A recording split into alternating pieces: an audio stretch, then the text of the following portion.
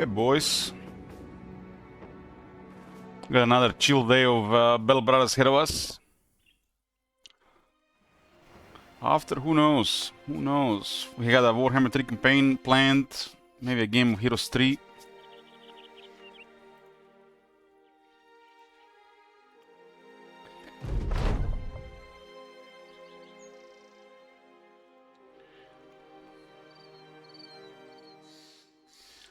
I want to find some undead today. I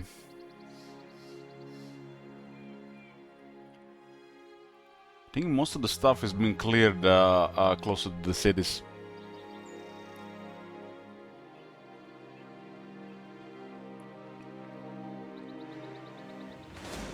Alps. 14 Alps, huh? That's a lot of Alps.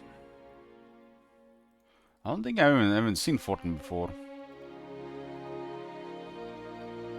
They're just waiting to murder somebody here.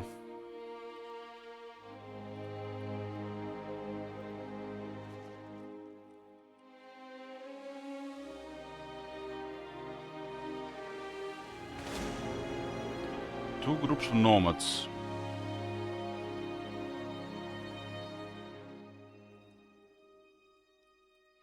Managed to pull boat.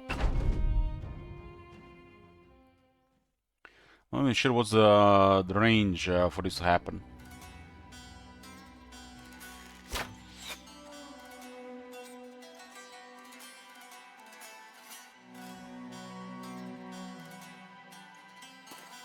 $26.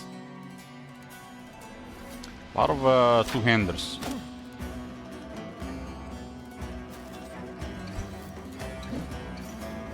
Yes, Pinocchio.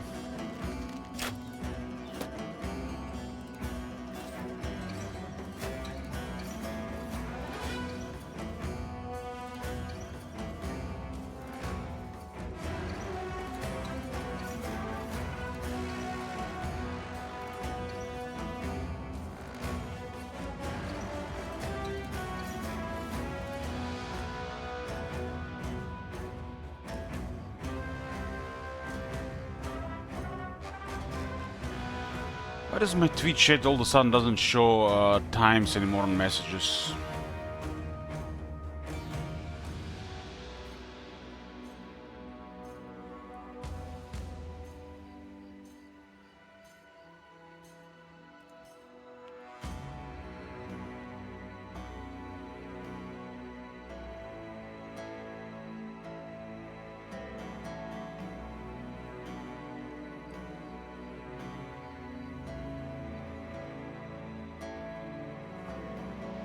Looks like every time they update something on these extensions, something stops working.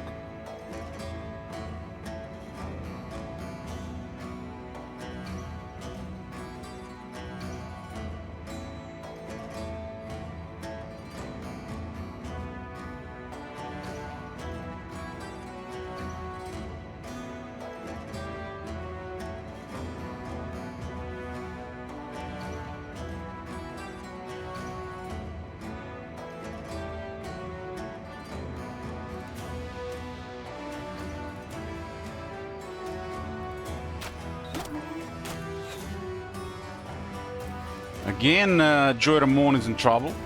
Maybe they murdered him this time.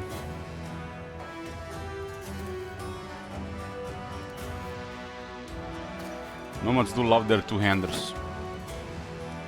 Wooden mallets, pole maces.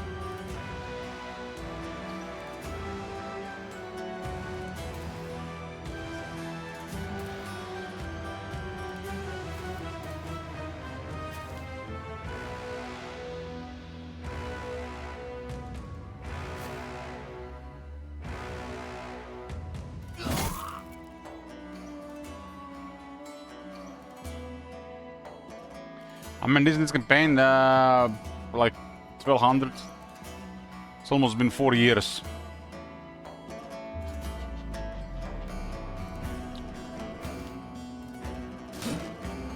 This is the game I started 2 years ago. I think it's been 2 years now. I guess I can check when the first part was uploaded.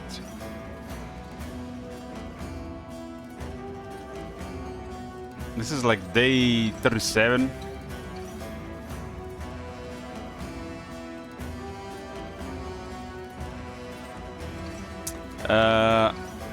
April 2024. This run has been going for 2 years and 2 months. Yeah, it's the one that was from the sellout campaign from Warhammer. I was pretty much done with the Belvaris at the time. Got to play another like 300 hours.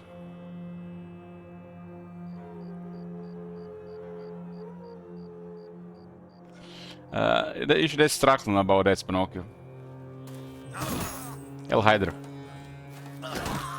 Raise the heads.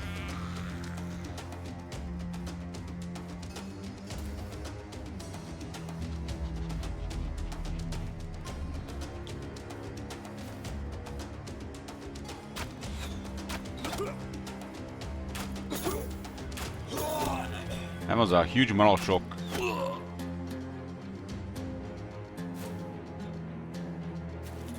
Which team do you guys like more? The team when you're fighting the Southerners or the Bergen team?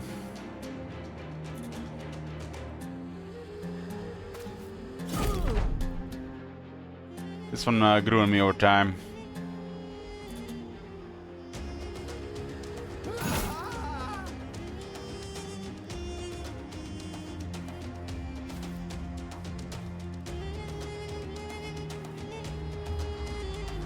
Almost One Punch Man. Almost.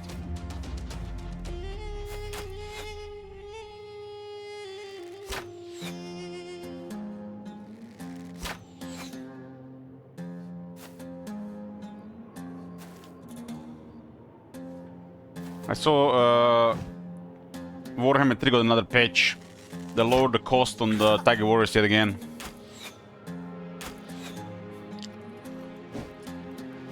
They made them cost obscenely much, really, for some reason. Probably not even gonna be the last time they lower the costs. Not that good of a unit.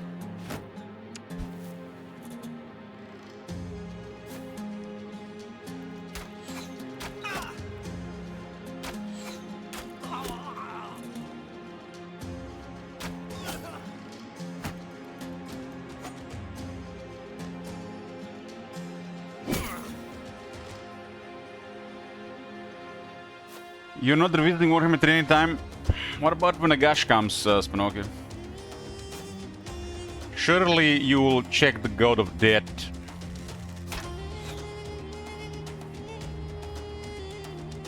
You just watch my campaigns? Fair enough.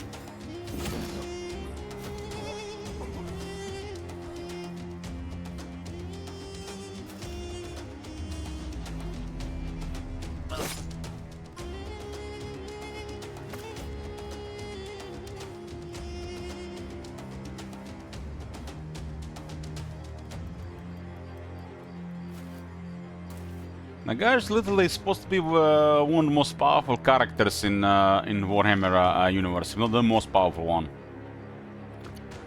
But considering Mazdamundi is supposed to be the most powerful one, their record for these things is needs work, fixing, correction.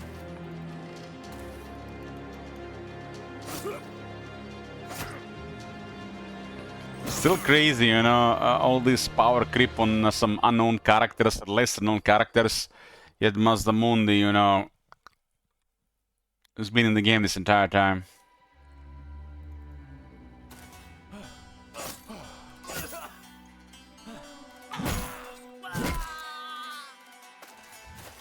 Then again, it's all part of the perception, and some people just live in the tunnel as well.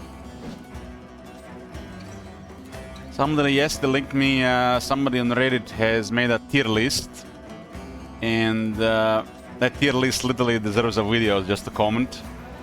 But in the F tier, there was Taurox.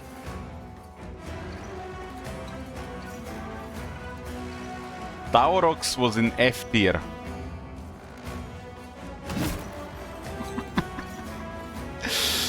Somebody doesn't know how to play Beastman or doesn't care about playing Beastman.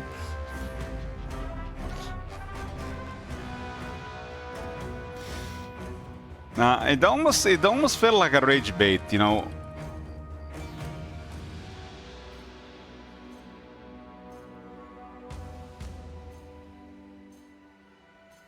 It almost felt like a rage bait, you know. It's like,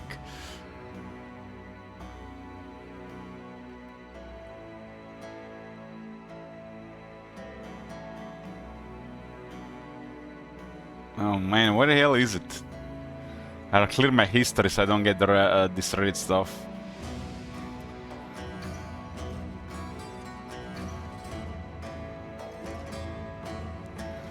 This is the tier list out of context.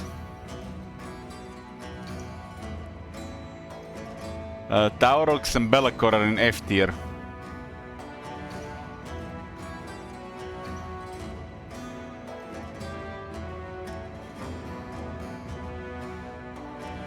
This has to be a rage bait, right?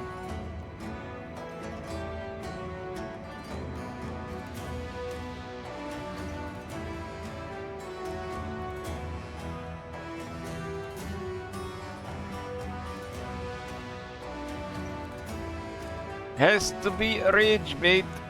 I mean, this list can be made for whatever reason, you know. Maybe just what he finds fun, for example. It could be just biased.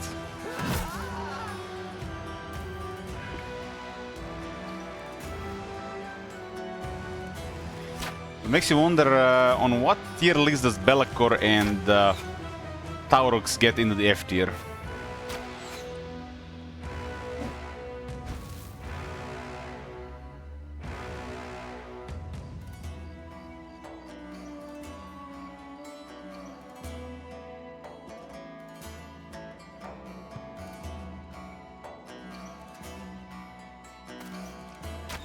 Who is this guy, Chad, that put Heinrich Cameron S tier? But Heinrich Cameron is up there, Judge. It's two characters in one, after all. He's two legendary characters in one, right? It's hard to compete with that. The Vampire Coast might have, I feel like we're super outdated. But Cameron has two legendary characters in one. That is very powerful. One day they might separate the kill from Hamler. Maybe at this point it's been too long, so they might not touch it. But Cameron is two characters in one. That's very powerful. It's like top stuff.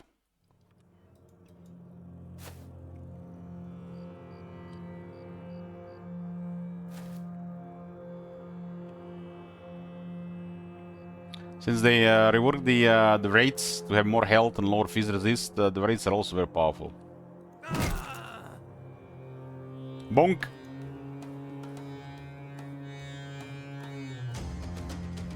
Bonk! I mean, the tier list. We need context, right? It's like we need context, right? Can't just do it something like that.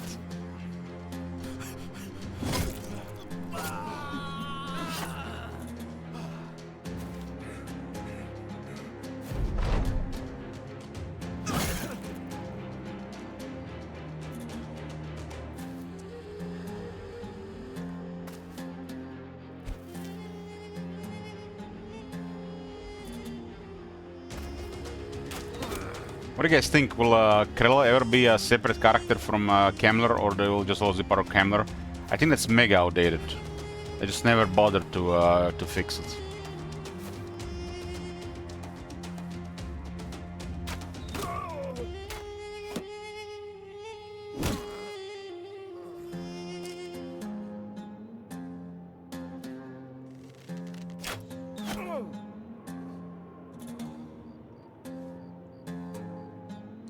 It is such a mega meal right now. Hopefully I don't drop into a coma. 4 meat patties, 5 slices of cheese, and 4 eggs. It's the only thing I'm eating today, so I wanted to just get it over it.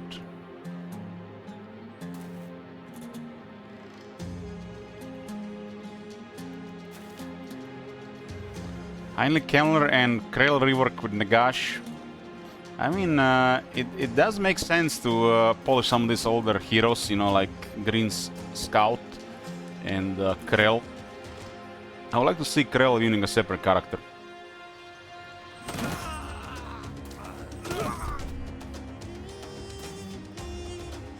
I still don't get what the Vampire Coast casters say, Nagash something.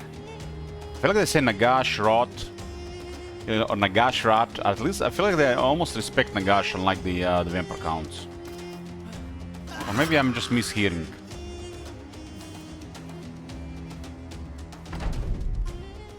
I think they say Nagash Rat. Sometimes they say Rat or Nagash Rot. Sometimes this is very weird sounding rat. Vrot. Maybe it's Vrot, yeah. Maybe it's Vrot.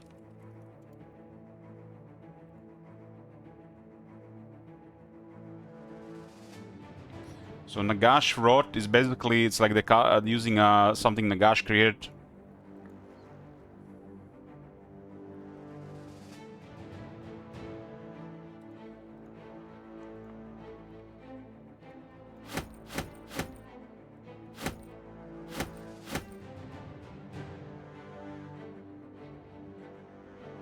When it casts a spell.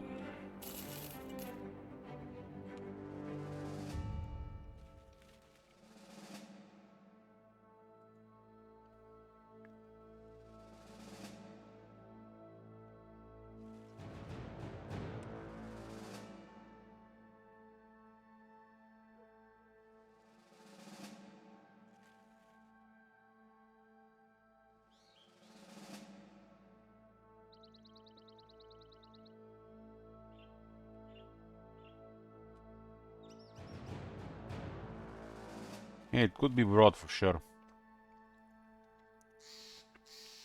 For sure.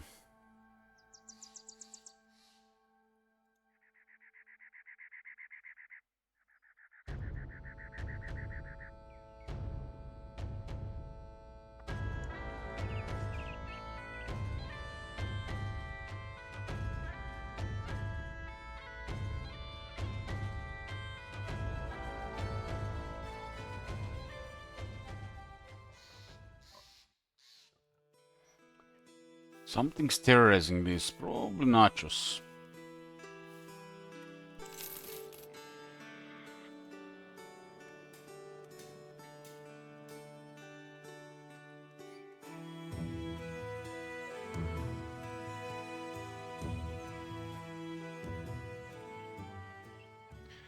What are you playing these days, Judge? Or are you just living vicariously through others? Like most of Twitch. And the world. And the world! Yeah, I can get him.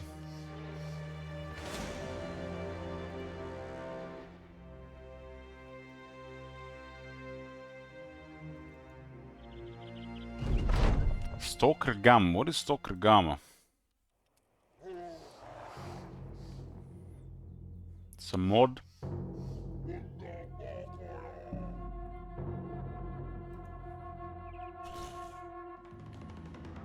I believe I played one of these modded Stalker things. Somebody requested, but I think I was drunk, so I don't remember it clearly.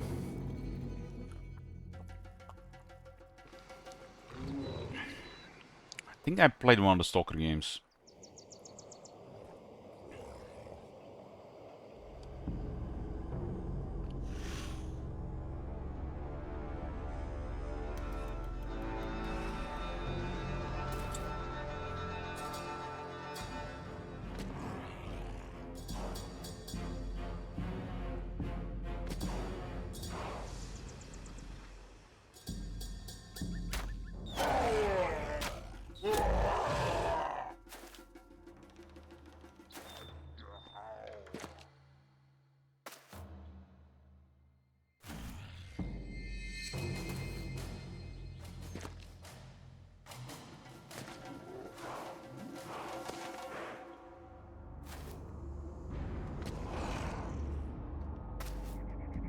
Yeah, can't even kill a naked orc boy.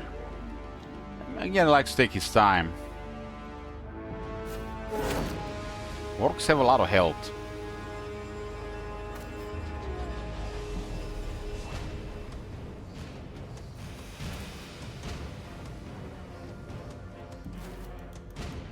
Formation, boys, formation.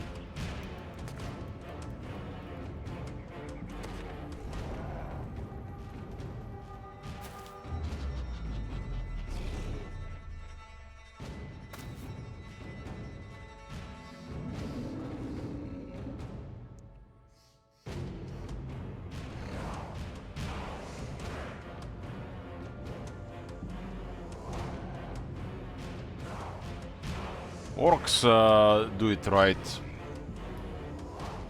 Active life, in the open, one with nature, eating meat.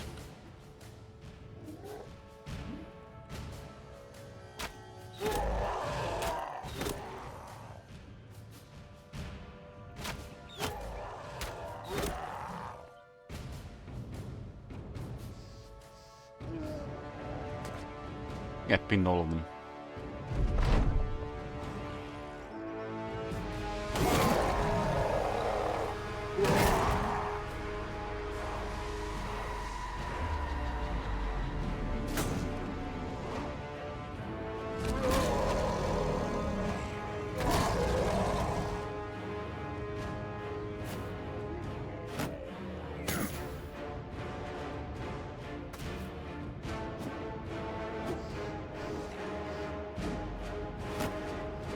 It's trapped too.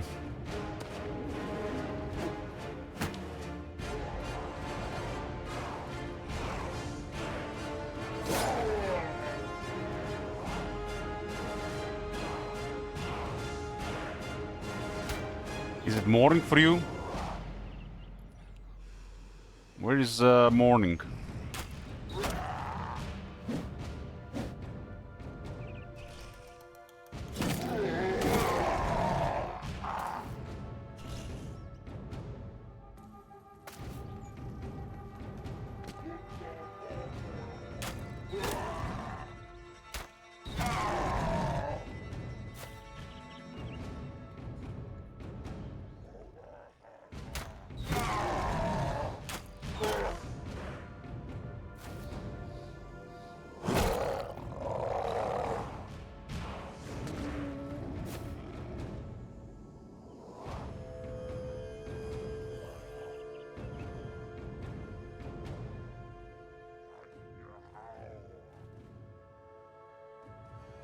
One PM in the country of the lady. It's 1 PM in Croatia as well.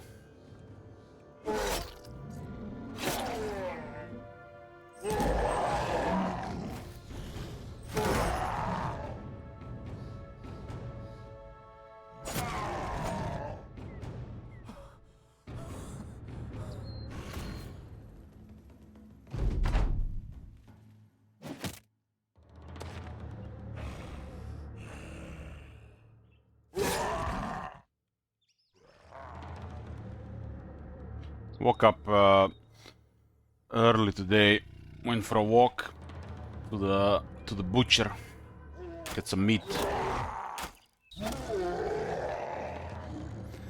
RuneScape says, is this the Barb Chosen fighting similar stream? It could be. Haven't seen any Chosen in a while.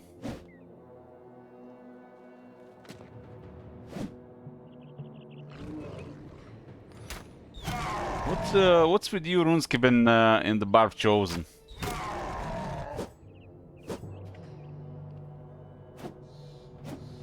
You love living on the edge.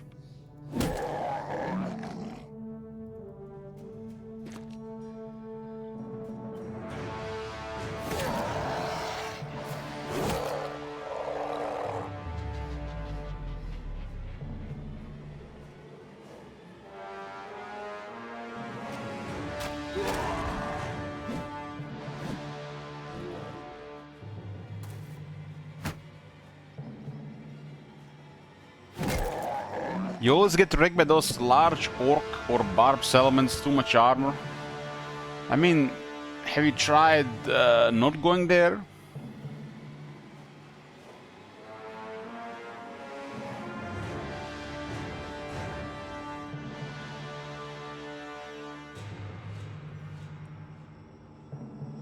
I mean, sardines stink naturally because it's almost whole fish. And it's a fatty fish, so it has a lot of omega-3. There should be some in the tuna water as well, but not as much as in sardine one. I sometimes drink the brine from the sardines. It just smells bad, it doesn't taste bad.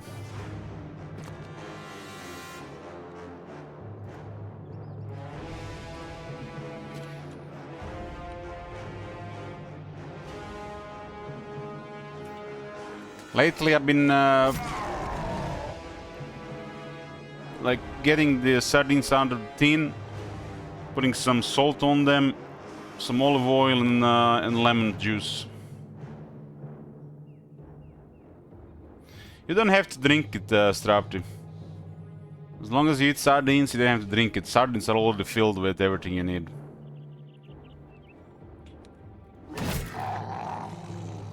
If the taste is too much for you, just put some lemon on it or mustard. I've been eating them for years, so I got used to it. They still stink.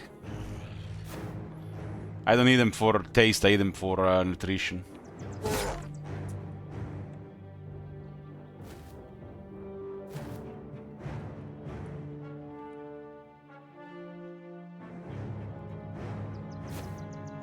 Tuna is like, you know, it's like eating chicken breast type fish.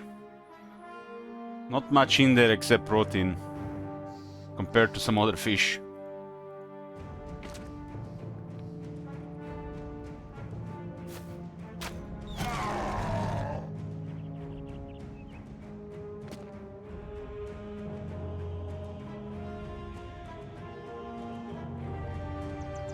Even the olive oil they use in the cans judge is industrial. I has to say extra virgin olive oil. I always buy the fish in water.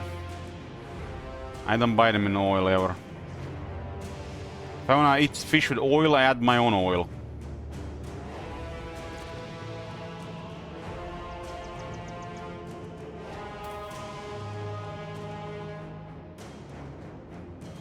They do taste a lot better when they've been, you know, sitting in a tin full of oil for a long time.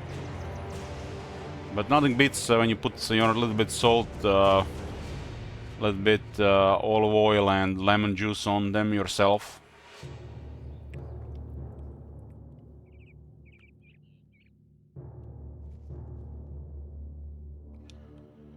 I mean, sardines in brine are dirt cheap. It's dirt cheap. Nobody wants to eat them because they stink. And it's one of the best things you can eat.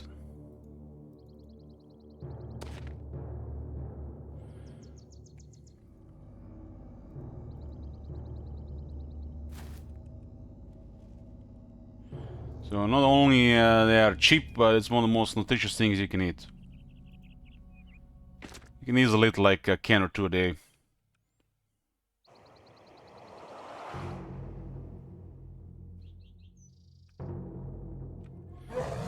I mean, there should be sardines in brine, just harder to find. You can also always find online. Like the fitness shops should have sardines in brine for sure. I once ordered like 50 cans from a fitness shop. They were like African large ones, which I don't like, but it was still sardines. I prefer the Adriatic sardines. You have this shop in Germany, probably.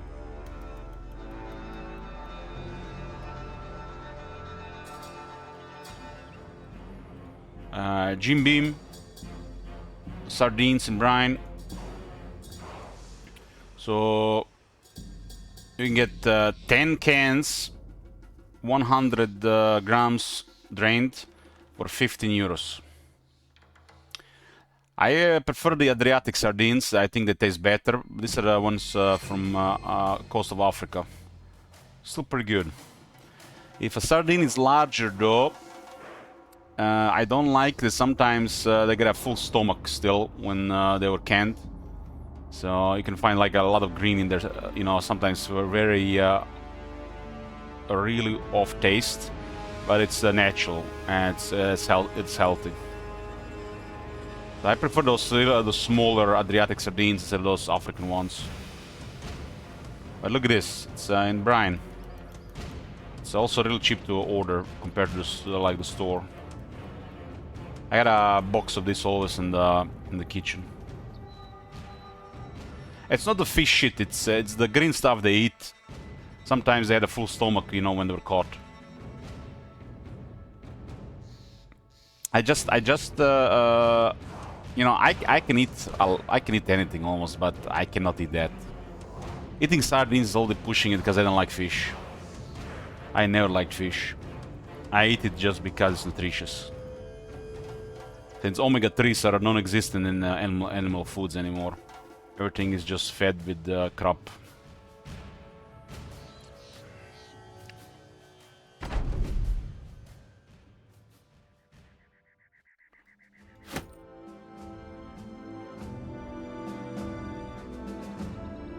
So sardines, it's the poor man miracle food or superfood. Because it's cheap, that's why it's so good.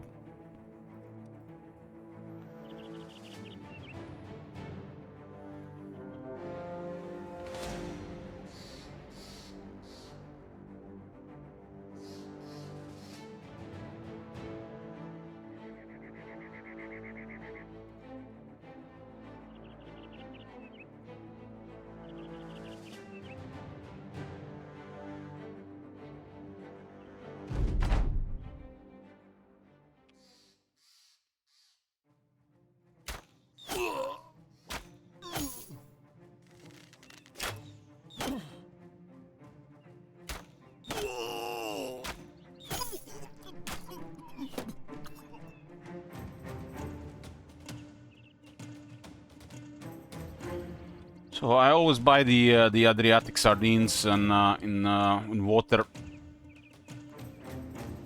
They're still pretty cheap. The cans used to cost like a fraction of the price of they cost now. Now it's about like 1.4, 1.5 euros. And when you drain them, you get like 70 grams. It's insane. Used to be like 3 times that much fish in the tin at the fraction of that price. And this is like... They didn't even probably catch this fish, they just wouldn't even bother catching it, they were catching other stuff, right? It's like back in the day, they caught it like a 10 kilo tuna. Oh no, that's too small, in a bigger tuna.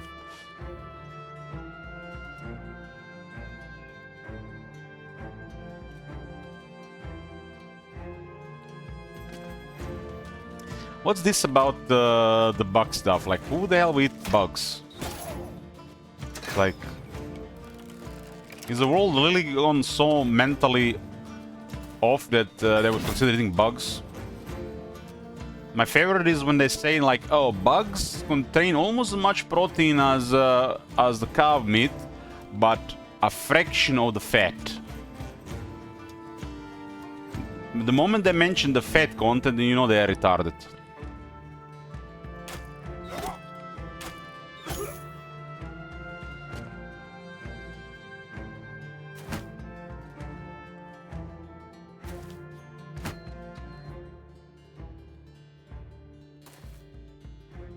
But they don't have chicken eggs in those countries. There's like over 8 billion chickens in the world. Surely there's some chicken eggs in that country.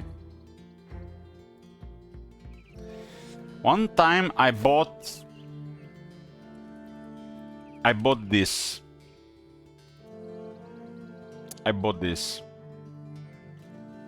And this was the craziest thing I think I ever eaten. A red dyed bun. It was tasty. It tasted like a bun, but it was hard to swallow. That's the craziest thing I would probably eat some diet food. But eating bugs, come on, man. Come on.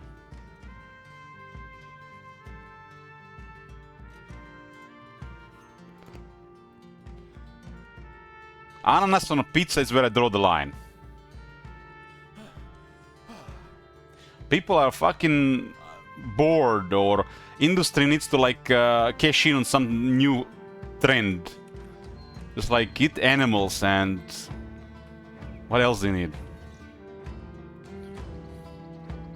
If you're bored, eat vegan for a couple of months. So when you switch, you can praise the Lord that you're eating animals again.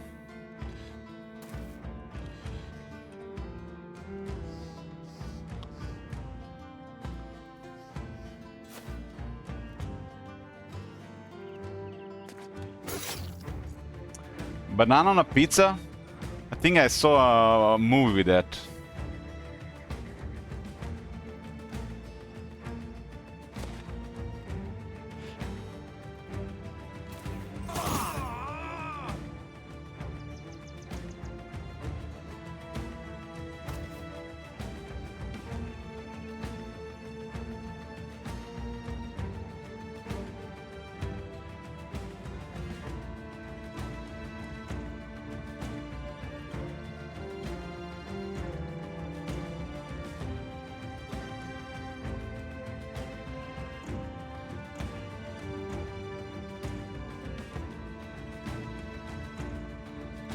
Never wanted to try it.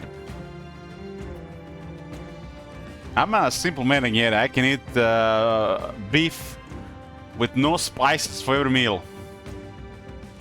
I'll be happy.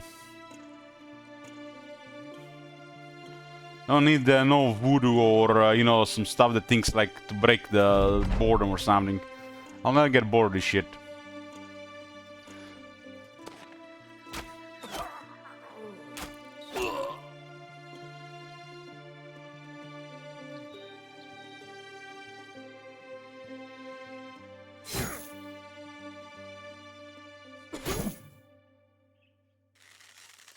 If I consider a pizza, pizza has to be flour, olive oil, tomato and cheese. Everything else is like, depends. But if I want to eat a pizza, it'll be that. That first, and anything else, who cares?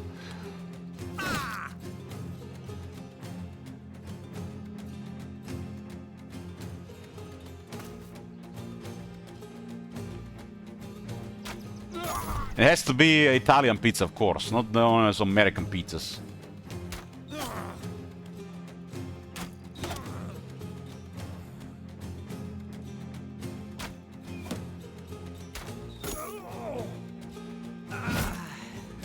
Last couple days I've been just eating meat, eggs and cheese, and I'm only looking forward to the next meal. It's gonna be meat, eggs and cheese. I might go wild and put a little bit more salt on it next time.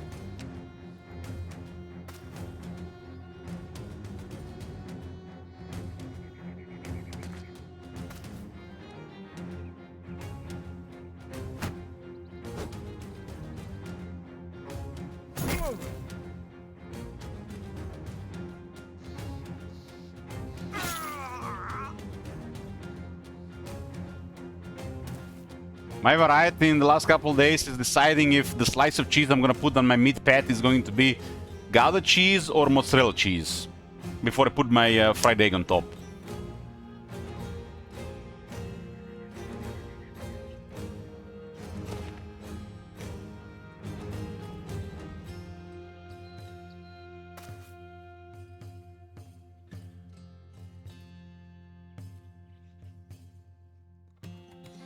What about cholesterol? My doctor said I should go down on animal foods.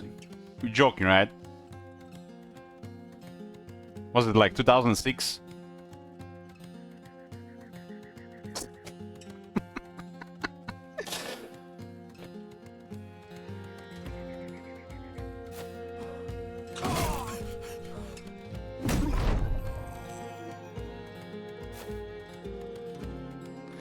The state statin industry or the cholesterol medication industry, it's a big mafia business. They need to make sure people are scared so they drink their crap. On the biggest scam in the history of the human civilization.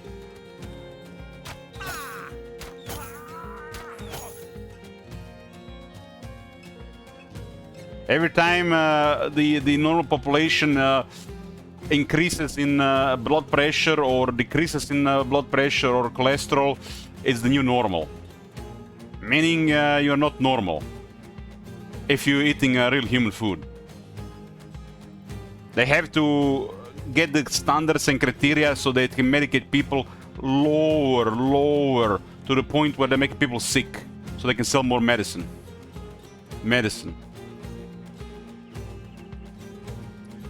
There's some extreme examples where this medicine even makes sense, but for the general public, for most people, it's just a scam. Some people can have a genetic problems regarding cholesterol, and for those people it makes sense. But those people, because of those people, they would never invent such medicine, because it would not make any money then.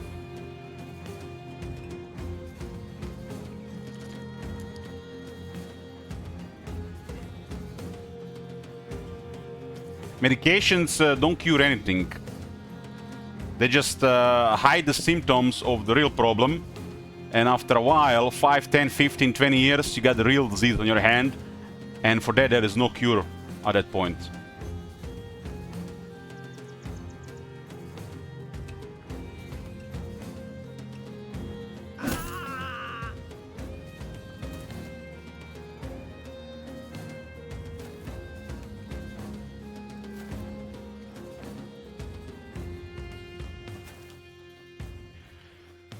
I mean, just use your head a bit, do some research on the internet and figure out how much of the food existed 100 and 150 years ago, and how much of these diseases existed 100 and 150 years ago. Like, you know, cardiovascular diseases caused by lifestyle primarily was pretty much non-existent. So it literally was brought by the food industry. Lifestyle creates over 90% of diseases they're trying to treat symptoms for, and not the cause. Because if they treat the cause, they'll make no money. Because you can't treat the cause. The cause is like, you know, educating people how to live their lives. Everybody wants to do it lazy. Wanna eat the chocolate when they want, wanna drink when they want, wanna sit on the couch all day, watch Netflix all day long. The body does not work like that. Body has needs. You use it or lose it. The medications will not help you in that case. It'll just hide the problem until it gets worse. And then you're really fucked.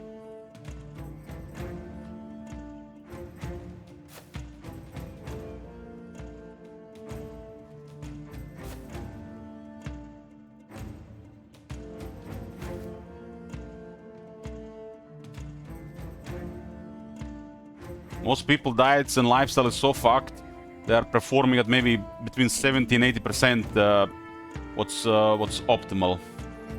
And it happens so gradually and slowly they don't even realize that it changed.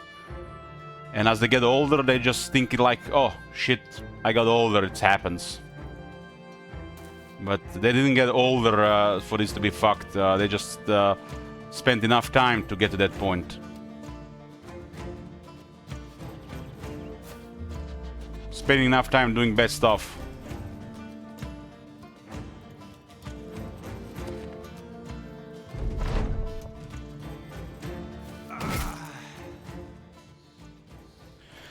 It's easy to eat cookies, pizza, and any crap with mayo. But you eat eggs and sardines and meat 90% of the time. Like, eating real food has become dieting and discipline these days. Because, you know, people want to have fun in their lives. And they call fun, you know, eating mayo with every dish. Or a mayo-based sauce. While eating cookies and drinking sugar.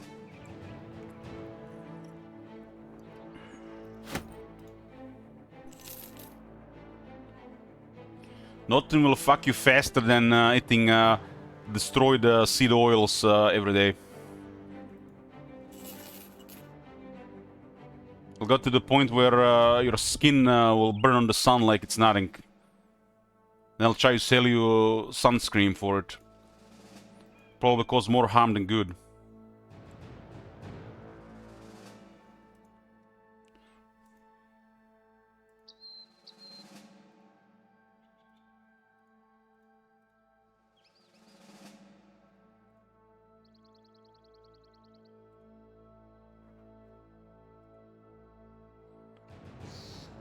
Sunburns and stuff is not caused by I mean, sun causes it, but the main reason why people get sensitive to the sun over the time is because bad diets.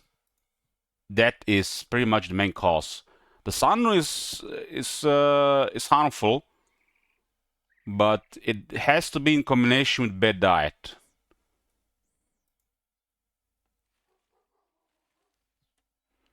So if you're under a bad diet and you're in the sun, it's gonna be really bad for you. But people with their normal diets, they eat real food, don't eat this processed crap, they don't have to have any cause to be alarmed by being in the sun, or use sunscreen.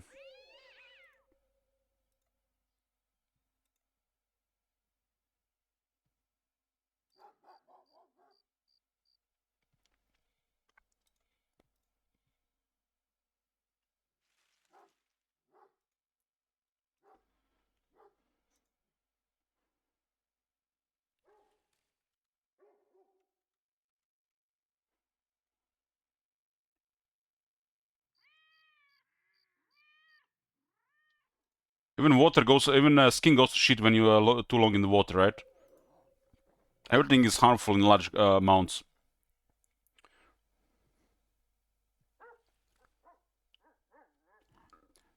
But if you're a little bit in the sun and you get burned, you have a really shit health. The sunscreen will not help you in that case, really. Probably going to make things worse long term.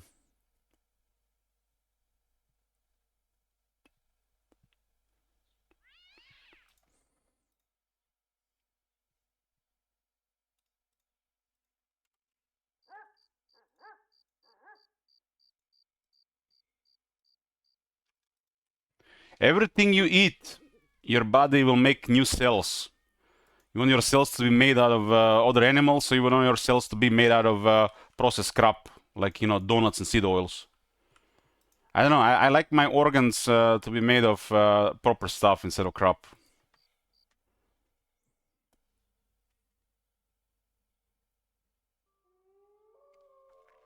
You eat shit, your body will be made of shit, and you'll feel like shit. No medication or drugs will help you feel any better.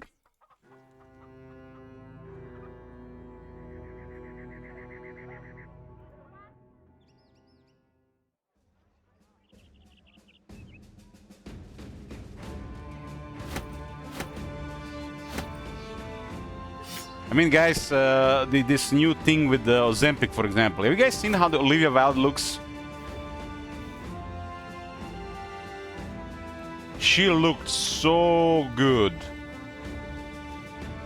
So you have a healthy woman nowadays on fat loss drugs when she has no fat to lose.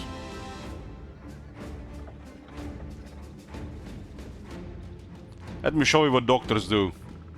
Or should I say drug dealers do.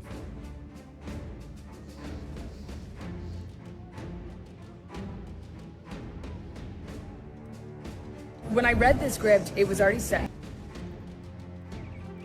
This is what drug dealers do. in San Francisco, and Rashida Jones and Will Look at McCormick her had made face. that decision.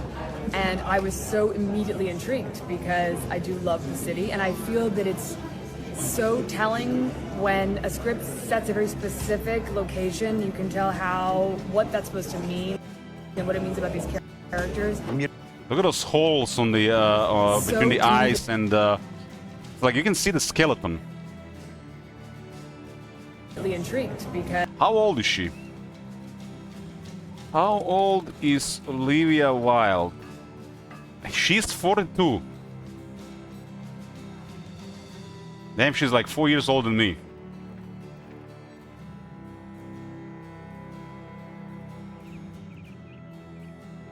She's probably lost years of muscle.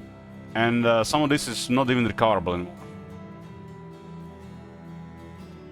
This is what doctors do. They sell you drugs.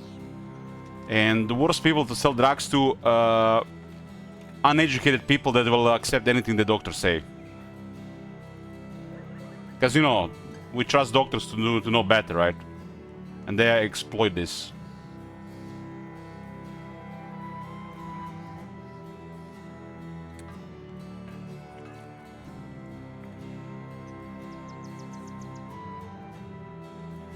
So think twice before going on any drugs. Drugs are just temporary solution that will cause more harm than good in the long term. And I know there is always like, oh, I can't live without this one and that one. Well, some people are just have really bad genetics and they have to be on some drugs to just function normally. Those are exceptions.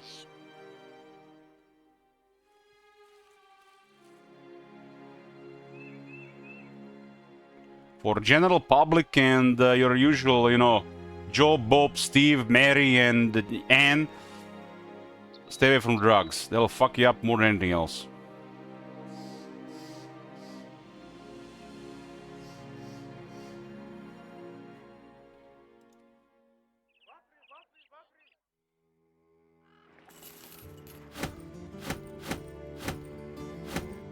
Some people have some kind of, you know, condition where their body cannot produce this, it cannot metabolize that.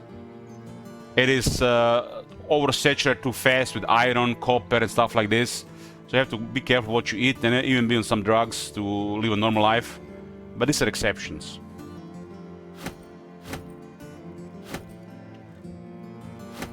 Your regular people that their general health comes from lifestyle, they don't use any drugs.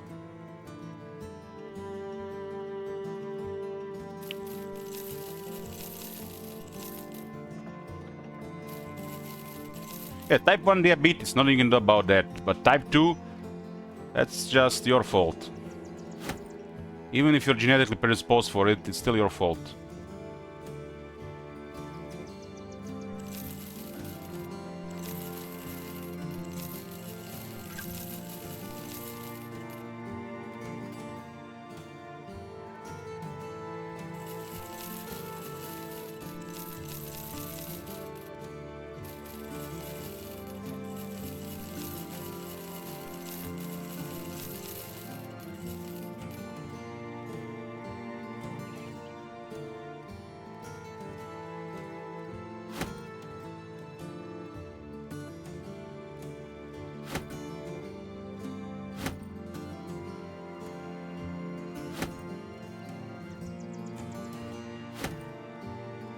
I recently found out somebody's mother got diagnosed with type 2 diabetes.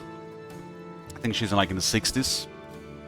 And she cannot be convinced to take a walk, you know, twice a day. And she has like so much free time. And she must have 3 cubes of sugar with her coffee, a couple times a day. And when she has her coffee, she has to have a couple of those dry biscuits. Over time, no movement on top of regular diet, that's just enough to get diabetes.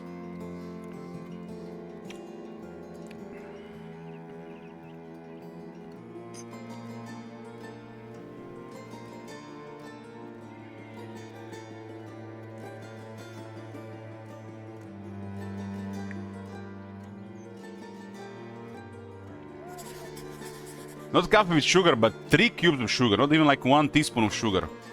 So it's like 3 times as much, plus cookies on top.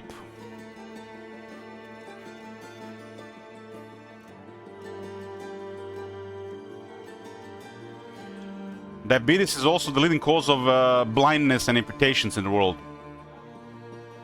It's gotten so bad that every few minutes somebody loses a limb or goes blind. I mean, China and India has more diabetic people than America has population. It's over 300 million people. Nobody's doing any physical work anymore. Nobody wants to move. Everybody's sitting and eating shit.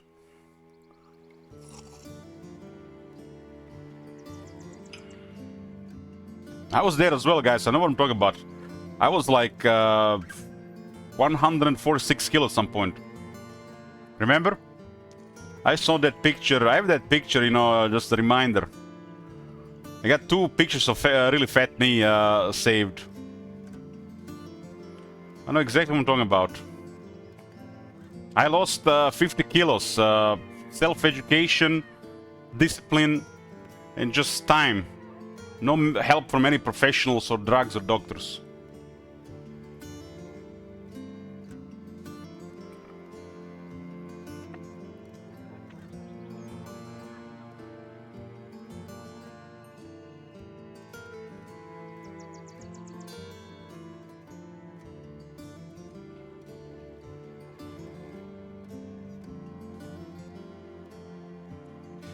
Gotta save that picture somewhere else.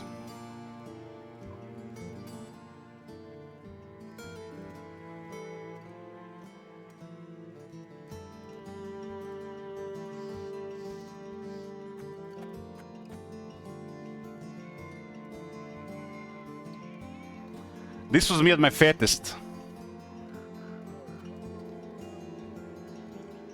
That was during COVID, 6 years ago. I was about 146 kilos.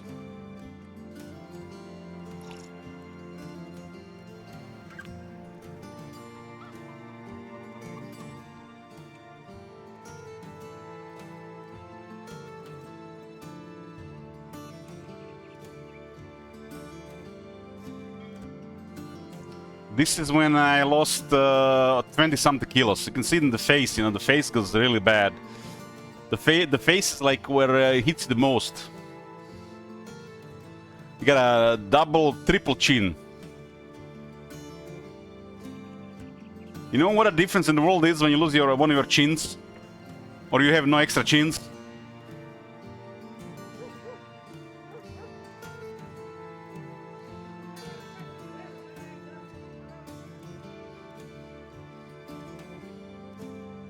Spare chins, yeah, spare chins.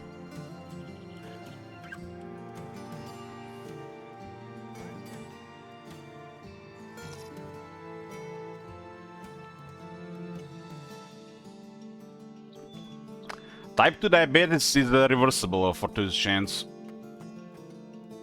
It is reversible. They used to tell the people this decades ago, but it's reversible. It just takes some time. Might be within a year or might take you 2 years. It's an adaptation to the body, it's not permanent. Type 1 is permanent.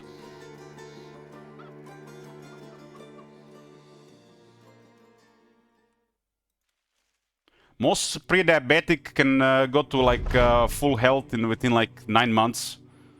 Type 2 really depends how long you've been type 2.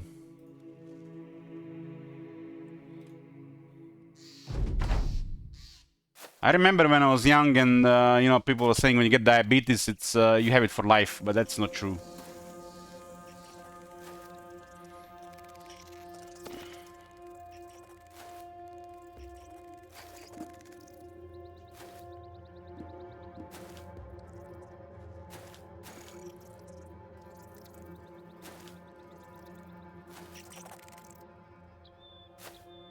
It's never too late to get healthier.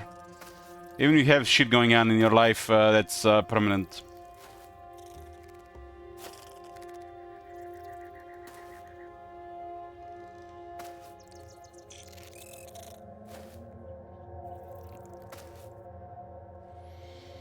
Spiders. Terrible, terrible design of spiders.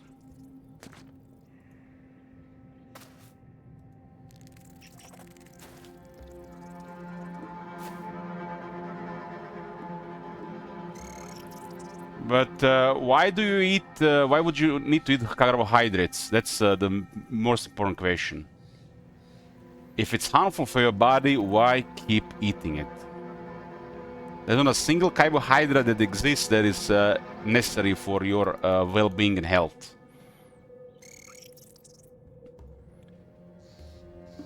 Literally, they made the diabetes medicine so they can keep eating shit. For happiness, you know what's happiness? Steak. Steak is happiness. Barbecued meat, that's happiness.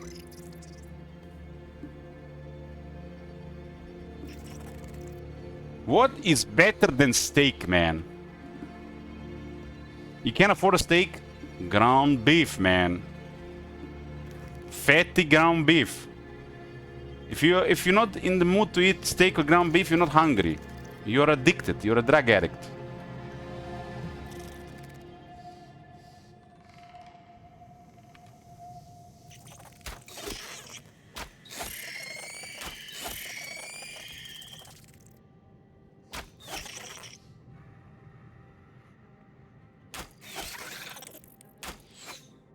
Please tell me you at least eat chicken wings and drumsticks, Rushlock. Not the prison food breasts.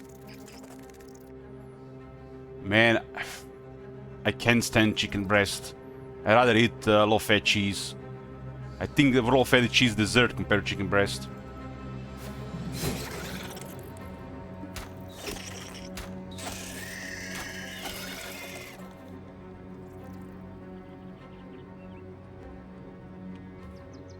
Anybody that praises cake and donuts and food like this over meat is an addict. No sane person would say that donut and cake is better than a steak. That's just addict talk.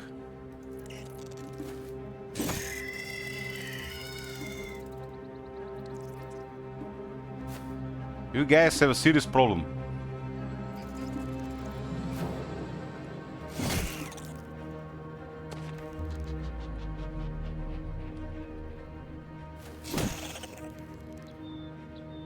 Why I get addicted to sugar when nicotine exists? One addiction at a time, Judge. One addiction at a time.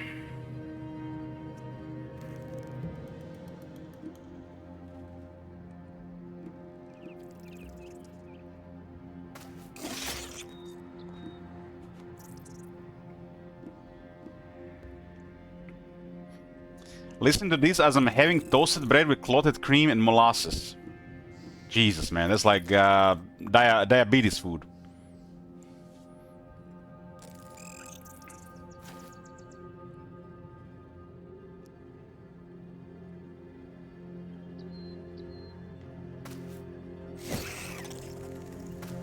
Sugar is not the enemy. Your lifestyle is the enemy, and the sugar is part of it. So sugar is the enemy.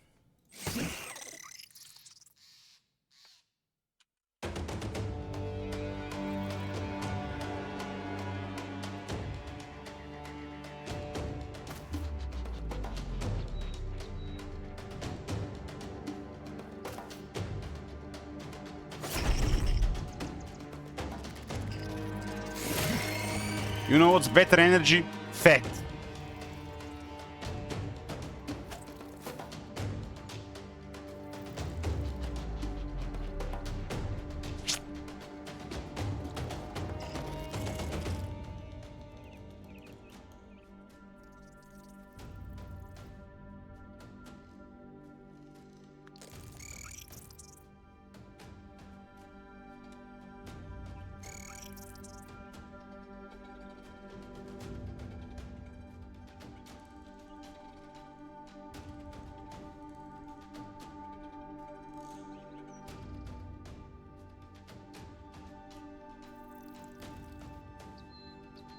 Fat is stored energy, yes, but if you eat sugar, you never use stored energy. Everybody has too much stored energy.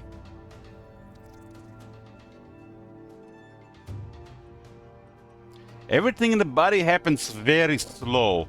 And thinking the food you eat right now is gonna grant you energy, that is one of the biggest lies ever. And you're getting energy from food eaten yesterday or days ago.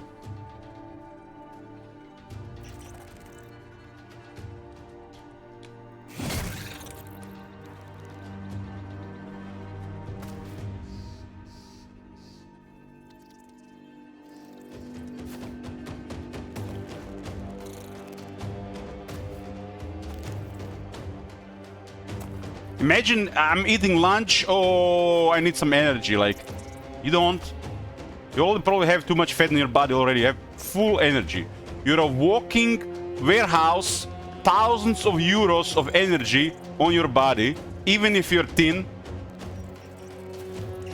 And thinking the food will give you energy.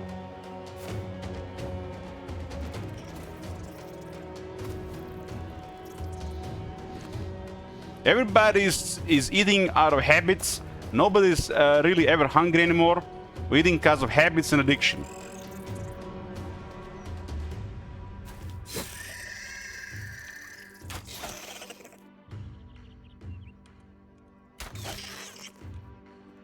Your liver is just waiting to turn your fat into energy.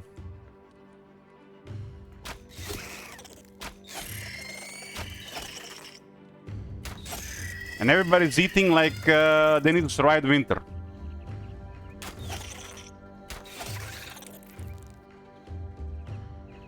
There's no winter. Everybody's like, it's like another day. Nobody's resting. Everybody's getting fat every day. Winter never comes.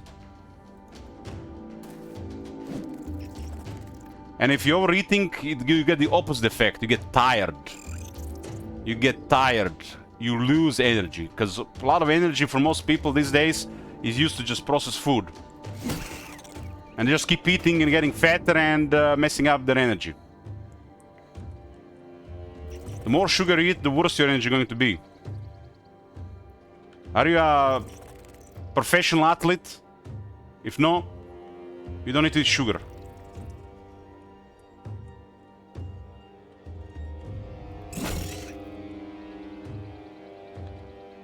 Problem is our brains are wired for survival to eat this crap.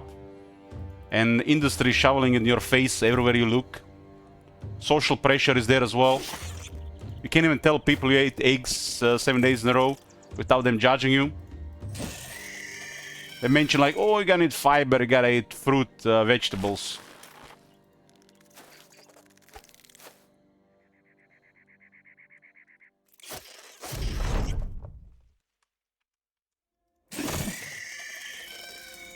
Problem is, we got to the point where we have excess energy, and that's why everybody's getting fat. Even the thin people can survive for weeks without food.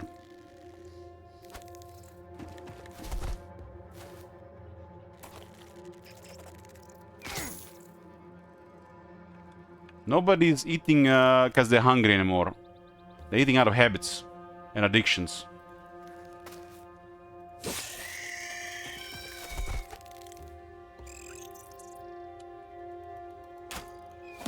So yes, if you're in a starving village in Africa, yes, sugar is energy. You might need sugar to survive. If you're in America, you don't need sugar to live. Probably just make things worse.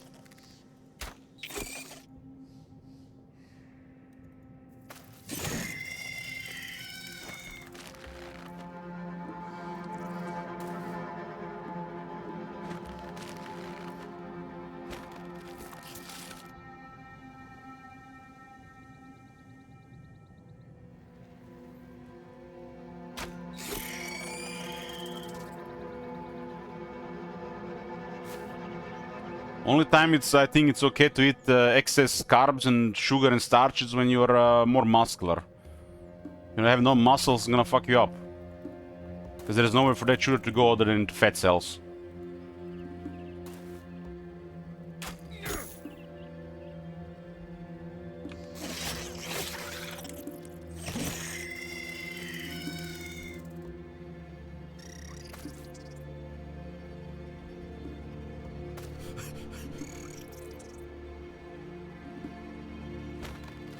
And if your fat cells are full, it goes to your liver. Liver creates fats out of it, and the fats just keep increasing your blood.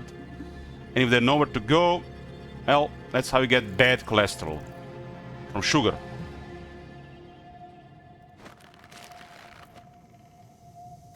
But try to explain this to people who has been brainwashed for decades, right? Fat makes you fat. Fat is bad, clogs your arteries and shit. Not sugar, right? It's the opposite.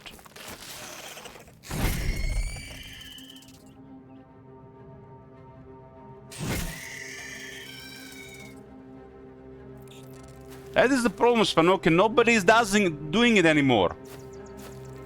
Society has to adapt to the lifestyle of your regular people. Regular people don't do physical activity anymore. They don't.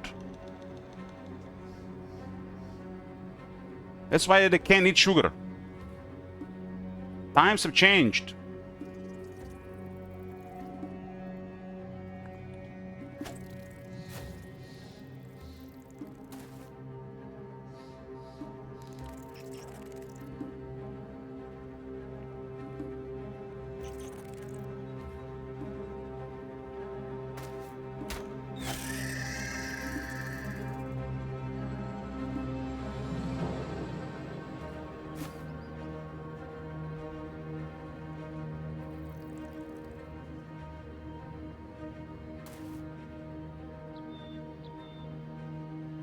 Plain tomato sauce here is dirt cheap and never has any sugar, just has tomatoes.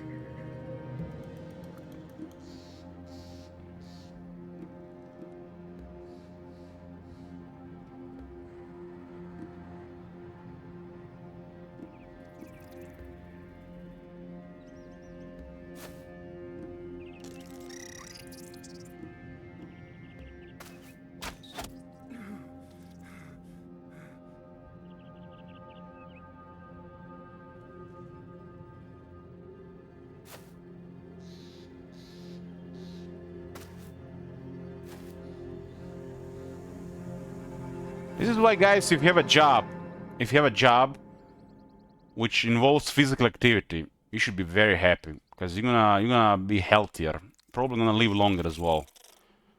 I feel like nowadays, in living in a city and get a job when you sit in front of a desk on a PC all day, that's like the worst. And you have to force yourself to do exercise or go to the gym.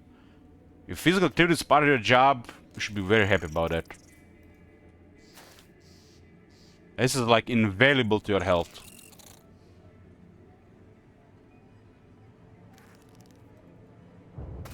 Because people might get motivated or inspired to do exercise, you know, go for a gym for a couple of weeks. But motivation doesn't last. It's too easy to fall back to easy lazy habits. Your subconscious is literally sabotaging you from creating a more disciplined and routine life.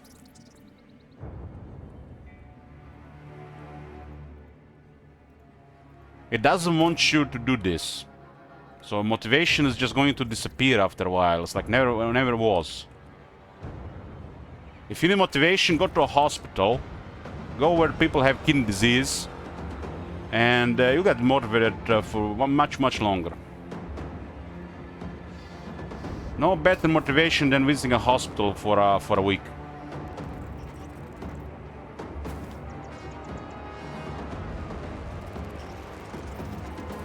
You don't need to go online for motivation or listen to people's stories. Just go to a hospital. Go to a hospital for a week. Not even gonna take much time. You'll see, you got plenty of motivation.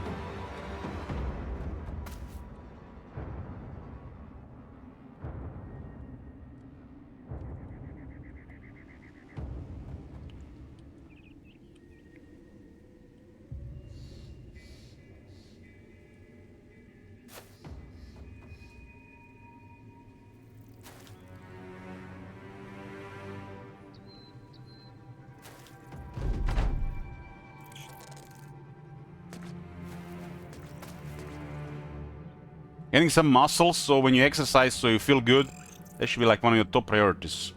It'll be frustrating for a while, but once you get some muscles, they'll start making you feel good when you exercise. And feeling like shit without exercise should be your top priority. So you have to exercise. When you get to that point where you're feeling like shit with no exercise, you know you have reached a good point.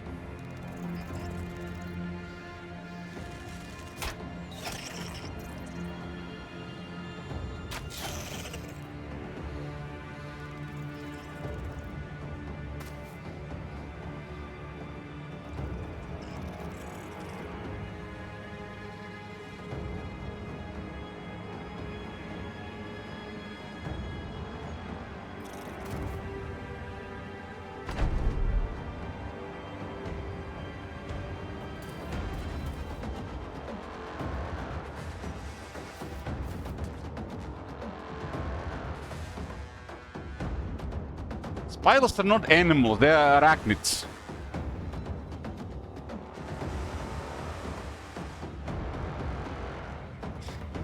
Spiders in this game, oh my god, is there anything worse? Is there anything worse than spiders? It's a shit design. Why am I have to skip turns here? Why I have to go for the eggs?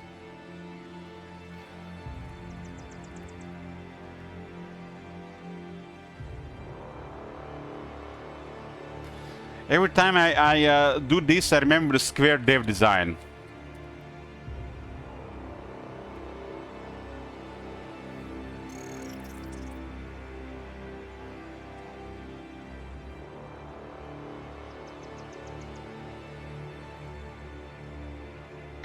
This is a square. Can you guess which spot that goes in? The square. That's right. It goes in the square. It's same as the spiders here. And how about this rectangle? That one Also the that square. goes in there too. Yeah, Up next, we've got this thin rectangle. the thin Can you rectangle. guess where that goes? The thin rectangle. That's right. It goes in the square hole. And up next, Sing the this shit. cylinder. The circle. I think that goes in The circle. the square hole. They want me to go after the eggs. Now, Fuck we've your also eggs. got this semicircle right here. Fuck your Do you eggs. see a slot that would fit The semicircle. semicircle? The semicircle. That's right. It's the square hole. Okay. Up next, the triangle. We know what hole that goes The into, triangle. right? Triangle. That's right. The square hole. And up next, we have the arch. The arch. The And arch. you guessed it. The arch. It goes in the square hole. God. This is a rectangle. Can you guess where that goes?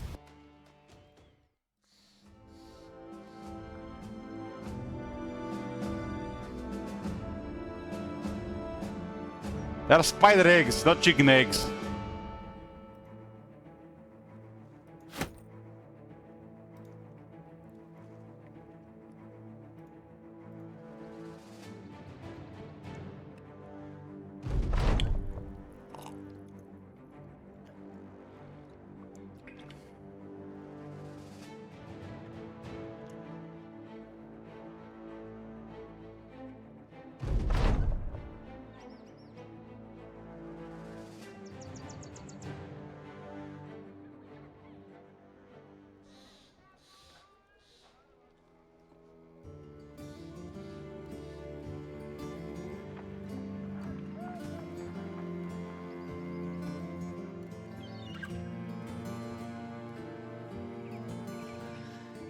You win for this chance, you win.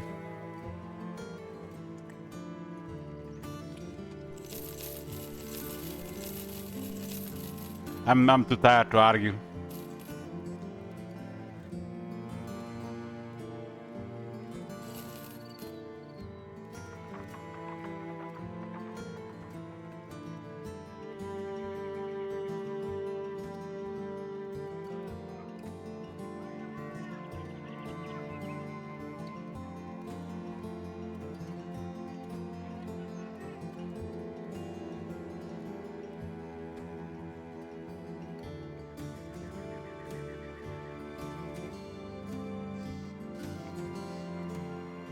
Nah, I can only argue so much, man. We already had this cholesterol thing going on.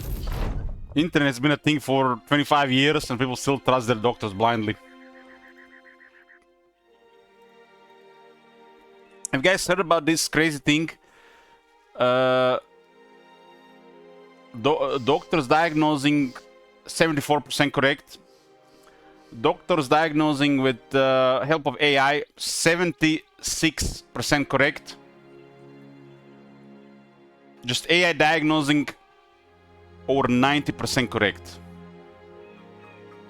And why the doctors were the lowest is because they didn't want to agree with the AI, even if the AI was correct. So human stubbornness in nature. But it's part brainwashing that happened in the 70s, right? So we need those old fucks to retire so we can get some proper health going on again.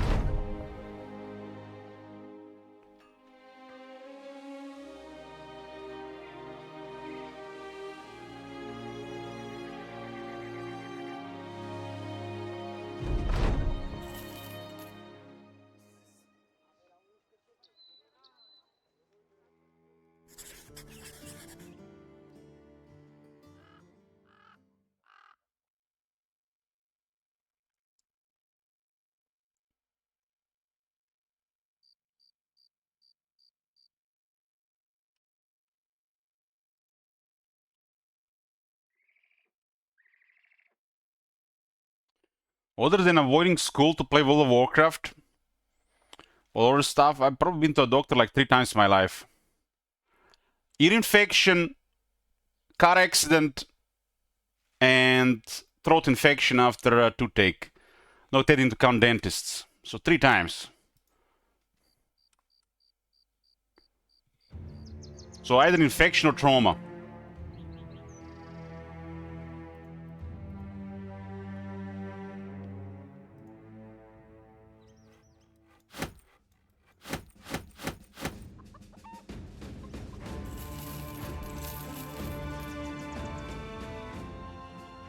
I haven't had a cold in 2 years and 2 months.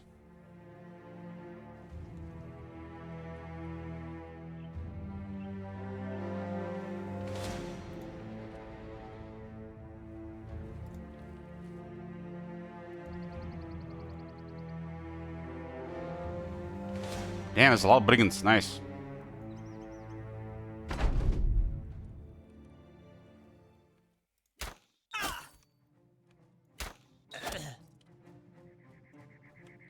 Head short.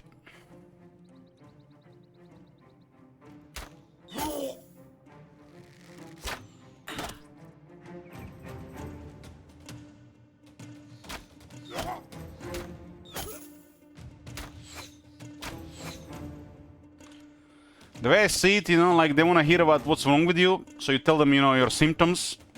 It could be just like halfway it might be off, and the moment they just get paper out, take this, you'll be fine.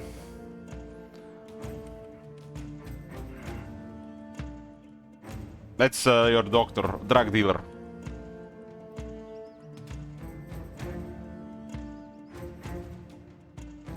If you go to visit a doctor and he doesn't prescribe you something, you know, he failed at his job. He didn't sell you anything. Even if it's free, you know, free, somebody still gets paid. Government pays it, right?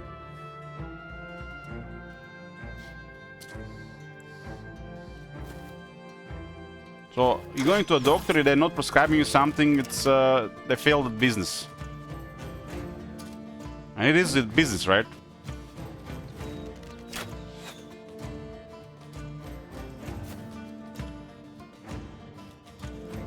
I think government cares more about healthy population. They care more about budget, so they can, you know, spend money on shit nobody agreed on.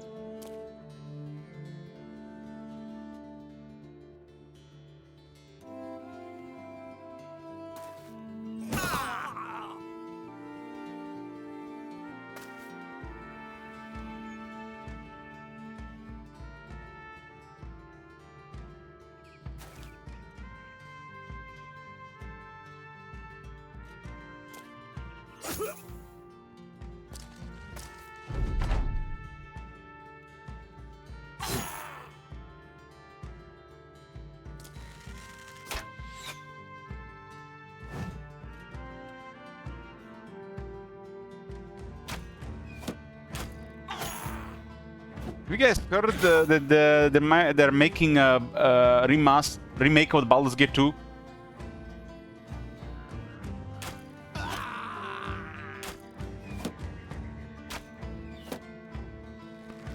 It's like one of the goats.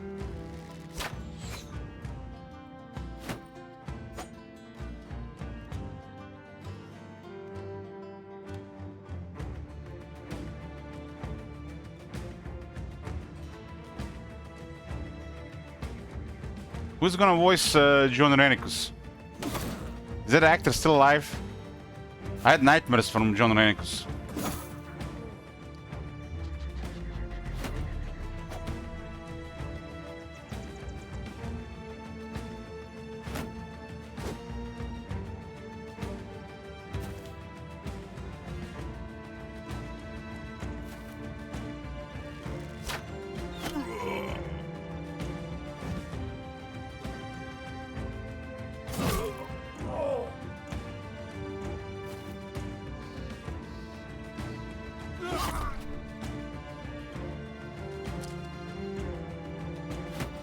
You bet they're gonna touch Judge. It's all about the remakes and remasters these days.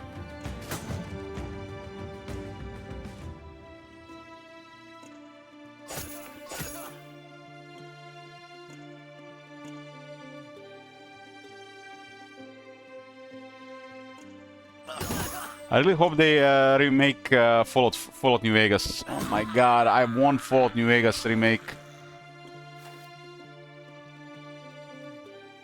I want Fallout New Vegas in the Fallout 4 visuals. I want Fallout 3 as well, like that. I would probably play that on an unhealthy amount of time, hours.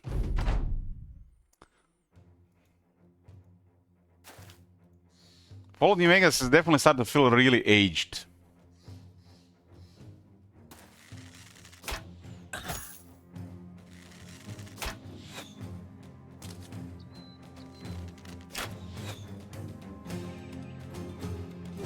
Those earlier 3D games always feel like more aged than the isometric ones. Like the isometric ones age well, but the early 3D games don't really age well. I mean, look at Heroes 5, for example, or look at the Morrowind.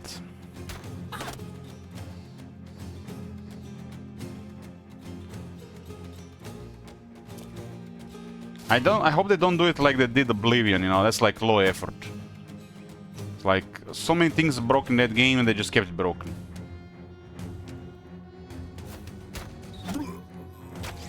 And Fallout New Vegas is one of my favorite games, Judge, and I would love to see a remake, because the stuff is definitely aged. But the atmosphere the game provides is like hard to beat. Hard to beat.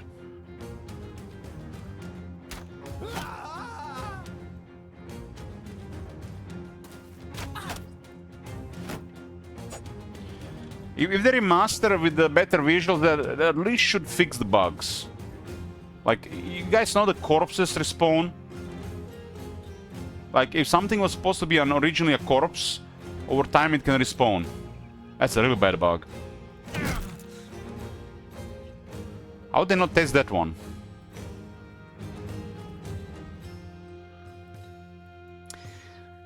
I feel like the problem with remastering Fallout New Vegas is Obsidian put way too much effort into DLC. Those DLC will be very hard to remake. It's one of the best DLCs ever. They are going to be very hard to remake. Like, those DLCs are games on their own. Really, like every DLC is a main story on its own. So this is why they're probably it's a big project. Like, remastering the base game is one thing. Remastering all the DLC stuff for Fallout 3 and Fallout New Vegas especially, it's a big project. But you know, it's like, I love it when devs complain about these things. Oh, it's complicated, it will take too much time, it will take too much money. It's like nobody's gonna buy it. It's like they're not gonna make any money. It's like they're doing it for free. Those excuses are the worst.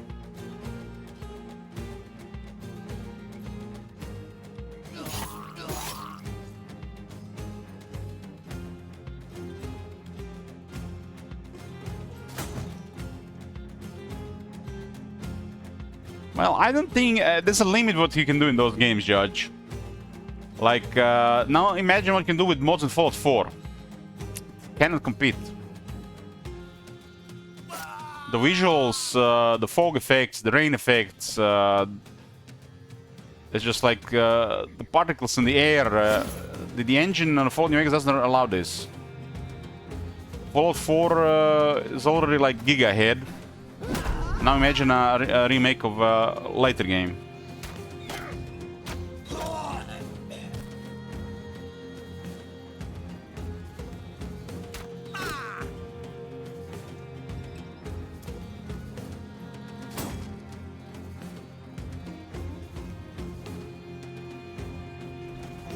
My god. Have you seen that shit? Holy shit. You don't care about grabs, still the power of imagination is not for me. I was like this as well. Hey, Dr. Vector, you know what? Which game was ruined it for me? What I'm expecting the like big movie production quality games. Witcher 3. I was like that until Witcher 3, Judge. Out of Witcher 3, I can't look at any other the games the same anymore. They have ruined this. And the games in the past used to be poor. You know, they used to have, you know, what is it, restrictive or like restricted, limited. The AI was crap, so you had to use imagination to make them work, and it worked. Now we are living in an age where imagination it helps, but it should not be the main driving part of the game. The game should deliver these things.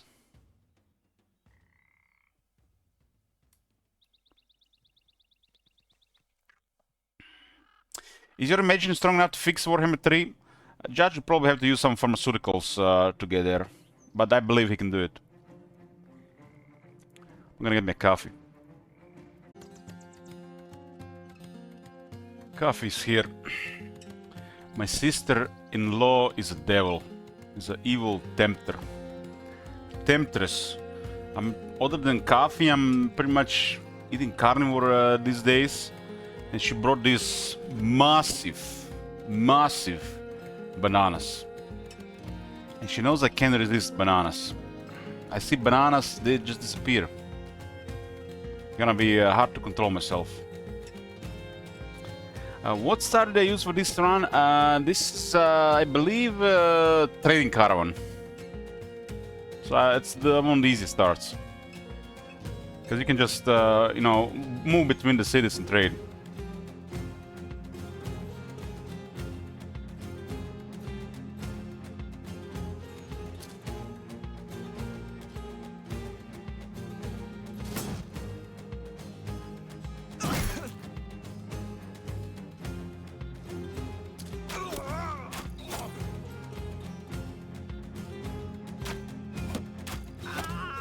I don't know, man, like, banana is like ideal dessert, just like... I see bananas, can't help myself. Bananas or grapes? It's like, once I start eating, I can't stop. That's why I don't have bananas in the house. If I eat a banana, I get a banana to eat on the go.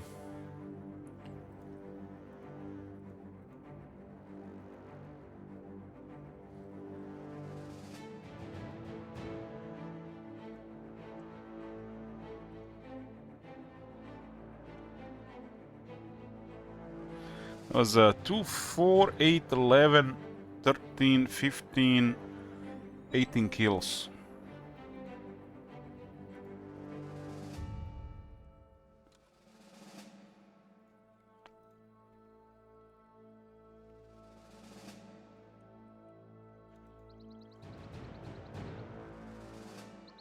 So many brigands here, nice.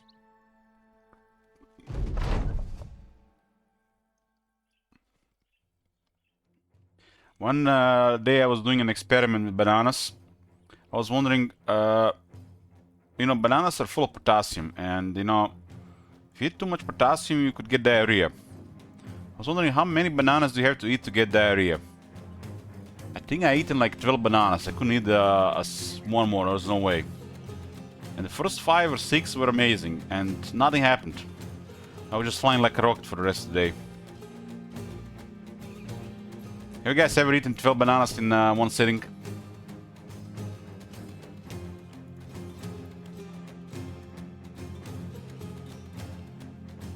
That is over 5 grams of potassium.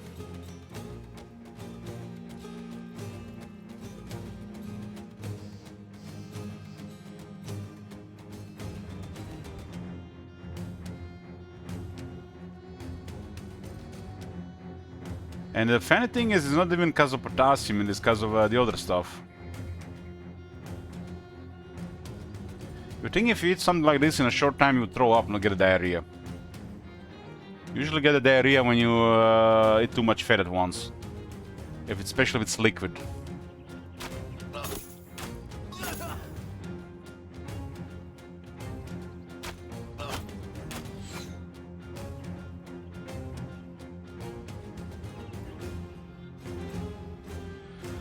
Any fruit you guys can eat without stopping? I heard some people can eat watermelons, like the entire thing. I feel like nowadays everybody's lazy to carry a watermelon home. If you Uber a watermelon, they'll charge you like up to 90 euros just because of the weight. 90 euros for a watermelon. Guess that shit? It's a robbery. It's unbelievable. And watermelon costs like a couple of euros. Just because of the weight, they charge like crazy. Because, you know, everybody's lazy to carry a watermelon home.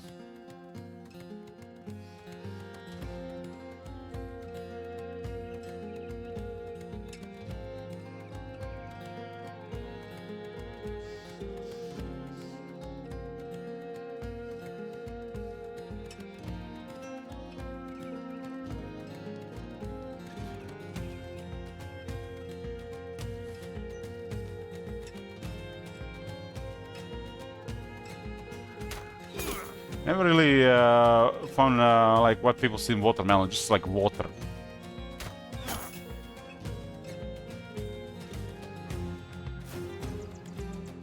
Not a fan of watermelon. I could eat it, but it's meh.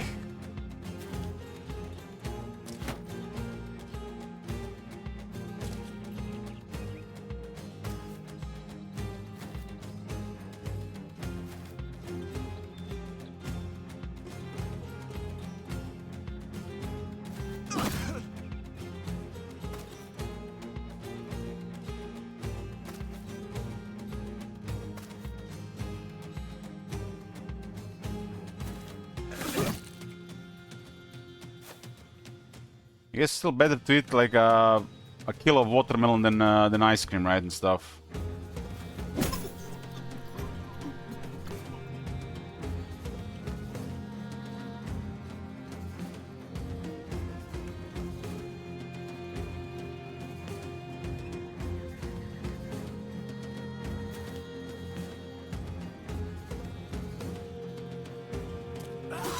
My go-to drink for this hot weather is cold kefir. Very refreshing.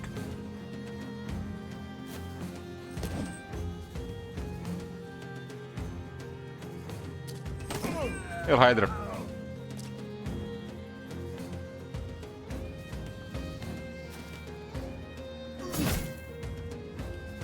Like 4 degrees Celsius kefir.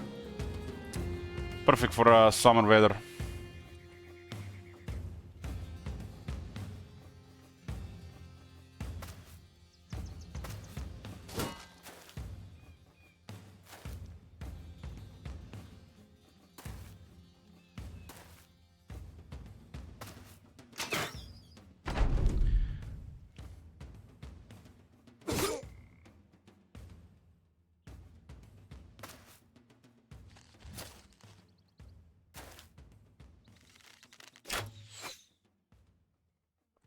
Juiced Crown Taker.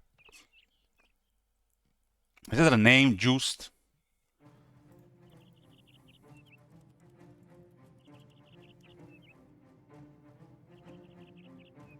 Yes, Juiced is a traditional masculine given name, primarily of Dutch and Frisian origin. Pronounced used.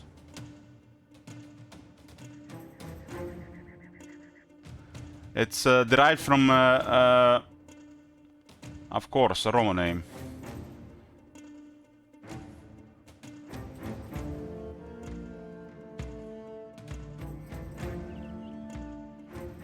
Just. Justinian. Upright. Righteous. Used.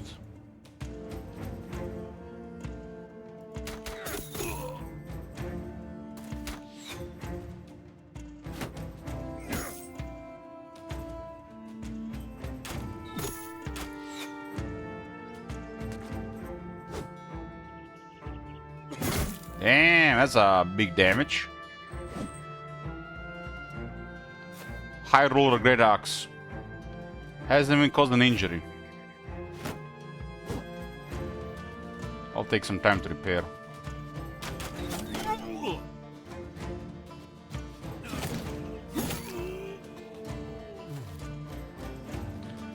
Brigand leaders with the Great Axe can be spooky, right?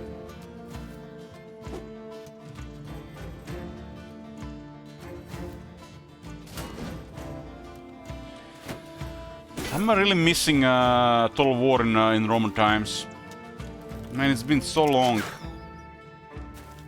I'm definitely not going back to play Attila or Rome 2. I need newer stuff. Surely we get the Rome 3 by 2035. Copium, of course.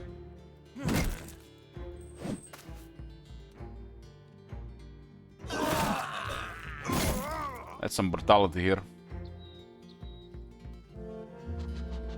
The guy has so much stamina.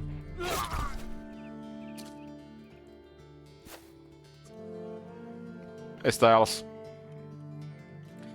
I mean, after Medieval 3, they might make Rome 3. Because they could use like similar, you know, game for it, right? Similar stuff. Like, you know, when they made the Rome Total War, they made Medieval 2 after, because it used like the same, almost same assets. For most part.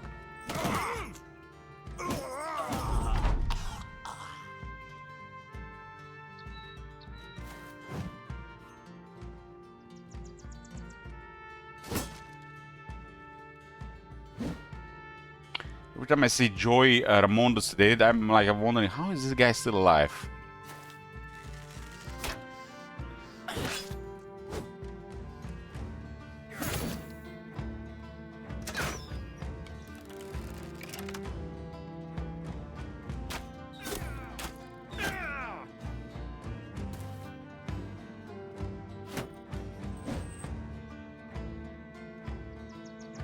I mean, he's the most average guy you'll find. He's like the most average guy. How is he still alive? I guess he was too tough to kill. He was in a couple situations where he was about to die, but they couldn't finish him off.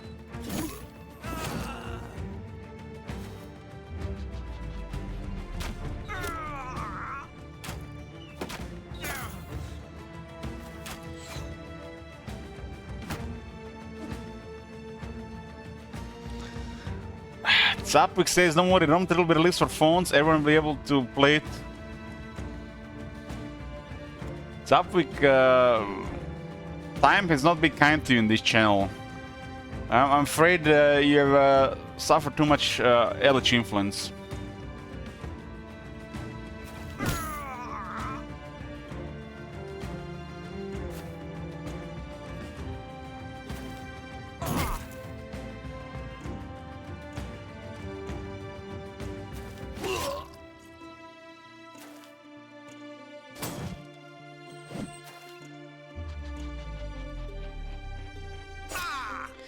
Rome 3 will be released as a mobile game. There'll be a €100 subscription, and there'll be weekly transactions for buffs. You want to get your troops to get more experience, you gotta pay €10 for the rest of the day. You gotta make sure you can get another building construction slot, you gotta pay another €10 every day.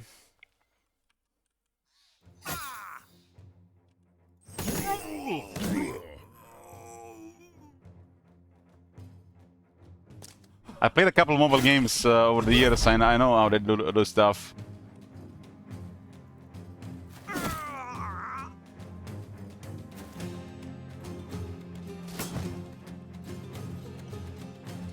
Catgirl skins. I mean, you get female senators in Total War Rome 2, so I don't see why not.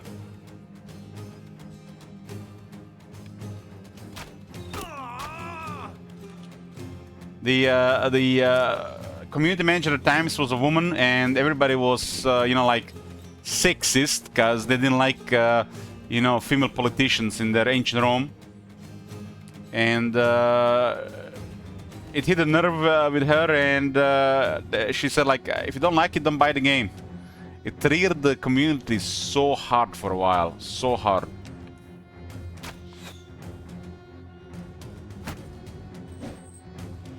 Imagine being like a community manager and telling people, if you don't like it, don't buy the game. It's like they're selling, I don't know, something that's irreplaceable.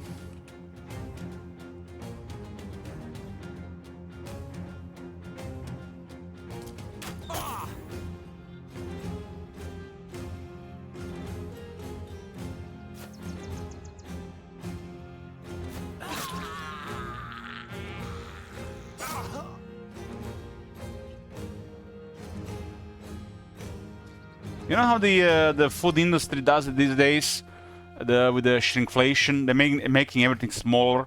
Like like Nescafe, instead of selling a package of 100 grams coffee, they're selling 95 grams. You know, 5% reduction will increase profits 5%. You know, the management will get nice bonuses. They always, like, you know, shrink it a few grams every year. You know, and after like a decade, you got a product that has 80 grams of the original packaging, while double the price. What is the equivalent of that in the gaming industry? Does the gaming industry have something like that?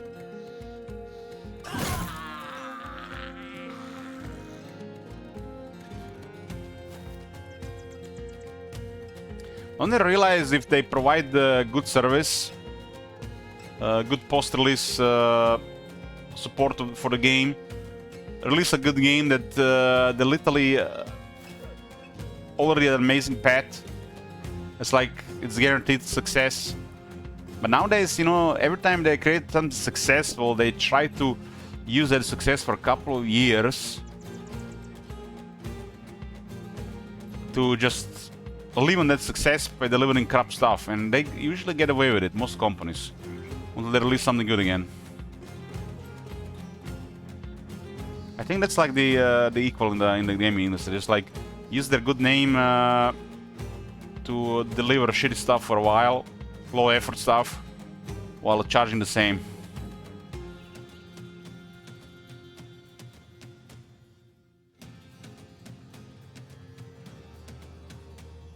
The scam plan for me is let the game in early access for many years and telling people his entire song.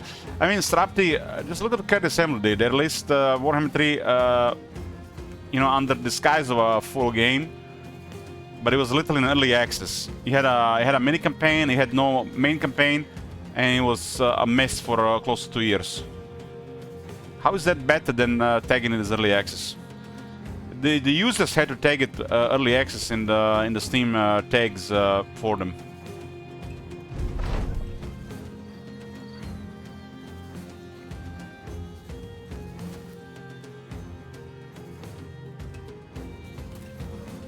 I just wish if they so care about money, they should just, you know, create some kind of plan that works both for the studio, the publisher, and the consumer, where, you know, they find a way to charge you more, but you're guaranteed to get good support and good service, right?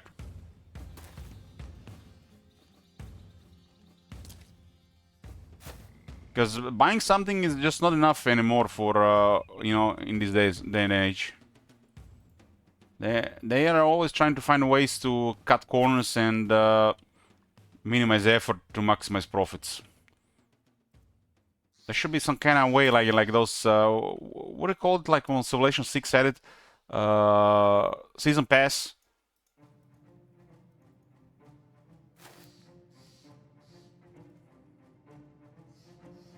Like if they care about the money that much, they need to make something like season pass. They should be like open about this.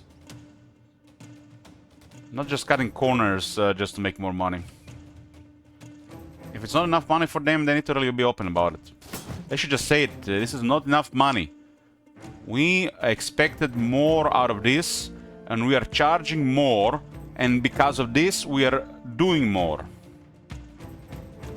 But if they don't say such things, they think they can get away with whatever they give you, while still charging you more all the time.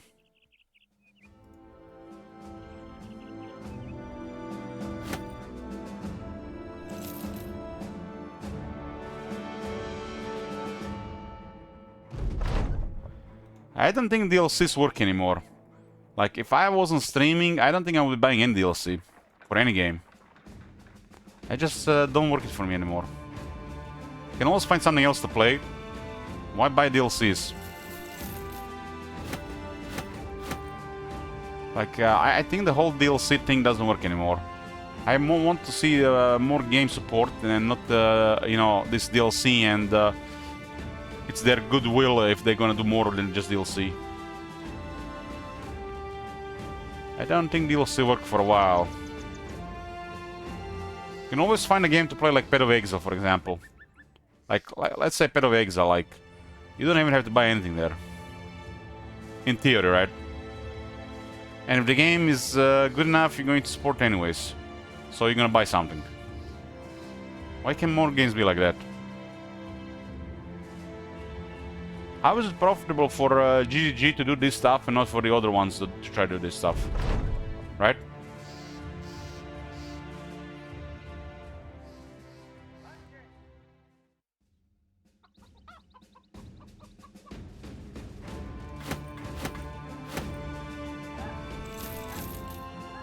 I don't think anybody should support DLCs anymore. It's like, unless you really want something, you don't really should feel like a must to buy a DLC anymore for games.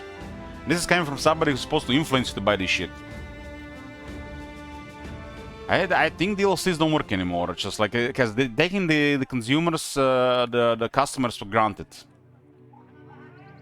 They're taking us for granted, and we should not really support DLC in this age anymore.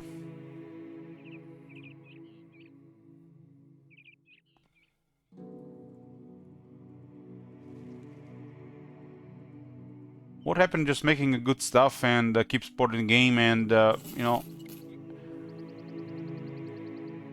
what happened to that?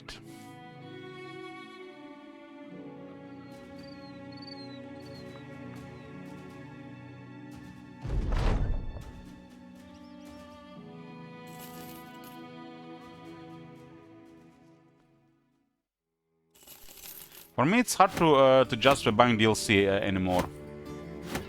I mean, there is this amazing game, Zephyr. Highly recommend this game. If you like post-apocalyptic 4X game, a war game in the style of Civilization, highly recommend this. Highly recommend this. It's 5% off. But DLC, I have no reason to buy DLC. I think the DLC are amazing, but I still don't see the reason to buy them.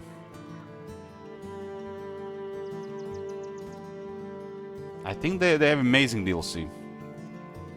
They add 2 more factions, different playstyle, more stuff overall to the entire game, even more soundtracks and stuff. Like, this is like the way I want a DLC, but I still don't feel like buying this DLC.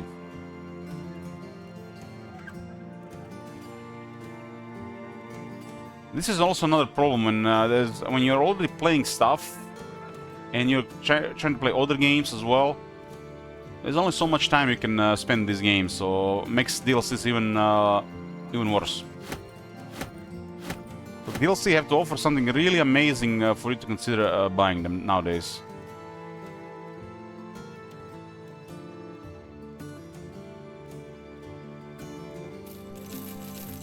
Downloadable content should be optional anyways. It should never be like a must thing. I just don't think it works anymore.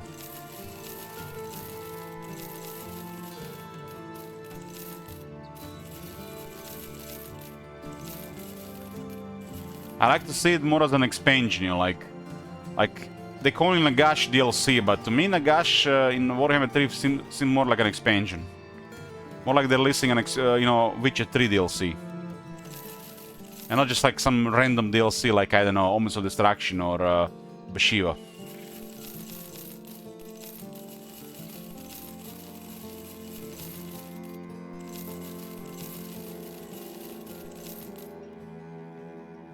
You can still have you know, a big DLC that is almost like an expansion, right? I don't see nothing wrong with those. But just releasing more DLC just for the sake of more stuff added to the game. And the main goal is, it might not even make sense, it's just to make money. I don't see it anymore as they're expanding the game. I see them more just like trying to make more money, more than anything. Nobody said they should not be able to make money, but it's starting to be obvious it's why the DLCs are made.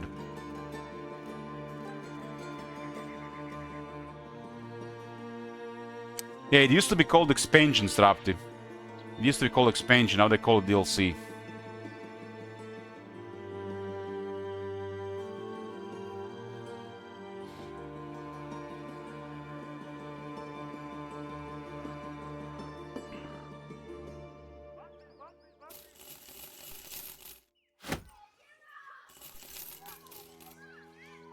I mean, they have to call it. It's not something. It's not as big as enough to be an expansion, but they still want to charge money for it. So calling it DLC, I guess, makes sense, right? You know what basically DLC is? DLC is a large update to the game that they want to charge you money for. And they deliver it either outside the current part of the game, where it doesn't really do anything for the current version of the game, or it could be directly changing the, you know, the version of the game to something more. And it happens randomly. It's not like it's it might be just made just, you know, to increase profits and nothing else. It's basically they're charging for a large update. And this large update might have nothing going for the part of the game you care about. Because like let's say Warhammer 3, there are aspects of the game, like people like to play High Elves, Empire, Dwarves, and they don't really care about Chaos or Grand Kate or stuff like this. And the game's getting DLC for an entire year. What are these people getting out of this DLC? Nothing. Why would they buy it? You see what I'm saying? It's a problem. This is why it needs to do more. Like, they blaming, I mean, they're saying like Shadows of Change didn't sell well. Of course it didn't sell well. Who are the factions who were patched in that DLC? Grand Kate? Who cares about Grand Kate in the West? Not many people. Kislev? Okay. Kislev might be played if you don't own Warhammer 1 or 2. And Tzeentch. It's literally a tiny fraction of the game, and they're blaming something that didn't sell. But most people don't care about this faction. Why would anybody buy this, right? So they're making a DLC and they don't meet the expectations. People are not buying it, and then they're like, we need to do more. It's not the problem that these factions didn't receive stuff. It's a low interest in this part. Nobody cares. It's not Empire, it's not High Elves, it's not Dwarves. If you're gonna make a DLC, make something that it's generally good for the game or generally expands the game. Not just, you know, a specific part of the game that people might not care about. This is why they really failed at extending the campaign settings and other stuff. Should be a thing with every DLC. So at least people will support by buying the DLC just because they were still working on the game as a whole, not just a section of the game. Same with Zephyr. You already have a core robot faction, core human faction, core alien faction. There's no reason to buy any DLC really. Unless you're really happy about the game and want to support devs.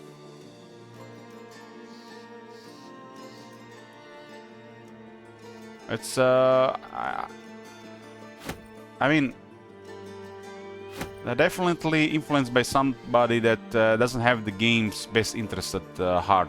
They're looking at something more.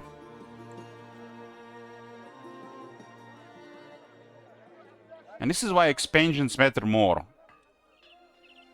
Like Nagash is going to bring end time scenario, right? This is all can be considered an expansion, not just your regular DLC. That's why I say Nagash could be an expansion. Like Bashiva, who cares Bashiva got the list? Nobody really cares. People are just praising because it's cheap. But you get really nothing out of it. Nothing. Even Grand Kate gets little out of it.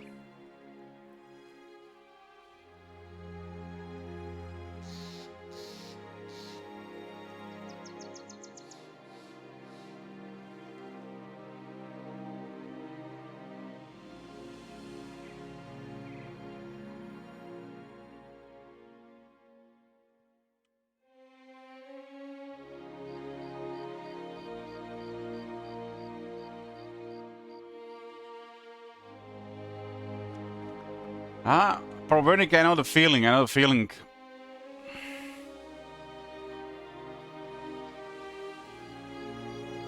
People just don't want to play Warhammer 3 anymore for some reason.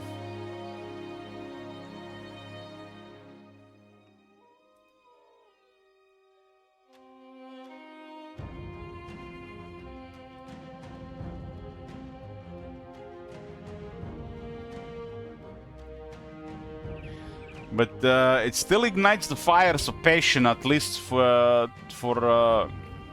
complaining, right? Even if they're not playing the game.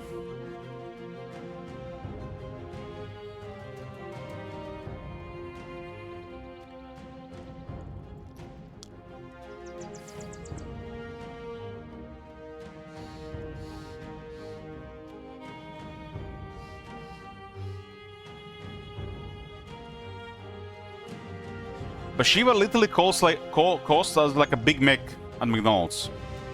That's horrible because Big Mac is shit and McDonald's is shit, and they start charging a price for a shit burger at the cost of a DLC in a game. So it's a terrible comparison, but there you go. You can definitely ignore buying a Big Mac and buy a Bashiva instead, but they're both like questionable at best. For €5. And the only excuse is like, it's only €5, right?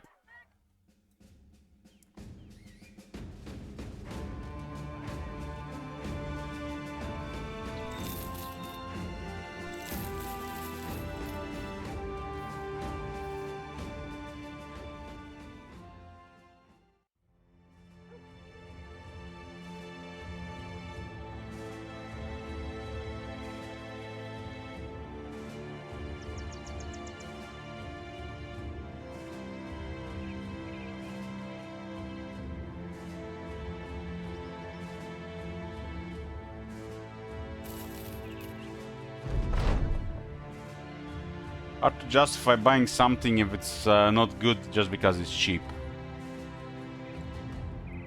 That used to work for a while.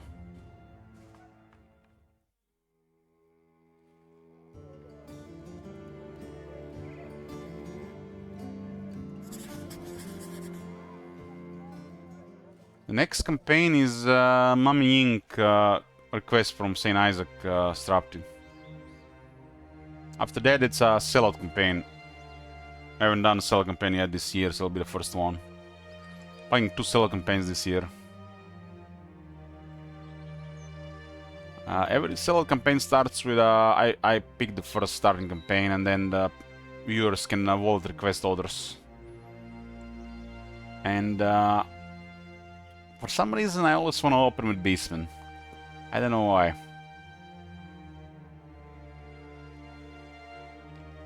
I hear the call.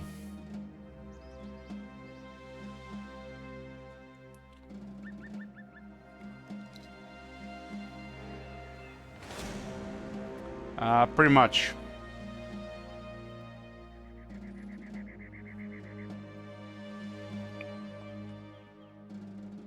That's why it's called a sellout campaign. People can interact with the stream, with the wallets and the channel points.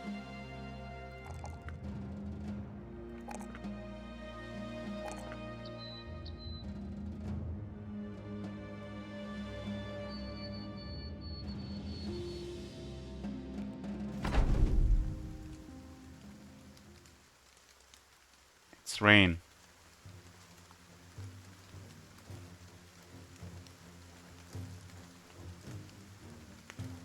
It's gonna be same like the last time. Anybody requesting campaign gets a request token. And for every campaign that's sabotage, for anybody who's getting a request token, will get one more request token. It's the best time to get request tokens.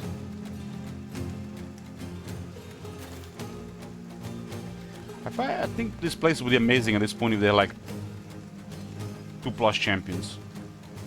I think I didn't update the Brigands last time.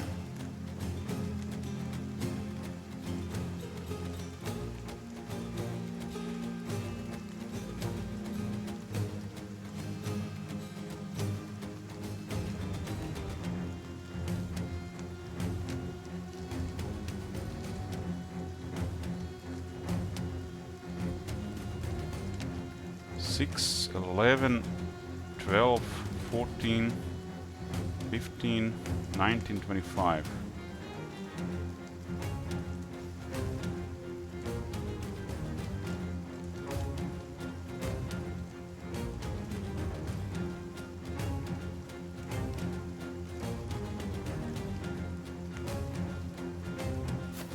Good old memories.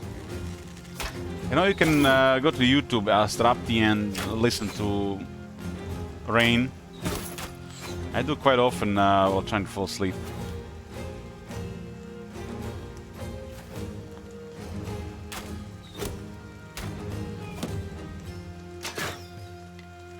But it's not the same.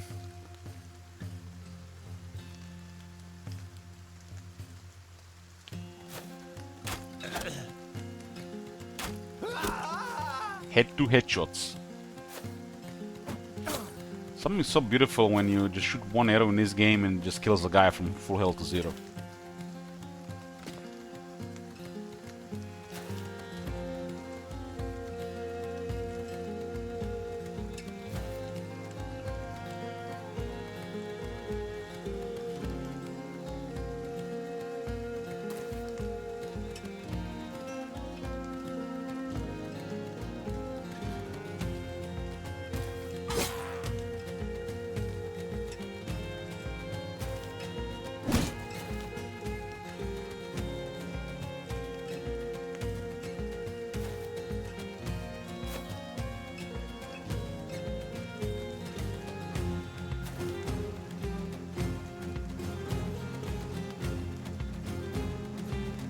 For me, the main nostalgia I could do on this stream is play Krogar or Tyrion or Teclis.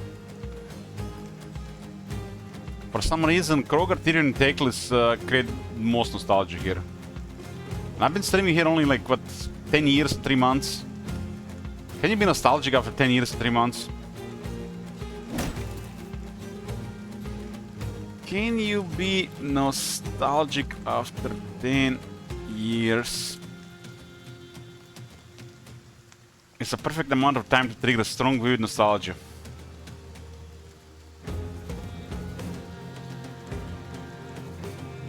Culturally, fashion, music and aesthetics often cycle back into the mainstream after about 8 to mid-12 years.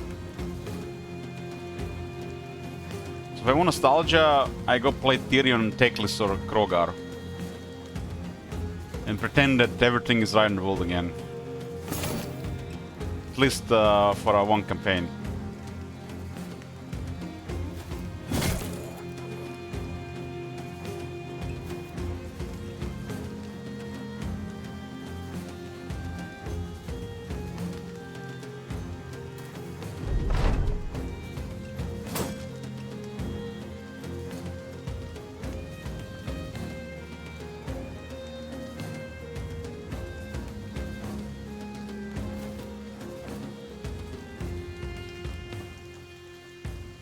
Bourbon, late night, Battle Brothers with fights against 2 necromancers.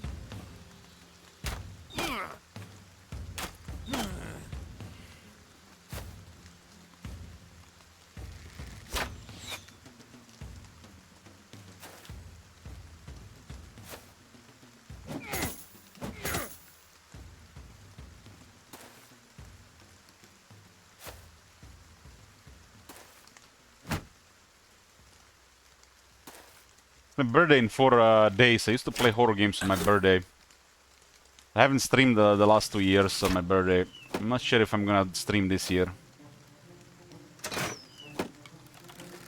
I got still a couple of horror games to play though.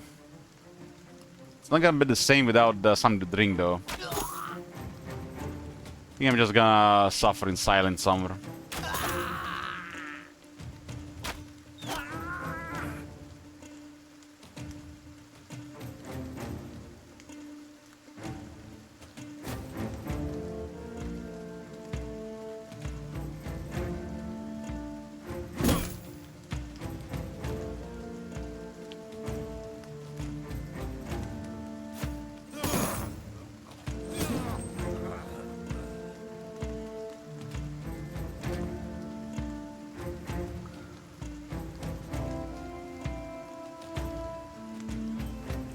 Fallen Heroes, yeah.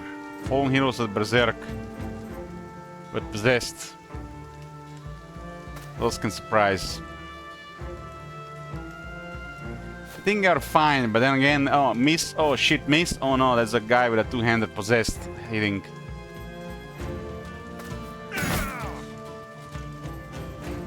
When the perfect RNG kills somebody just because the game decides, oh, it's time to die.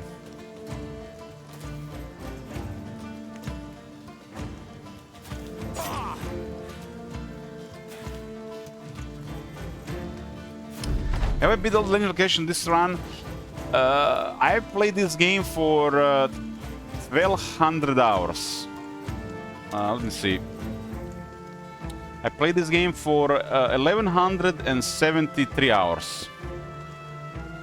The Legend locations I have done is Black Monolith and the Ice Monster. That's the only thing I've ever done. I have tried the other ones, I haven't tapped it, I didn't care to try it, and I retired runs with the full stack guys.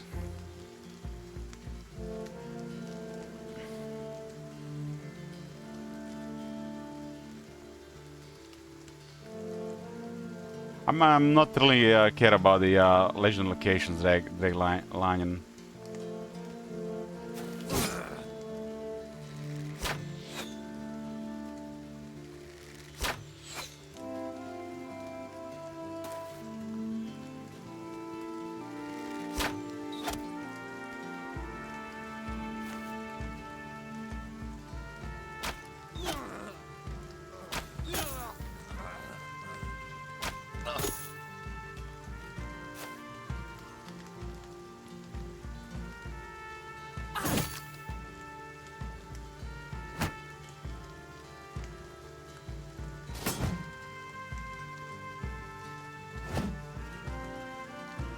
That this guy seems to have a really good defense for a guy with a pole arm.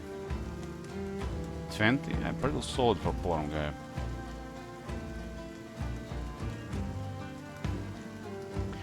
Bonk.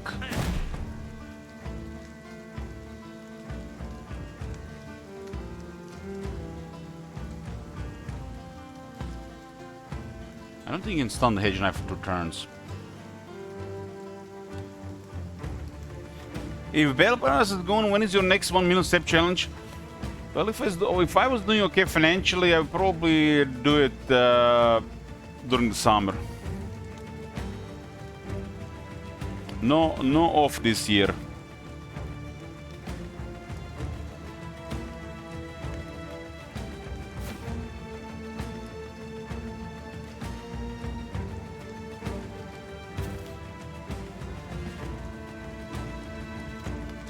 I don't think I'm gonna do 1 million steps challenge strap. The next fitness challenge probably gonna be 5,000 steps with a 20 kilo vest in one session. 5,000 stairs, not steps.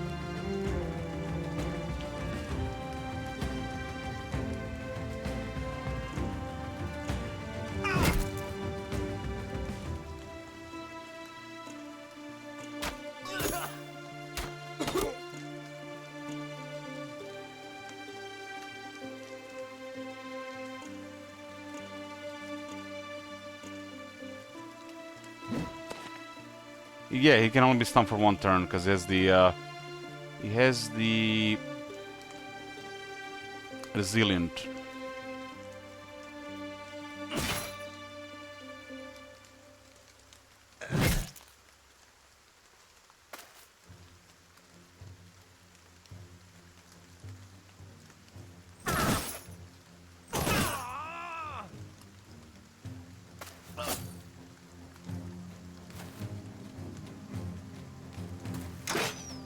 Srapti, there's no hope for you.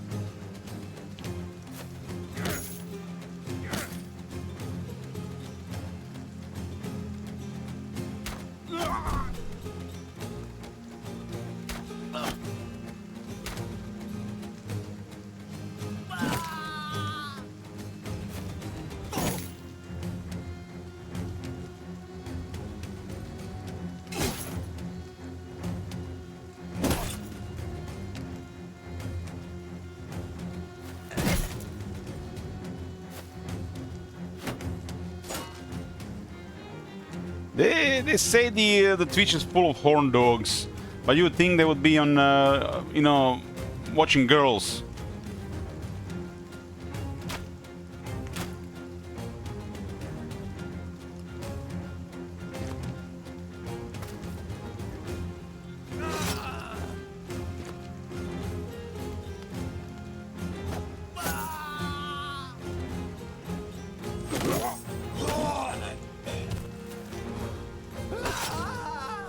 So you never know if these people are, if they're, you know, gay, or they're just trolling in the other channels.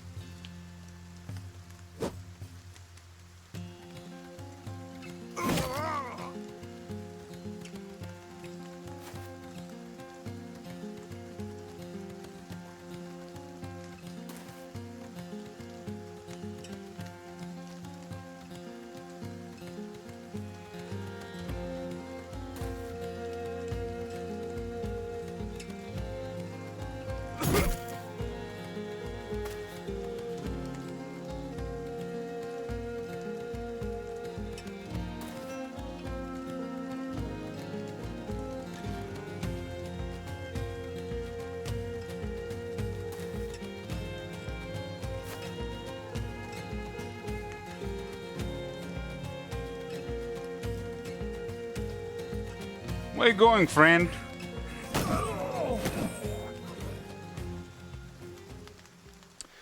Three, 5, 9, 12, 14, 15, 19, 20.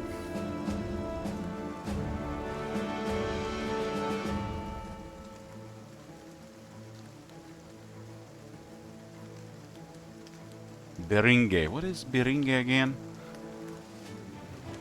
There might not be some of that shit like that Bukake thing I googled once. It's a mountain gorilla.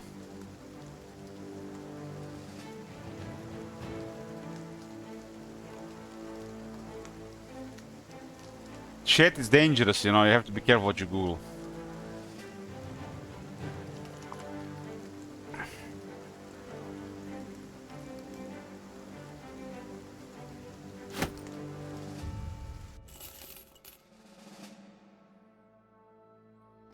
I mean, everybody at some point Googled what that means, right?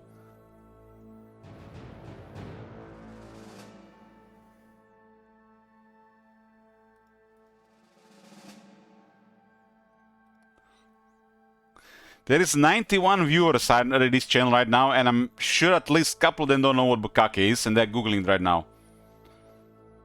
I'm gonna spell it for you guys so you know. So you know. For you lurkers. Don't recommend Googling this, but me as a streamer, I Google stuff because I have to check what the people are talking about.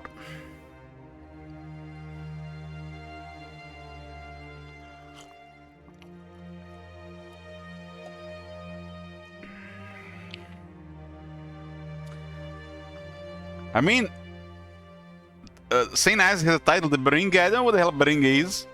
Sounds like Jibber Jabber to me.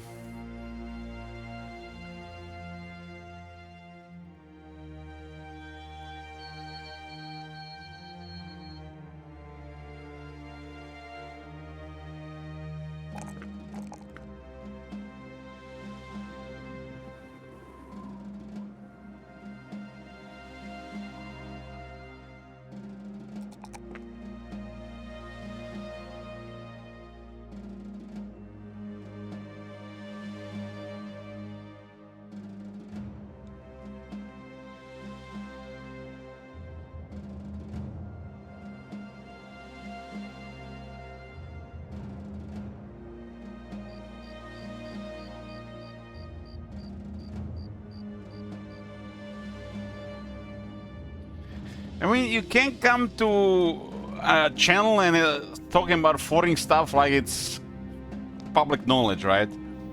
Especially with access to the internet, like just next to you.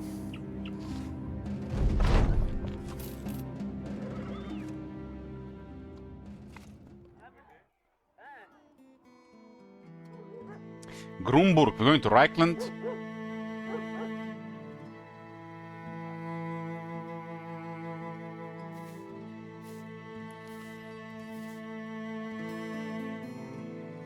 Starting to look anime, some friends recommend you someone, then you see a lot of tentacles on the screen. And that's like the best anime.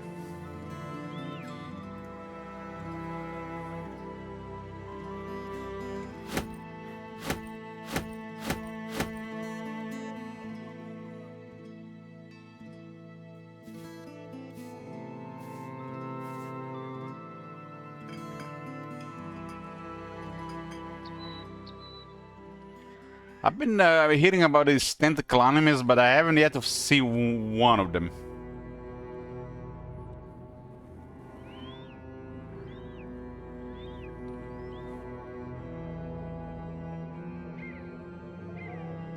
It's almost like they're all just referencing one anime that I somehow missed, and it's kind of like always a reference.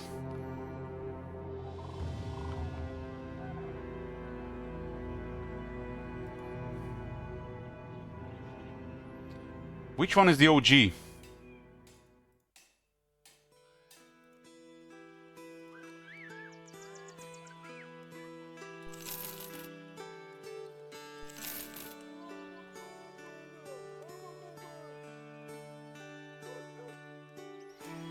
Onyx. Hey there, Onyx. I mean, Onyx, I knew you were here for a reason.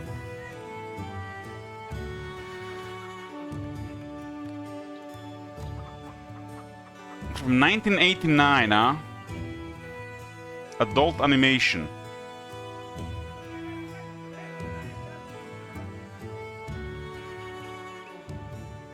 I think I watched that. I guess I just forgot. I definitely remember that evil woman. I watched this. I just don't know what its name is in the English.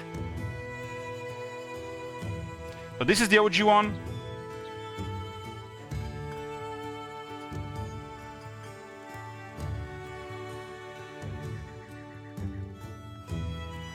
This is the old school stuff.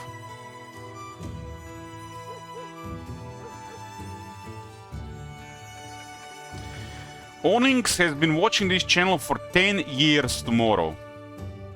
Onyx, do you feel old? You have followed this channel since June 3rd, 2016, and that is tomorrow. Tomorrow is your 10-year anniversary of losing your life on Twitch and watching LHTV.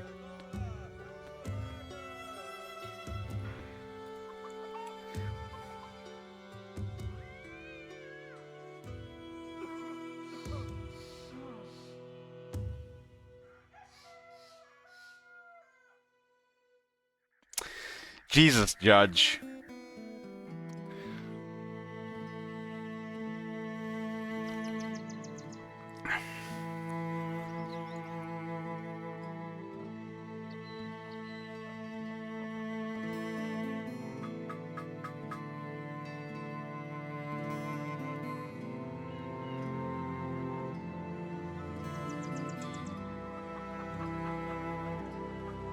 Between original, popularization, and perfecting, which would you find the most valuable?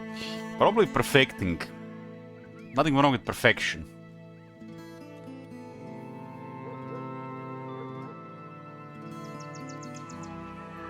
I think there's a serious lack of tentacles in Mirari's dungeon.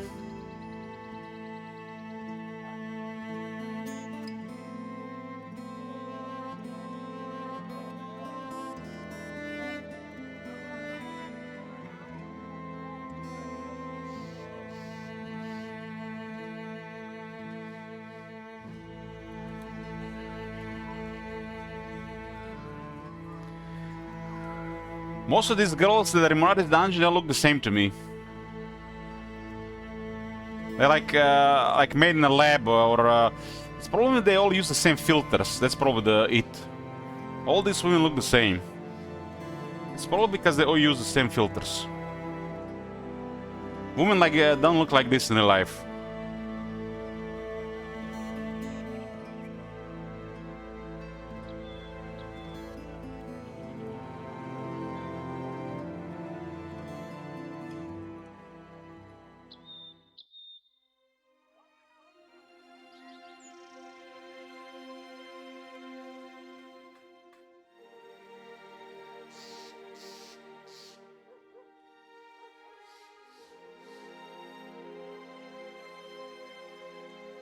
Depends how drunk you are. I mean, if you have to include alcohol, then pleasure is pleasure.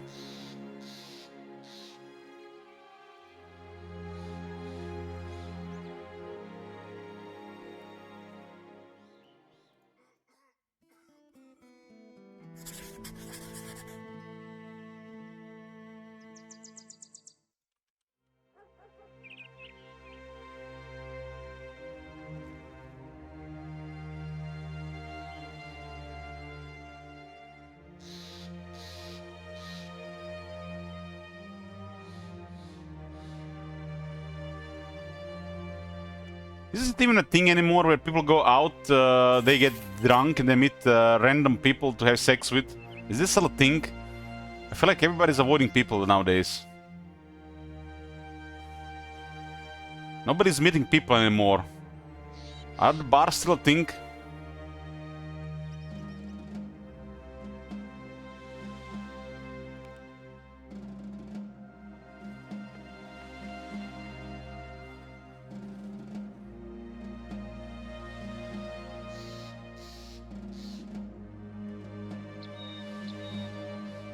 Spartap, you just missed a very big discussion here.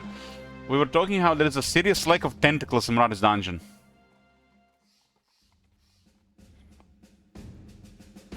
And all these women lately in the dungeon, they look the same. Like they all use the same filters.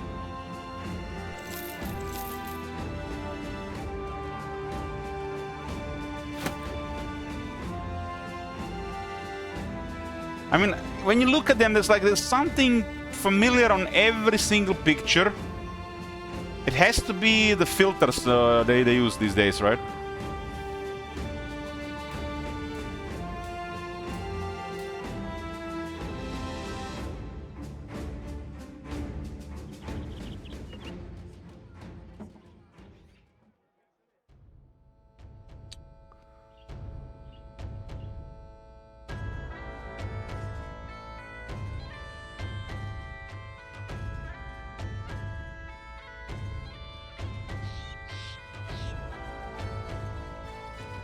The women in picture these days are more doctored than the screenshots of Total War Rome 2 from back in 2012. They're more doctored than that.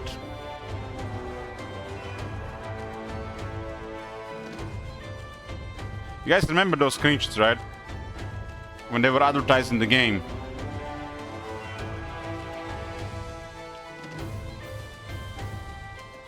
And look at this. This is literally the OG AI stuff. You can't even have the game look like this. It's impossible.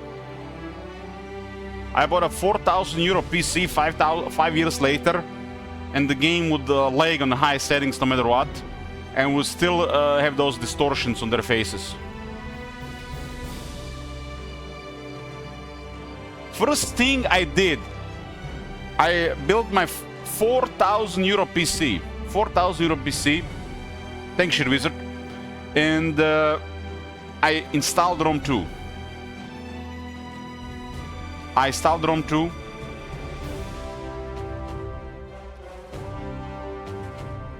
And it was still looking like shit.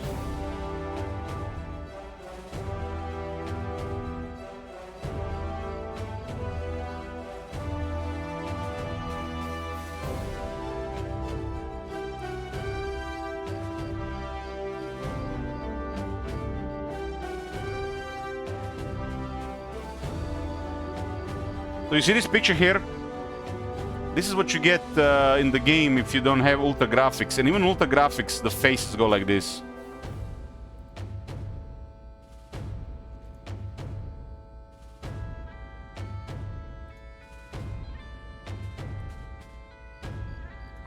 They try to make the soldiers have their facial expressions and stuff, and it just backfired hard. On the highest settings, it's still happening. And if you put the game on ultra, the engine just does not allow to play for the game to be on ultra.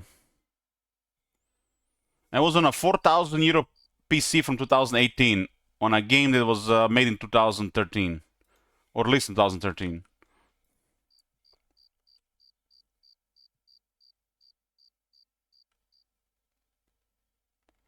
I miss Rome and Medieval Total War. Of course I miss it. I grew up on these games. Just not the same anymore. We haven't had a historical Total War released in 11 years. There was no historical Total War since 2015.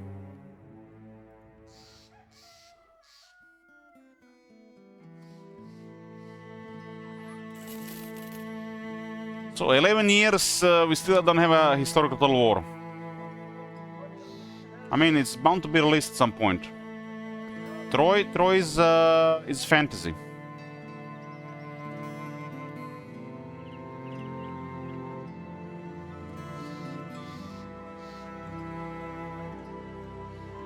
Troy is the Western fantasy, Three Kingdoms is the Eastern fantasy. Thrones of Britannia Saga, Pharaoh Saga. We haven't had a historical Total War in 11 years. The last one was Total War Attila. It's been 11 years, boys. 11 years. It's crazy, right? I guess you can blame the success of Warhammer series, otherwise they probably released something. They were half-assing stuff outside Warhammer series.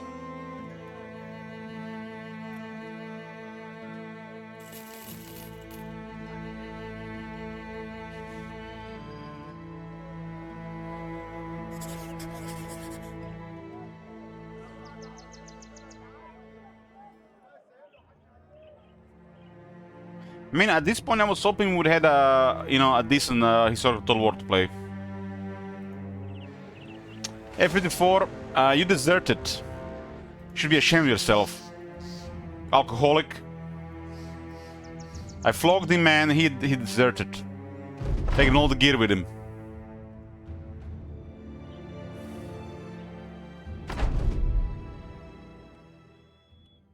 I didn't have the cocaine in my inventory, so he just left. It's a high chance to happen.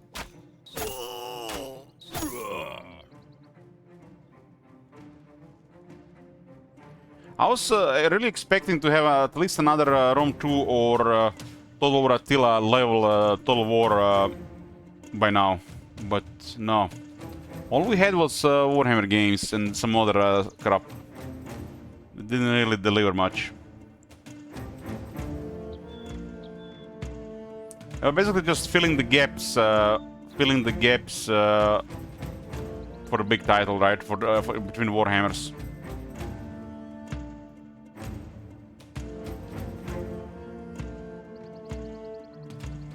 Warhammer has been so successful for them financially that they had to do 40k. It was just a no-brainer, right? And if they don't fuck up 40k, it's probably gonna be the biggest Total War yet. Which means it's gonna be even worse for a historical. I mean, Warhammer has overtaken Total War, right?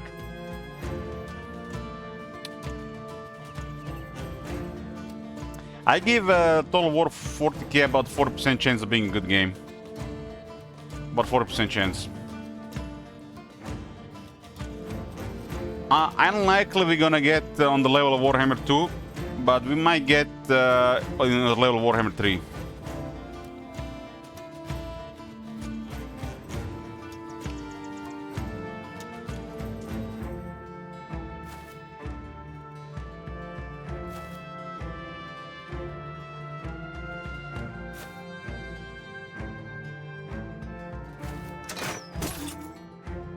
Remember, Warhammer 2 had like 4 times more viewers than Warhammer 3. 4 times. On Twitch alone. Warhammer 2 is a 92% game, and Warhammer 3 barely holds on 70%. It drops 1%, it's mixed. That's a massive screw up, right?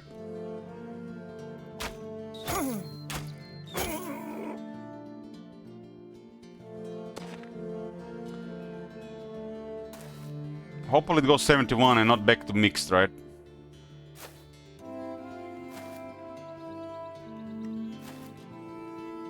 I don't think you can expect much more than Warhammer 3 level V. I am fairly sure it's gonna be a Warhammer 3 level, just 40k.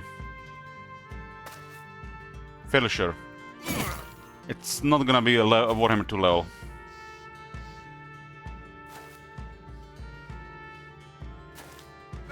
So Warhammer 3 and hope it doesn't get worse.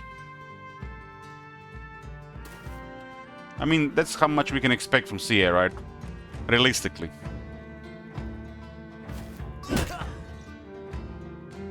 I think it would be a Cities Scopium if we say it would be on the level of Warhammer 2.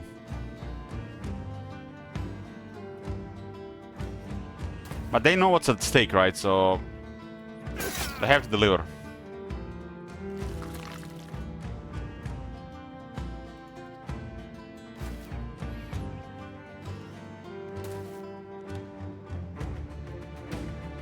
The weakest part of 40k to me, it might be the campaign.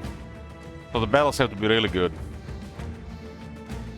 I mean, campaign is already not a great part of Warhammer Total War.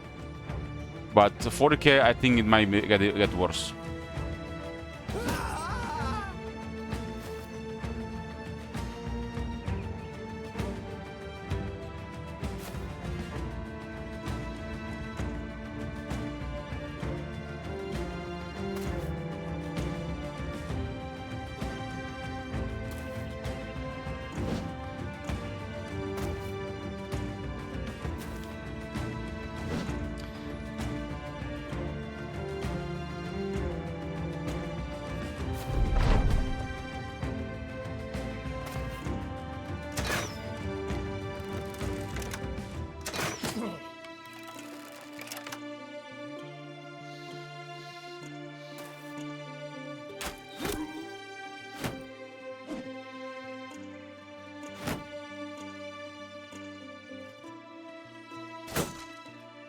Where the fuck are you even here?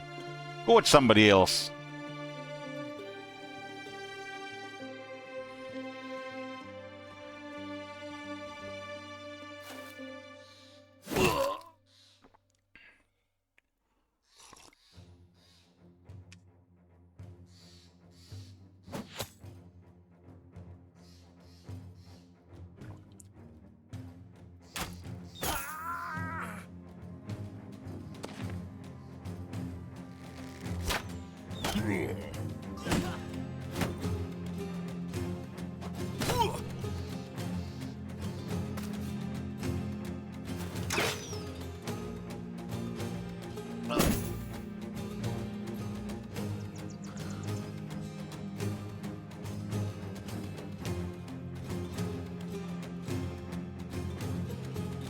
Well, if Warhammer gets any worse, you'll go away naturally, like most people.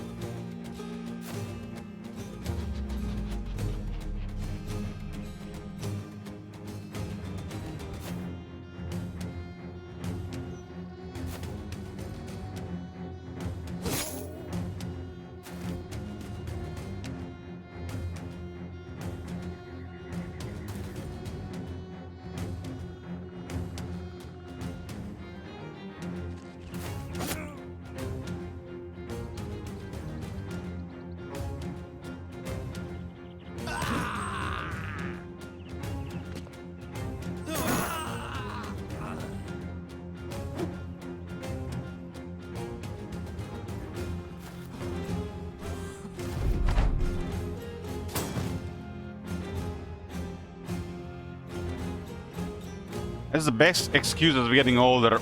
I use it so many times as well with people just to get rid of them. You know, life. It's the best excuse to get rid of hobbies and activities.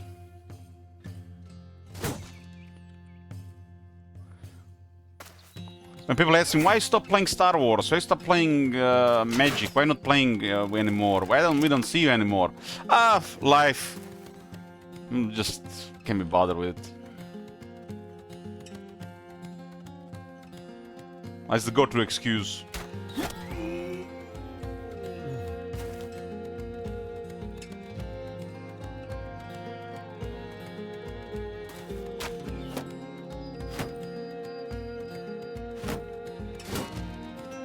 It's hard to tell the people that I rather spend a couple hours watching anime than playing cards with them.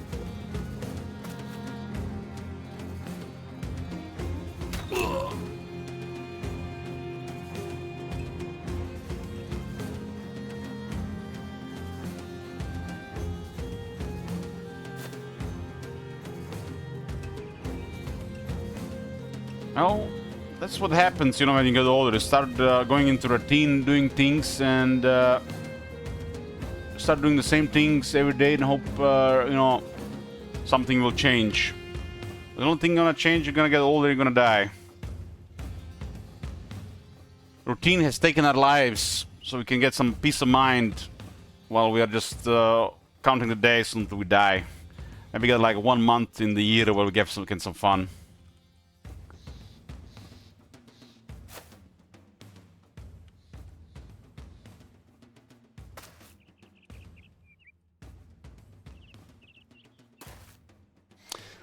Well, Sparta, this guy here in the party is Saint Isaac the Berengae. And I was like, oh, I was Googling what this means, Berengae. And, you know, it was a B word, and Bukake came to mind, because I had to Google it once, because people were mentioning it. And, you know, I was getting worried I'll get something like that.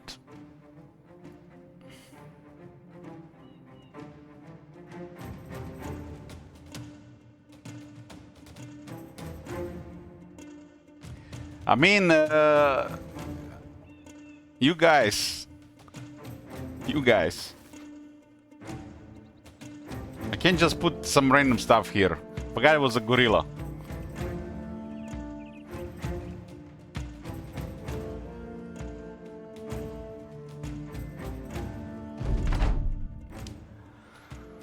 Four, 6, 7, 12, 13.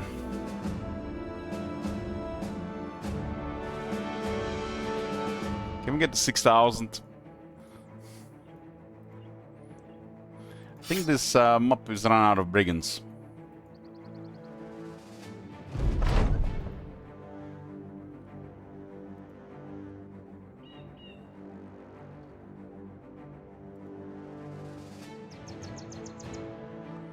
What you say? What do you mean?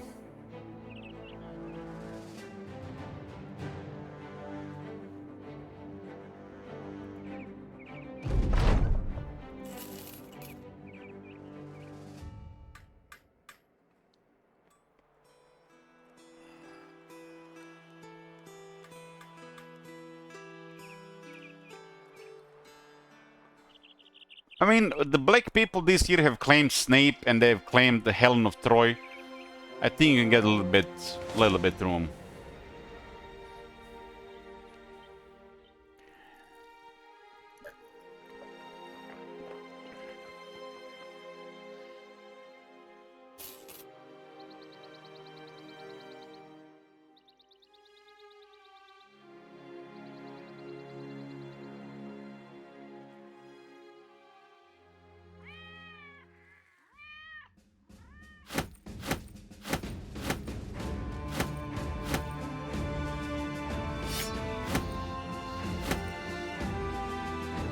Of course, Sparta's gonna get active here. Sparta, your presence in this channel increases slash corruption to upper limit.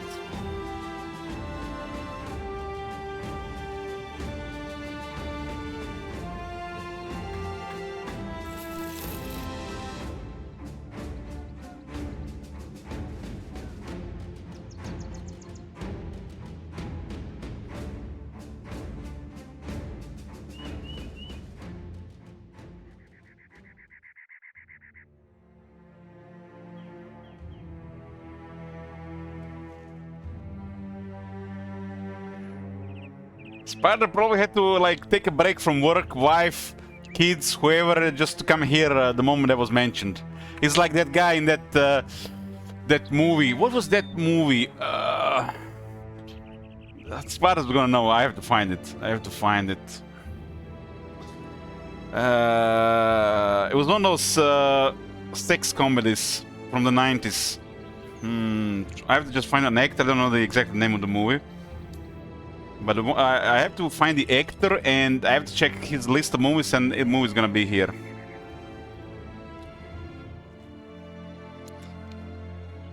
Sparta reminds me of this one character. Hold on, hold on.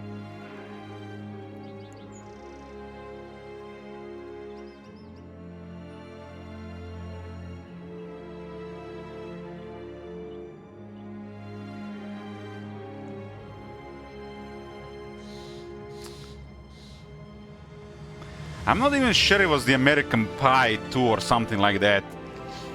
But basically, it was this one scene where the girls started to kiss, and they were talking on the walkie-talkie, and the local neighbors have started to get the signal, and the guy doing the barbecue, like the father of kids event, he was just like getting all stressed over there, just like. He would just like to drop everything. The wife, the kids, the barbecue, to just listen to what was going on. Sparta reminds me of that guy. It was kind of like he was getting like so excited over that walkie-talkie, like it was some kind of phone sex going on, that he had to just drop everything to just listen to it. That's who Sparta reminds me of.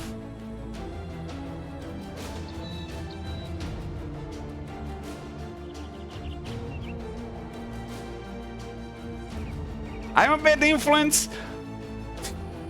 I'm an innocent angel.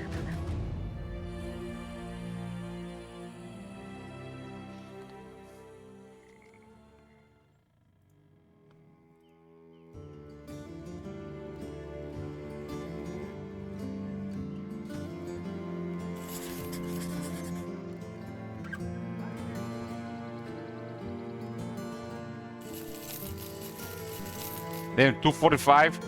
So we get the seasonal fare, the price is some of the highest possible.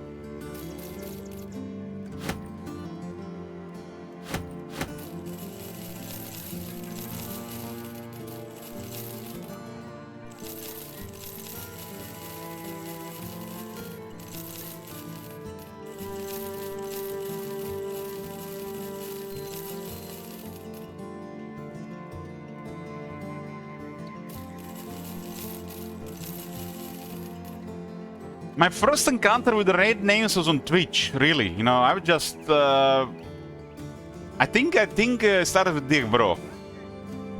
It started with Digger Bro. I don't know how or when, but at some point I ended up playing Nekopara. And I was so worried about it, I was playing it on my laptop. So people don't see it on my main Steam account. And then something was going on with the laptop before giving it to my brother. Then I said, fuck it. I put it on my main account anyways.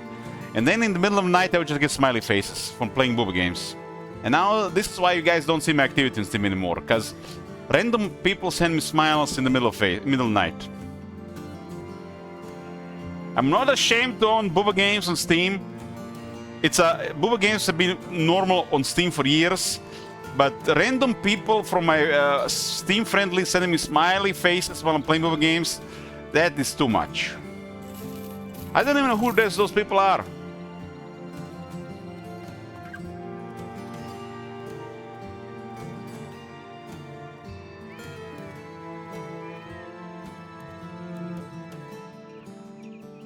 I'll let you know, girl, brother, why? What will a girl do? I have enough suffering in my life.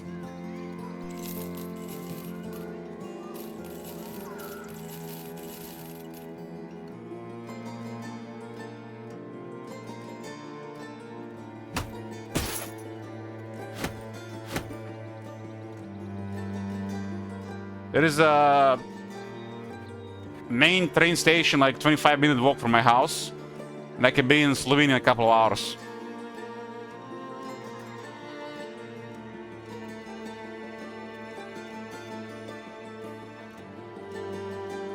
Yeah, Mir, I don't need it. I have stuff like this.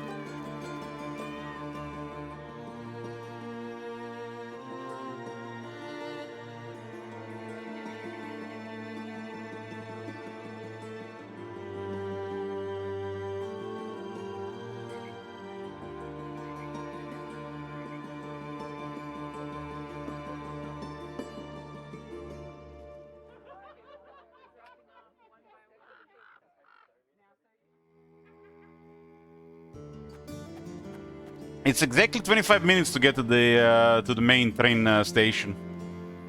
If I go at full speed, I'll be sweating like crazy. Gotta balance it.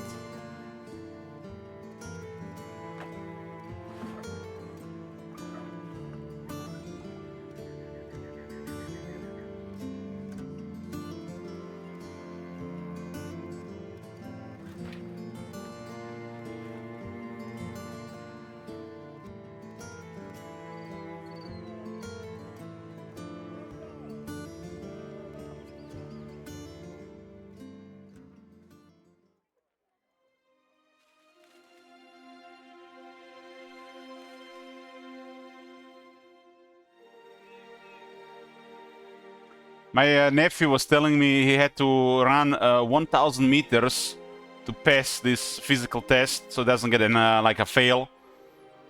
In 7.5 minutes, that's like the minimal time so for him to pass. But if you run it in 4.5 minutes, you get the best score. And I can walk 1 kilometer in 7.5 minutes, and they were running.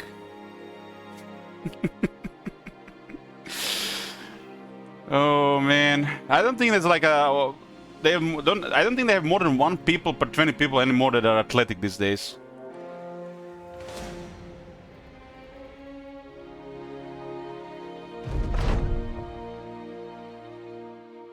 There's a champion.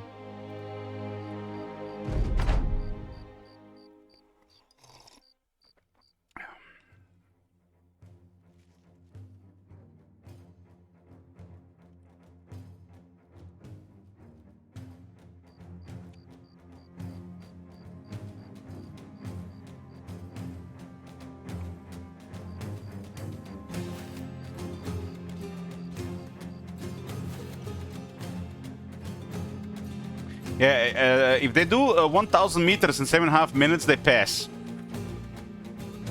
It's crazy. I think when I was going to school, you had to do...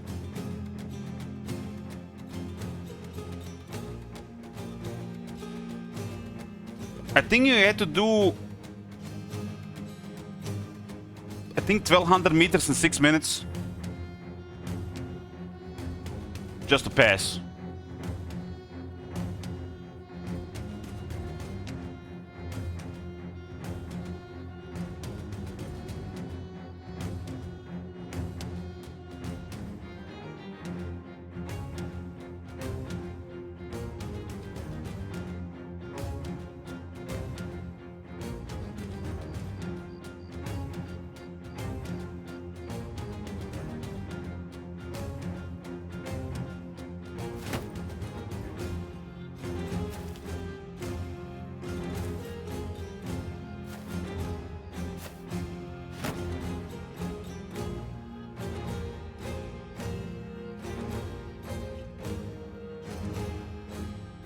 Well, we got a generation of Pepegas and into generation of snowflakes, and now they're not even snowflakes anymore. Now they're like basically snowflakes that can't even have proper shape.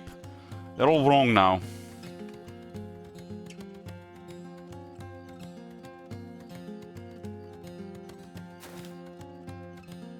The maturity of the kids nowadays, at age 17, it was like what we had back then when around the age of 12. That's crazy. That's the scariest part.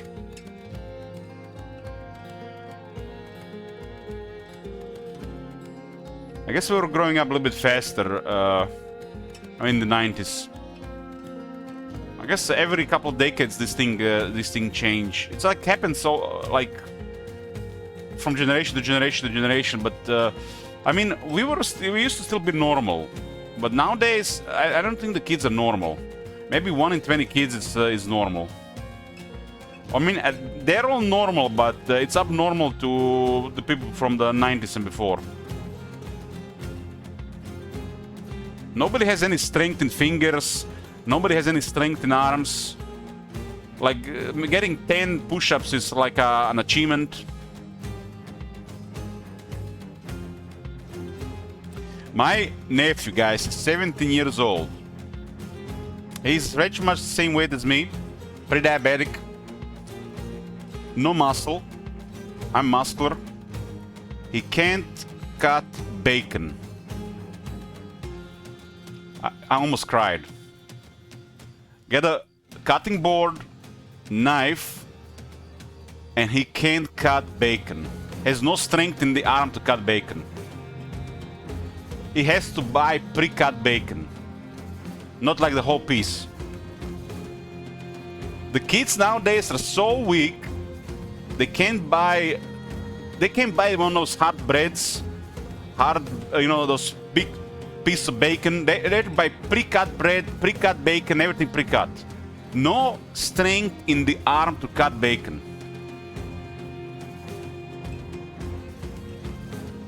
I almost cried. I can't even say anything anymore. It's going to cause him emotional damage. I kid you not. They get so sensitive. I can't even say anything anymore.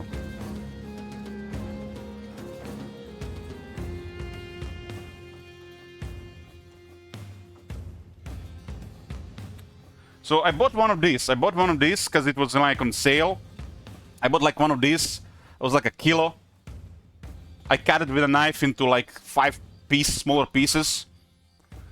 And he asked to me or the father or my brother to cut it because he can't cut it himself. He's 17 years old. If you say something, it just gets emotionally hurt.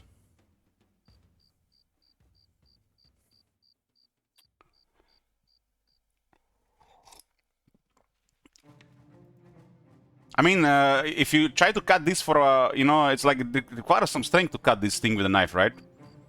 It's not the knife problem. They just don't have the muscles to do it.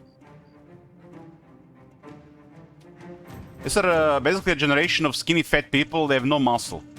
Can't even cut stuff anymore. They like eat starch and everything. They can't imagine a meal without carbs. One dessert after every meal. It's not just him. It's like all the kids in his class. It's like unless there's like one or two athletic guys, they can't do it anymore.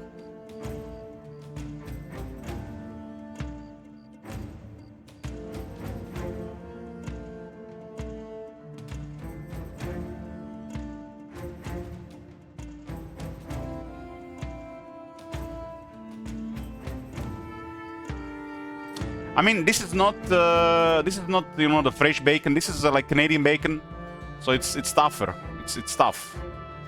It requires some strength to cut. It's like cured meats.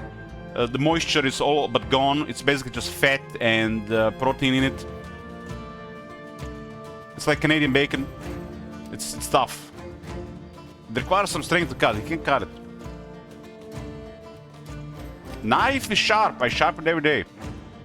Every time I go cut something, I sharpen it. You know, like when you cut some meat, you sharpen knife. Knife is sharp.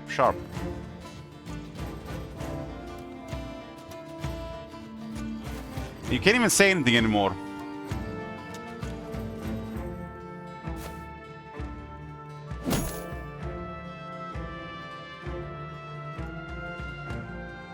No, I'm serious. I'm seriously. These are the kids nowadays. It's gonna get worse. My sister-in-law tells me that the kids from his class are even worse. Nobody wants to do any physical activity. Everybody's smoking, vaping, whatever they're doing. Everybody just eats at McDonald's every day. Parents are no longer cooking. They can't even make 10 push-ups.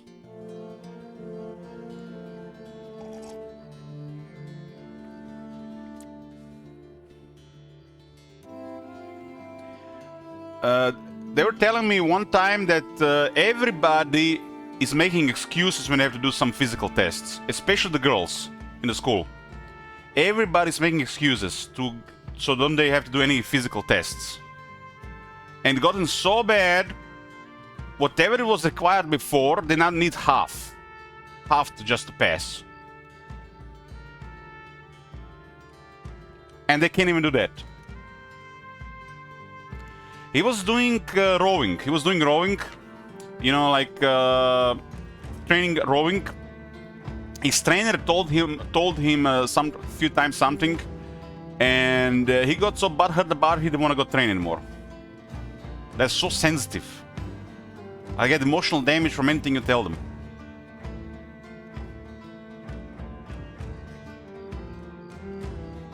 Their hormones are all fucked up. It's like they all look like boys, but they're more like girls. It's like they all have the same body shapes. Like, I see them all around the city. You can't tell if it's a boy or a girl. They all have the same heads, the same body shape. It's hard to decide, say if it's a boy or a girl. Their hormones all fucked. It's like the glasses, the head is the same. Like it's like a little bit fatty. If they take the clothes off, you can see how really fatty they are. They all look the same.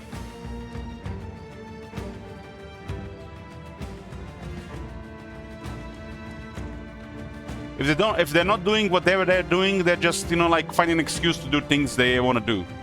And they spend like 8 hours a day on the phone.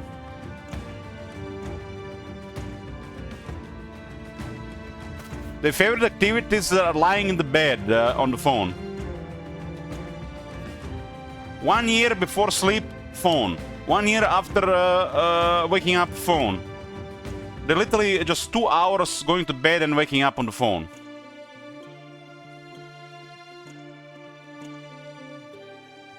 And when they're on the PC, they are not even playing games. They're just doing some stupid shit on Discord. Or doing the same thing on the phone. I know it's a problem like this, but it used to be always like 1 or 2 weird people like this in the school. Now it's like 80% of the class are all with these weird people. They've literally replaced everybody.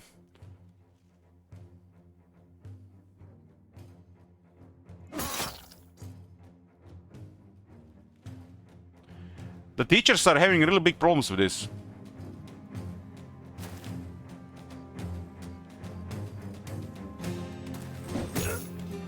And if the teachers do something, the professors do something, the parents just jump immediately.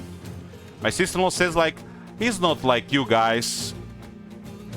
Like we had a rough childhood. We grew up to be more mature and stuff like this.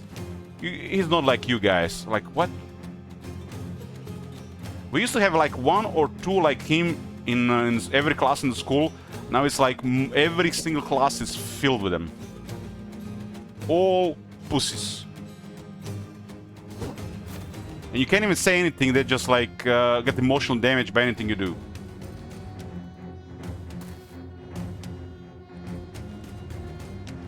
The teachers are probably having the worst of it.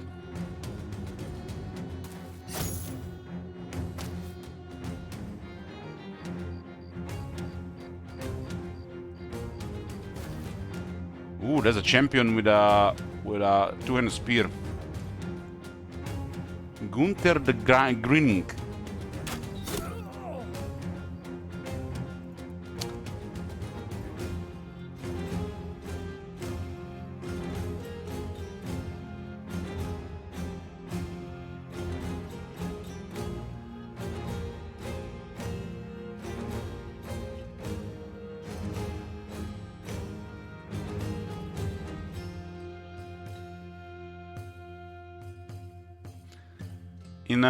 There was Arnold Schwarzenegger said this, I think it was like 2023, that we are creating a generation of wimps. I see it every day.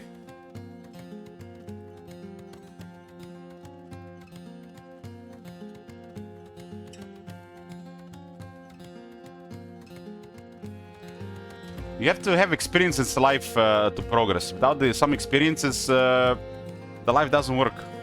Especially as you're young. Better to do stupid shit while you're young than later on. Corona made things even worse, yeah.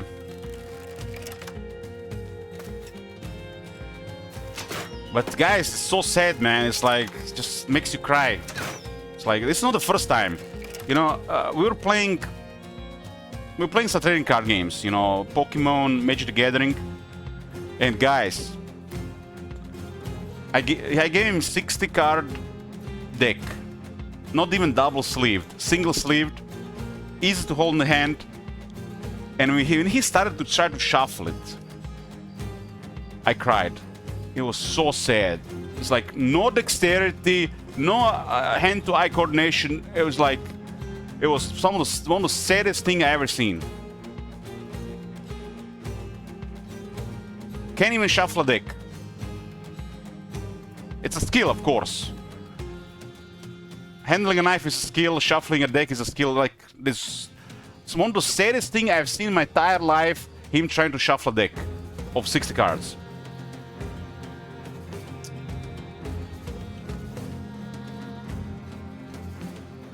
I knew then there was like something is wrong with these kids.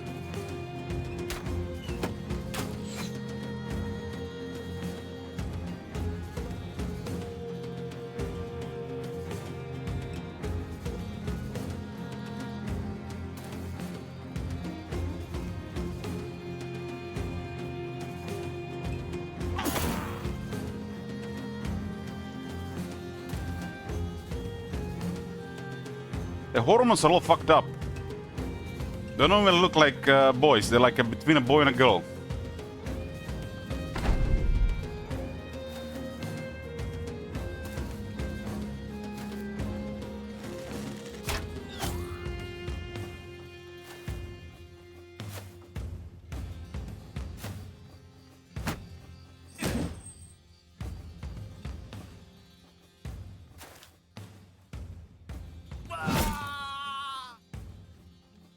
I see, I walk a lot around the town. I see kids like this all over the place. They like have the same body shapes, same heads, they all wear glasses.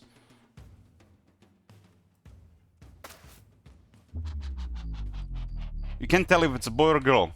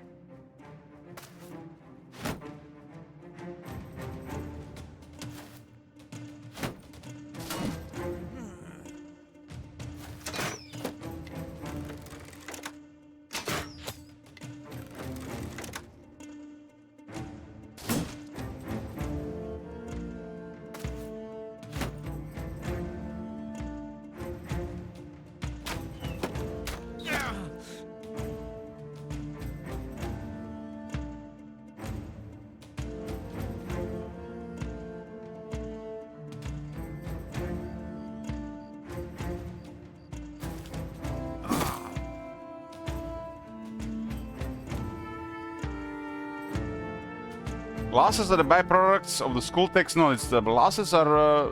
It's a no-brainer what the glasses are from. It's from staring at the phone, staring at the screen. That's how you get glasses.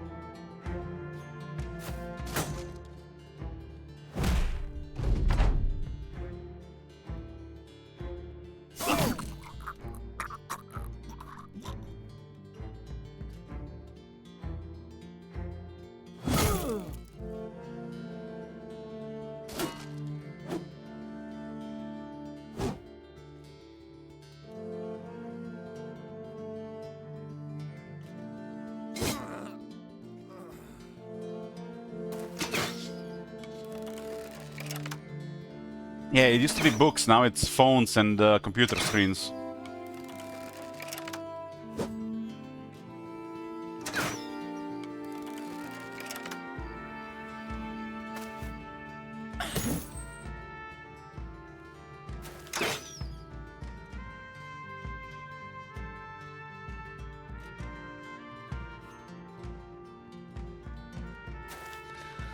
I don't think it's rage baiting, I think it's just sad, the reality of where the world is going.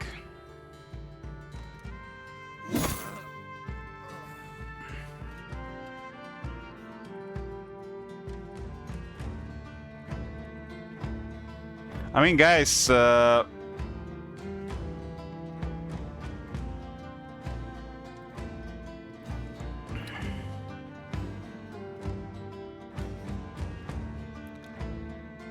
didn't they increase the age for drafting in America to like 42 or something?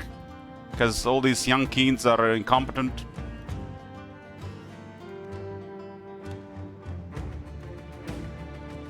Or maybe it's for other reasons. The enlistment age. US Army raises enlistment age to 42, drops marijuana waiver rule in 2026. I mean, makes you wonder why that happened.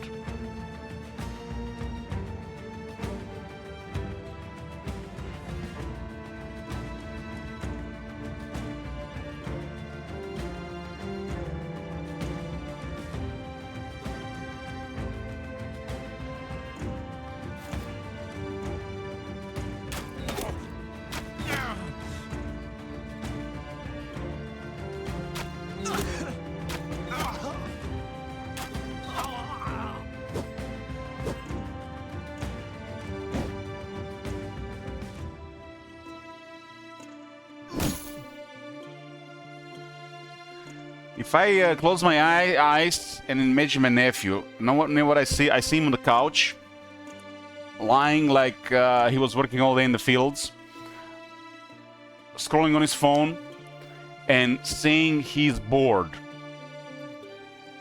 Because, you know, that day his PC or something was wrong with it. He has PlayStation 5, Netflix, big TV in his room. He has Nintendo Switch 2, I don't know what else. He's bored, watching the screen lie on the couch for hours.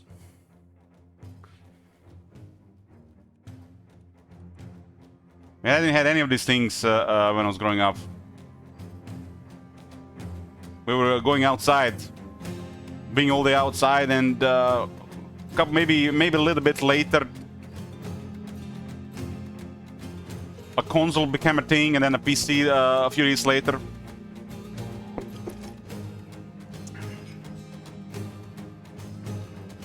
It's almost like they are stuck to doom scrolling. I do watch shorts myself, but only when I'm outside. That's like the rule. When I'm outside, I check, you know, Facebook Reels, YouTube Shorts, if I'm like don't want to listen to music or podcasts. And they give you ideas. They're basically telling you that there is more excitement to be had, and you're not having it enough.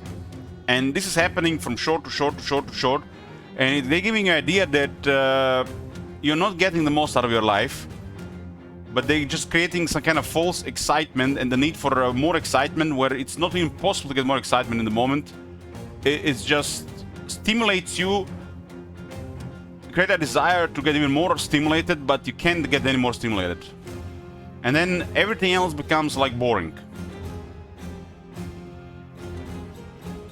It burns you out in a matter of 15 minutes. And everything else then pales in comparison.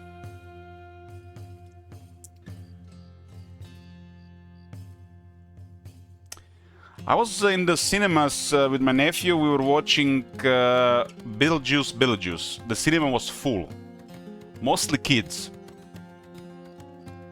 Half the movie, they were basically just moving in and moving out buying snacks.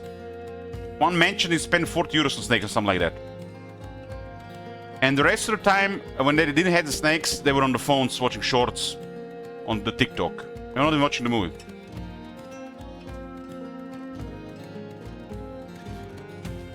Who convinced them to even go to the cinema? I got convinced just from my nephew alone.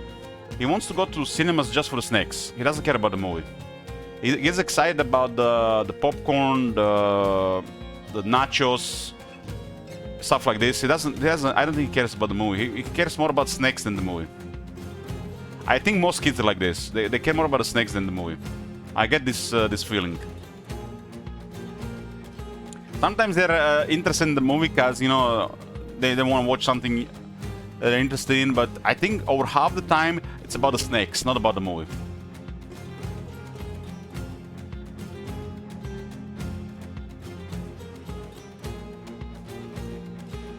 And I spent a lot of time with my nephew for a couple of years, and I try to help him change his way. But no, I just like after the moment we are trying to create some kind of routine, he just like loses desire to do anything. I'm not his parent, I'm just his uncle. So I can't really push him that much. If I try to push him more, his mother interferes. So always when we try to make a progress, he always just like goes back to his default. So we'd spend a lot of time outside, but I think after a while, the only reason why he would go outside with me is to just eat junk food or eat outside because he didn't want to eat at home. At least he was walking for food instead of ordering, right? But the cinema feeling, it was only because of snacks, I think.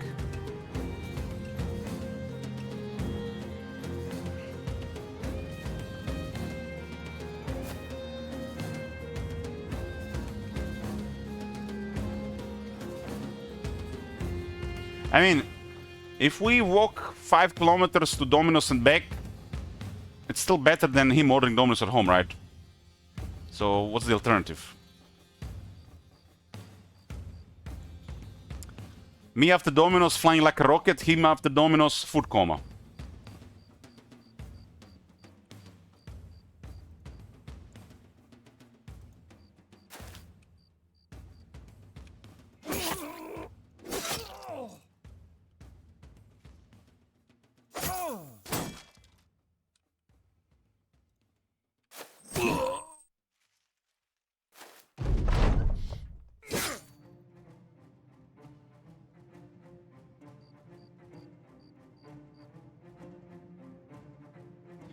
After a while, you know, like I asked him if he wants to go out, you know, for a walk, you know, like 45-minute walk or something. He asked first, are we gonna eat something? If I said no, he's like, I don't feel like it. That was the classic response. So he stopped going out. Unless we were going to eat something.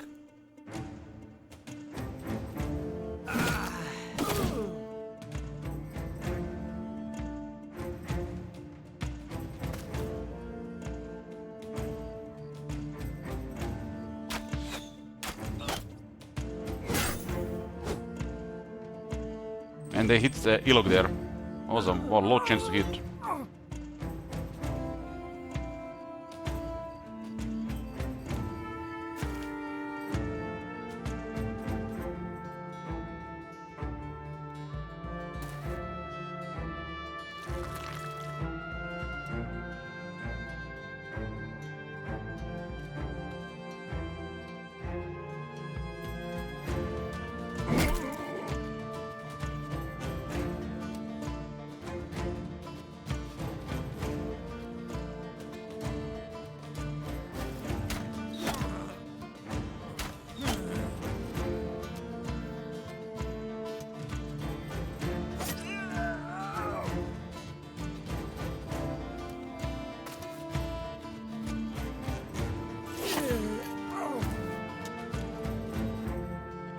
It's really hard to help younger people. I mean, I was young as well. I know. It's like I probably do the same thing I did when I was his age. You have to get to the point where your health gets worse and you can see it no longer working. You have to get a little bit older, a little bit wiser, and then only then you will learn. Hey, mid IT guy! Exclamation mark! Thanks for that 10 to the Euro tip. Maybe he was his message was censored or something. Young people take their health for granted. They take everything for granted. He's very spoiled because being a single child. So it is what it is. Once his health gets worse, it'll probably change at some point.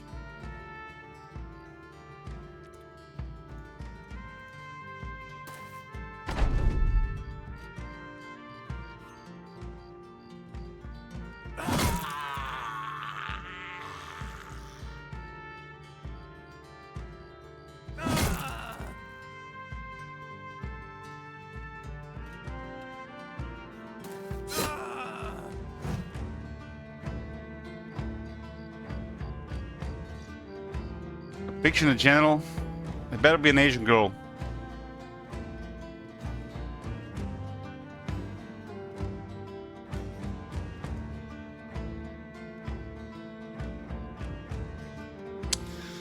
I gotta start playing some Bubba games. A couple of Bubba games got updated.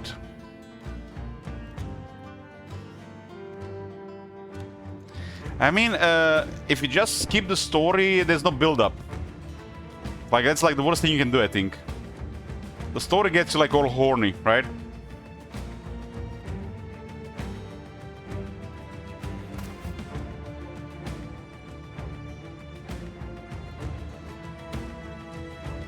I swear, I played a Bubba game that the story was better than the Bubba stuff.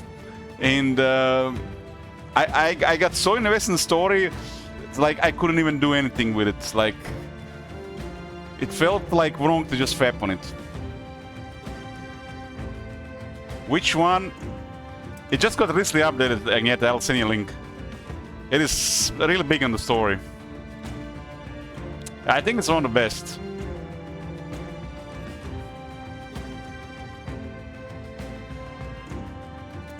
It was emotional damage, no pop allowed. I put it in Muradi's dungeon.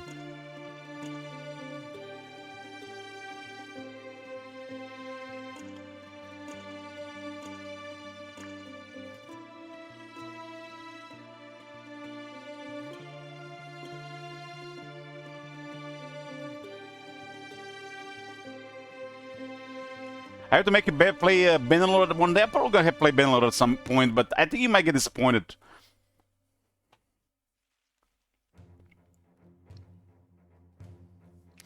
Bumble says, don't worry, Elich, I got nerfs around Bubba too. You mean like real life? Real life, I avoid women, man. It's like the worst. Women scare me in real life. Unless I had a couple of drinks, I go the other way.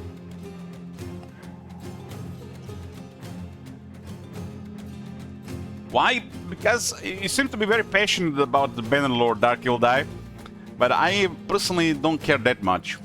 I would hate to disappoint you.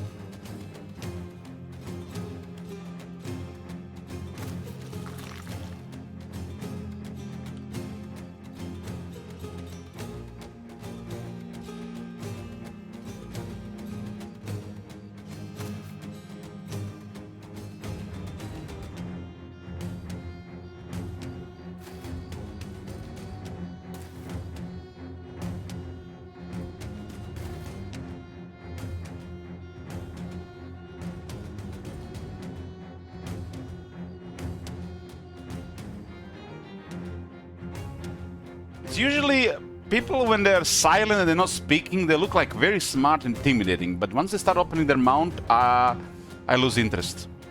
I don't know. It's like, what the fuck am I going to share with them? Like, what kind of interest are we gonna share? I have to fake it. And what are we gonna talk about, right?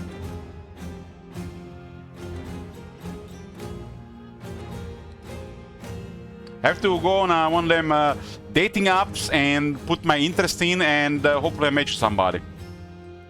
That was my only hope. Fitness, anime,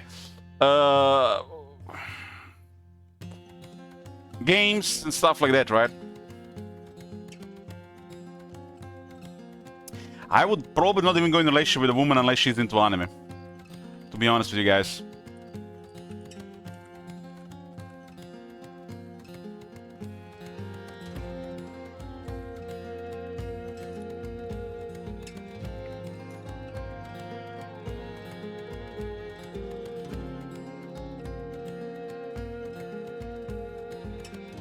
Yes, Sparta, what he does with his wife.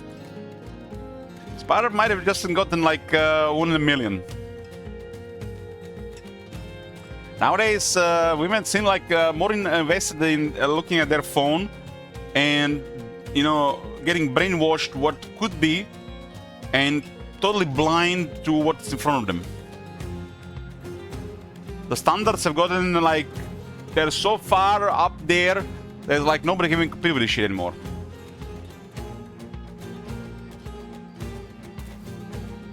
Unless you met somebody while you were getting educated or you were going on a job, it's literally impossible. It's kind of like going shopping.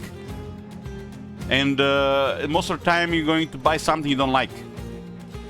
It's not going to work.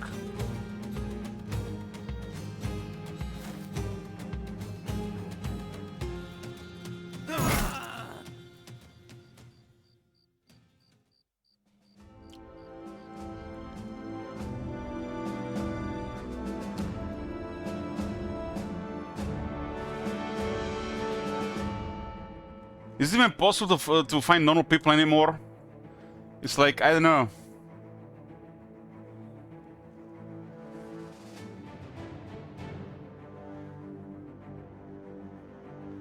The world is massive, right? But finding the right person, it's getting more and more difficult every day. Dark says, I'm a normal person, LOL, that likes playing video games. I mean, playing video games, most people do it nowadays. If you're a normal person, I'm not sure, questionable, debatable, arguable. Debatable, yes.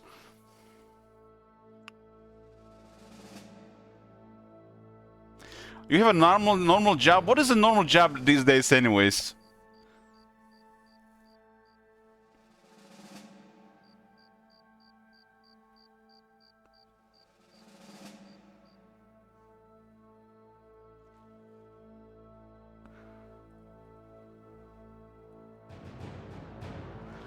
Am I going to do some Heroes of Might and Magic Player versus Player? I'm not really planning on it, Scorpio said, but it can happen, yeah. I don't mind playing multiplayer in that game. So, Bloomcools has said on Discord a couple days ago when I posted my barber picture. I was at a barber, and it's hard to explain to some people why I got to a barber. I could do this thing at home, but it's literally one of the only face-to-face social interactions I have in my life. And this is why I go to barber. While he's shave my head, sort my beard, we talk about stuff. Sometimes, even after we are done, we talk about stuff for like an hour. I have literally no social interactions with people, really, so this is like one of the really few ones. This is why I go to a barber. So my barber is like, it's a social interaction. It's like a therapist, exactly. Dark Eldai. We talk about stuff. He's seen me improve my body, lose weight, get muscle, and he was curious as well. So he wanted to do it himself, and he's doing it too. Lead by example. He's seen me when I was really fat. He sees me now.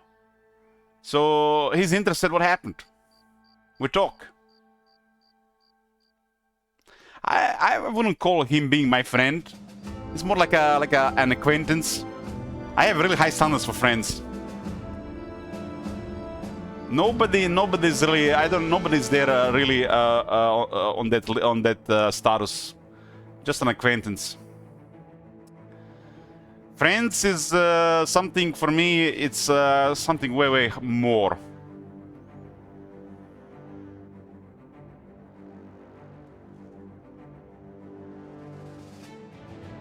So I go to a barber because of a social interaction. Because you leave your house, you go to the supermarket, you buy food, you interact, you pay money. It's basically just house, groceries, exercise, home. You not talk with anybody. Everybody's just there as a part of the process. Social interaction has disappeared.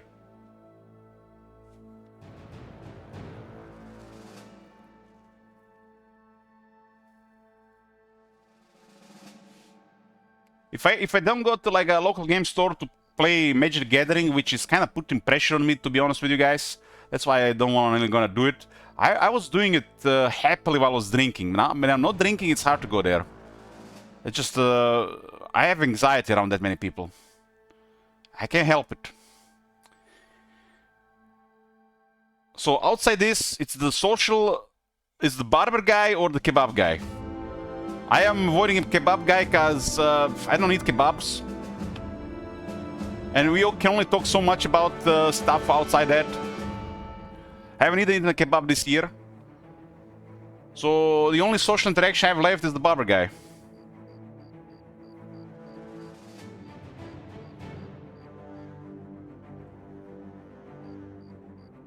The kebab guy is so funny, man. He got a third kid. He's sacrificing his life for society. I'm interacting social right now. It's not the same. It's not the same. I don't feel pressured doing it here. Outside, it's different. If I don't have a couple of drinks in me, I can't even start. If we don't have some kind of common interest to engage into a conversation or socialize, I don't know how to do it. I don't think it's impossible.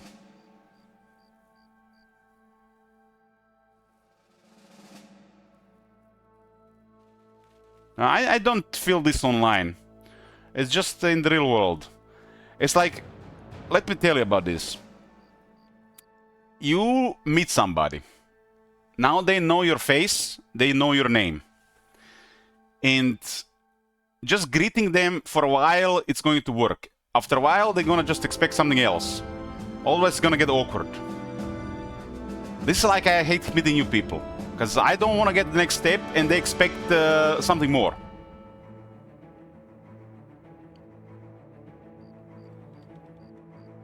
There's only so many times you can say greetings to a person over time.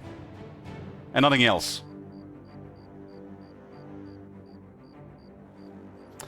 I mean, I told you how I do it. You know, I mimic the kebab guy, his second line, and then I use that second line to somebody else. And it works.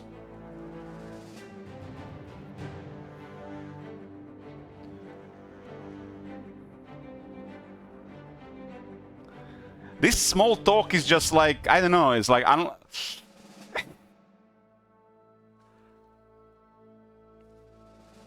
it feels so stupid to go with it. But it is what it is.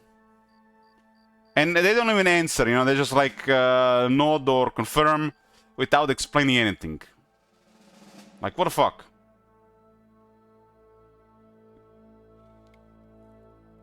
They do something new.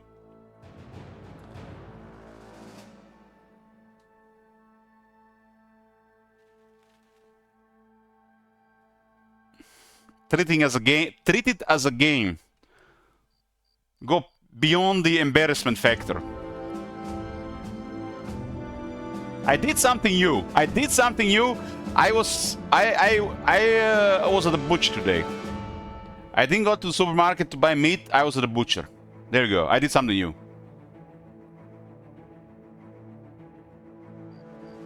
That's enough new things for me this year.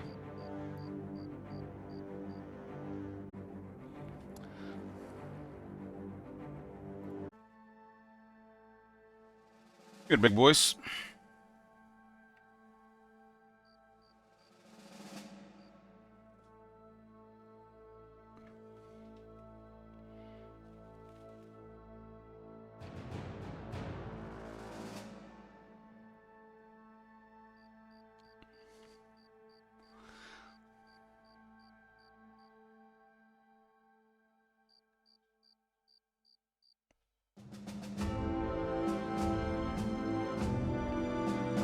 What is boys that he works about? You're the boys, cause there's no girls here. It's just a sausage fest here.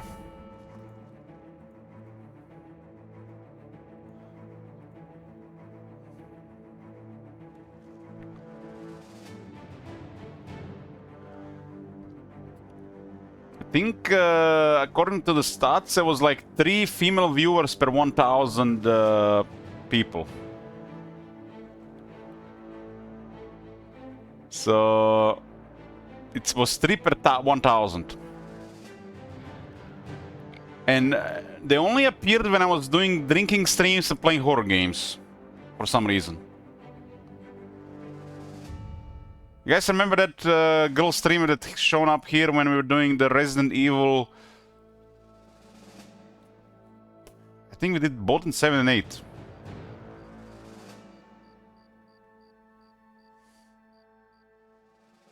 The cooking ramen stream enjoyers. I haven't had a cooking ramen in 1 year. I had it last year around this time. I bought it for the old time sakes. I mean, it's internet is hard, Agneta. You know, your name is Agneta. You know, until I saw you in real life, you know, I thought you were a girl. You should have a different name online.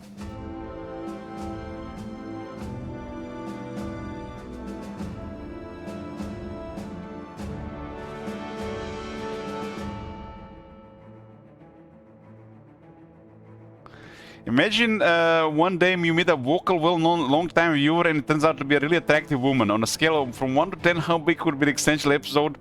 Well, it would definitely... I would probably start laughing. Like hysterically. That would probably be my response. Hysterical laugh. I would have been laughing so hard, she would have probably started laughing too. That would probably make God to move. Because... yeah.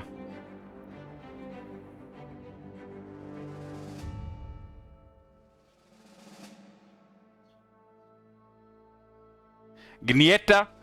I mean, you should tell me these things. How am I supposed to know, man? You know, I try to know English and Croatian.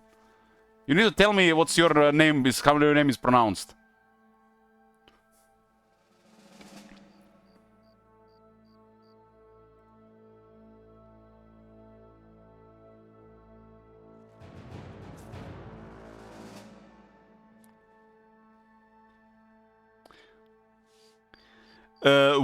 You shut up, man. Who the hell is with that name? That name is so ultra confusing. It's been torturing me for years. Like, what is that? Wet TV? Is that Wet TV? Like, what is that even supposed to be? That name is just made to fuck up with the streamers, I'm telling you. It's like one of them Americans picking up a Japanese name and then torturing American streamers because they have to pronounce it. That's exactly what it is. I knew one of the guys like that. He used to be supporting this channel. He had a Japanese name, and he ended up torturing American streamers with the donations, so they had to read his name out loud.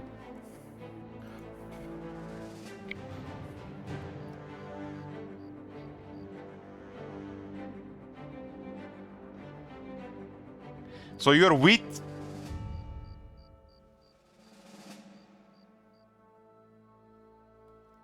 Wheat is the one with the... uh-huh.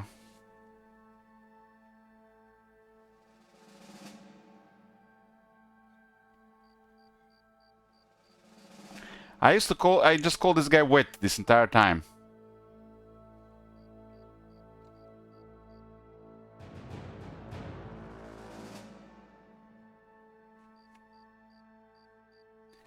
Wet hat we. Wet hat we.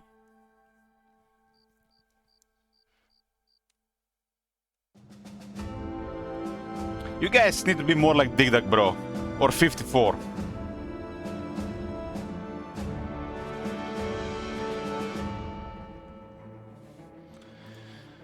Three, 5, 7, 8, 11, 12, 14, 19.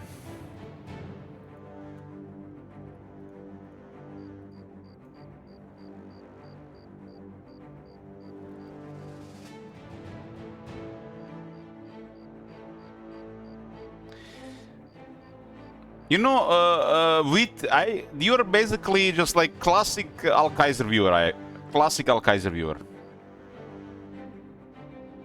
If I imagine an Al-Kaiser viewer, I imagine you.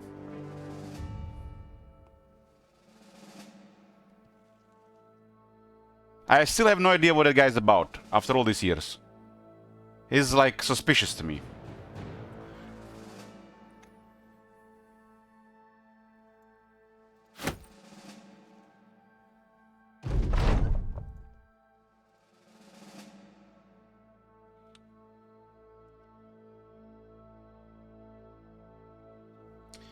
Sir Conrad's spine. This spetum is especially well crafted and its 3 tips have been honed into perfectly pointy spikes.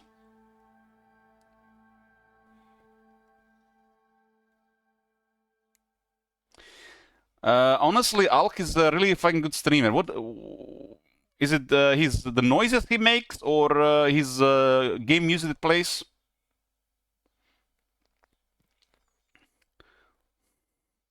I get too distracted by his chat.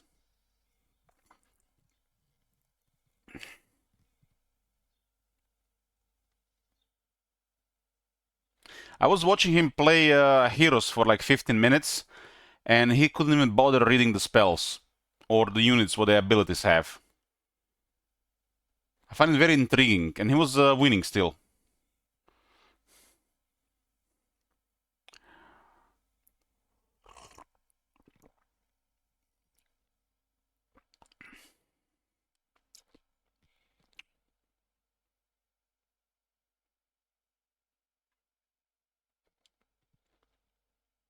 How heavy, how big is this thing?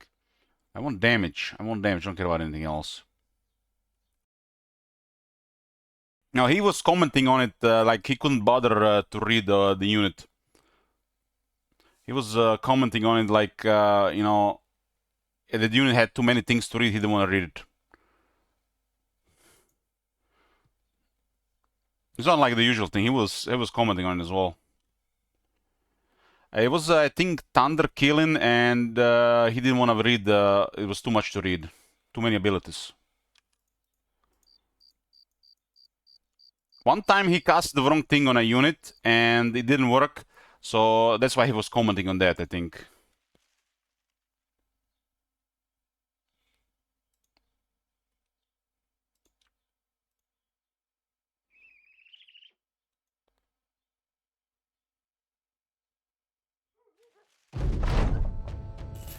I've heard about Al Kaiser during Diablo 3 days.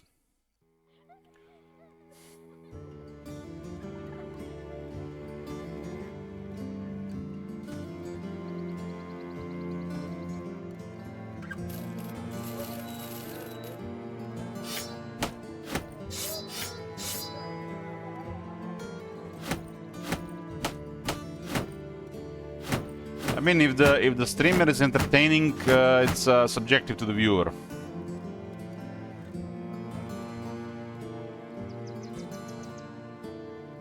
Can we go back to Diablo 3 launch? We can't.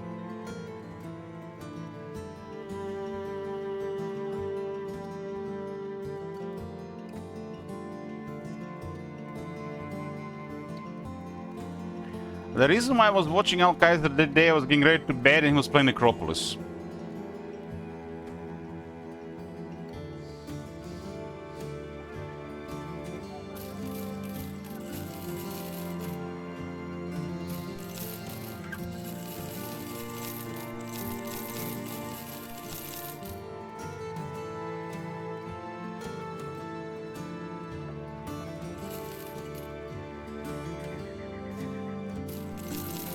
Having titties doesn't work anymore, Spinocchio.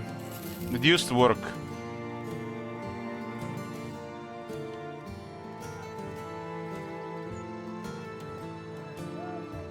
It used to work.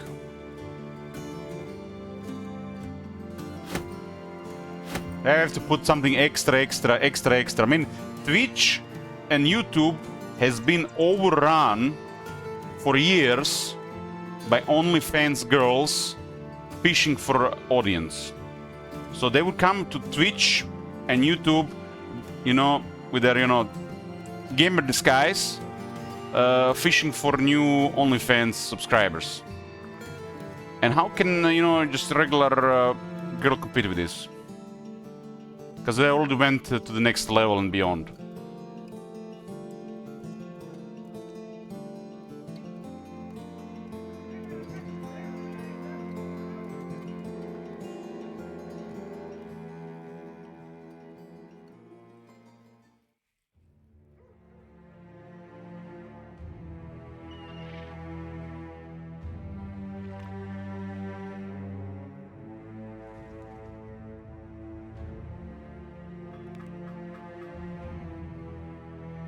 These women, they're really, I'm not even sure what the word is, but dishonest. Dishonest probably what it is. Like, I remember there was one ASMR artist a few years back.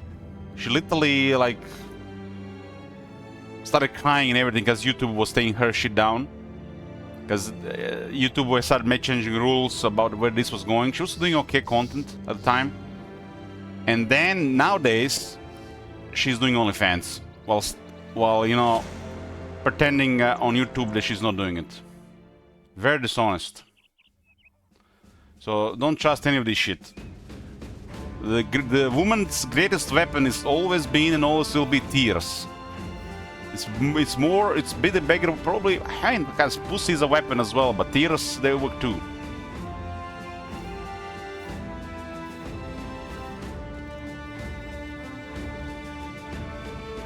A lot of them really, really dishonest. You never know if, well, in the case where this is like a real thing happening, it's another story, but most of them are just dishonest just to get, what do you call it, the drama going and getting something out of it. They're just monetizing on it. They'll do anything. You know, like Warrior people say, anything for Sigmar. They'll do anything to grow their subscriber base. They're young and they're pretty and they gotta use that body for a couple of years. It's easy money, right?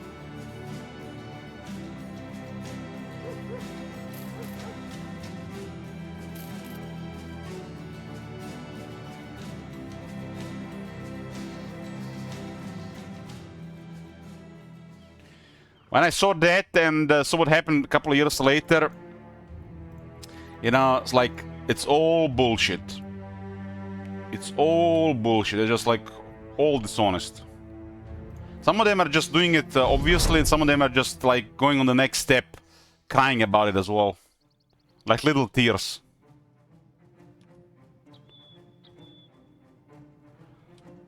They don't even really comment on it unless they get caught. And then they later on, 10 years later, oh, they made me do it. You know, they made money and oh man, I didn't want to do it. It's like, you know, like several really big porn actresses, they made it in life, you know, You know, it's a job like any other. Like, they had the body, why not use it, right? It's easy. Not the end of the world, but it's kind of like, it's frowned upon, you know, especially these people in society. Unless they embrace the persona of the porn actress, they have to go with it. If they're doing it and they're pretending to be somebody else, this is the most damage you can do to yourself, your image, your emotions, your personality. You have to embrace what you do. You can't do it and then fake it that you're not doing it and you want to do something else. You have to embrace it. It is what it is. Especially if you've been doing it for years and online and stuff. And they are literally made it. They got ahead in life doing this frowned upon things. I mean, it's 2026. It's normal, right? Who the hell cares if somebody's frowning upon in the West? Like, there are worse things to do. And now they're just pretending they're doing honest things, and they've never done stuff like that before. Just own it, right? If you don't just discard it like it never happened, like it's like it was some kind of bad thing to do.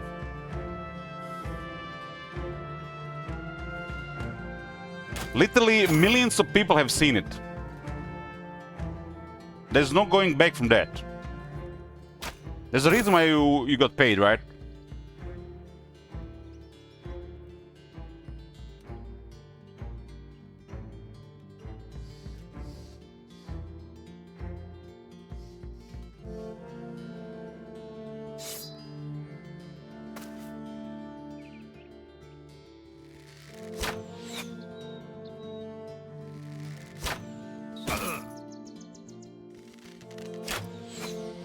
I mean, it's a chill stream, Strapty. Peasants and the music is just background.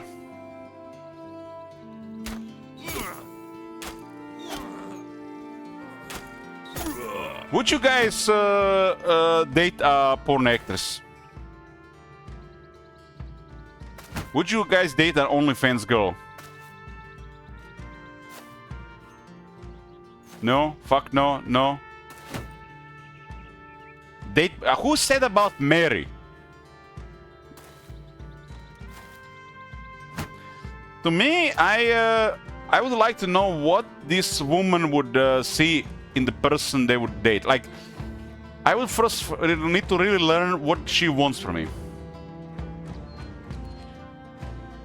What she wants from me. Are you guys not curious what she wants from you? Because the women, they always want something.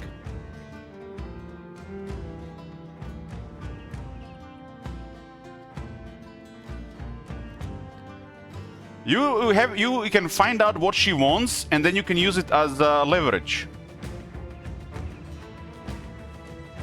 It goes both ways.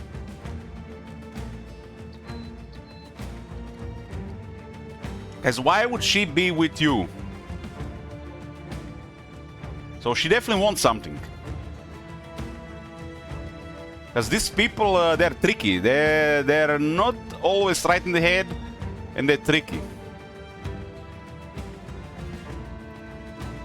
I'd be curious to know what she wants.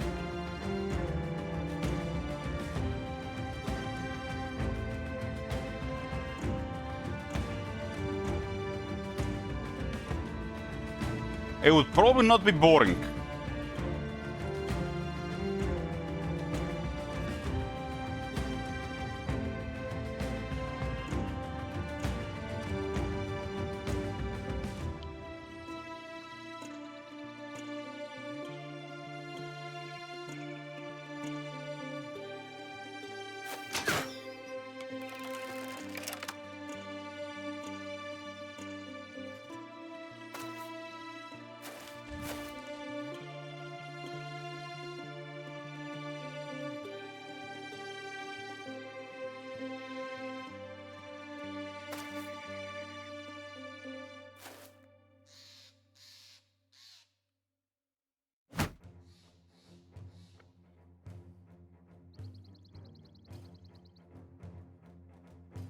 I mean, that's how I am, you know. Like, if somebody is messaging me or somebody is asking me about something, I just wonder what they want from me.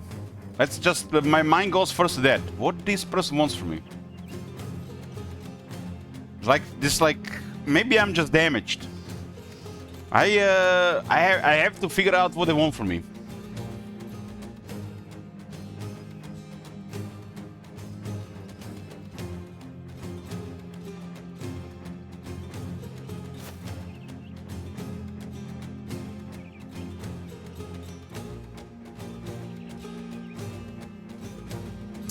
Marcono says, I want to hear your sexy voice on streams, that's all I want.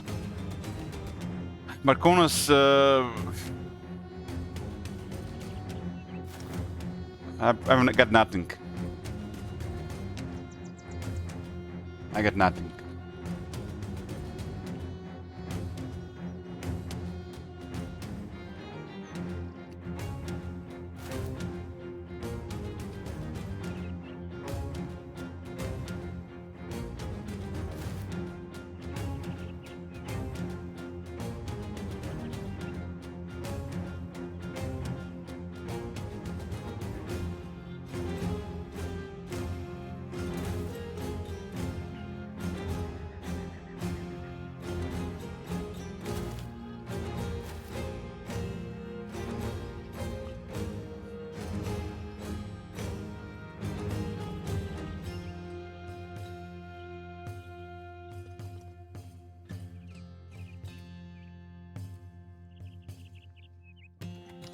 Well, Eintroll is correct there.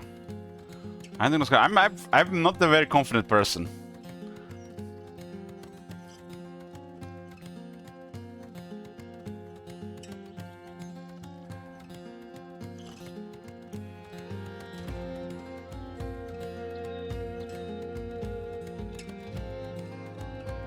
I don't even know what it means, Marconos. I don't even want to Google it.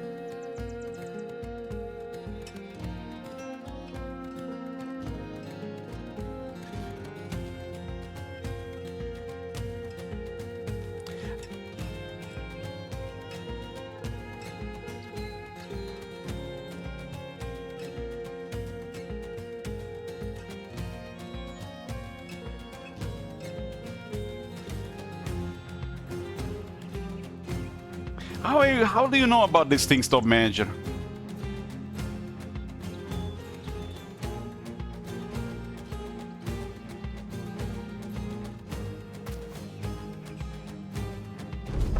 I always knew there was something off from Marconos. It was always been fish to me.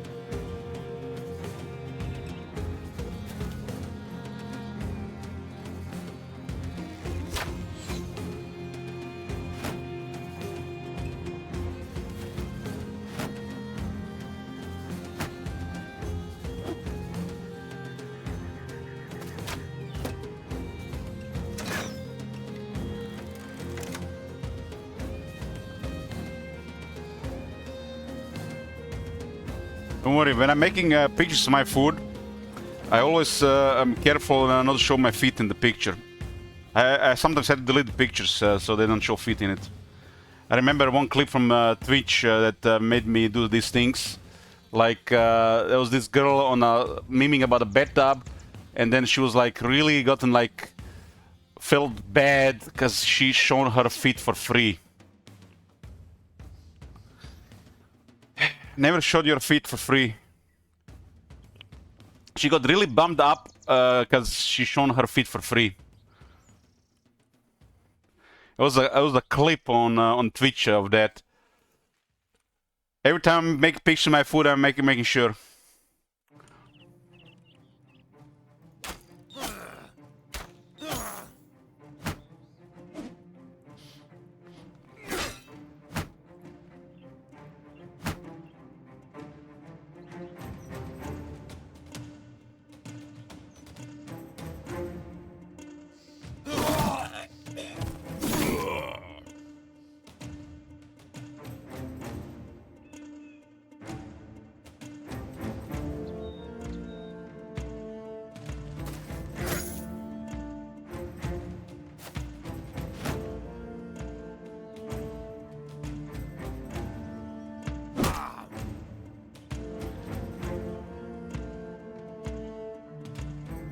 This is really bizarre. There was this one singer, I think, from UK, or maybe it's from America.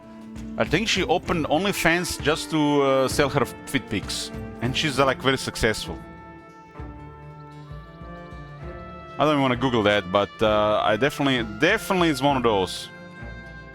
So yeah, people are paying for this stuff.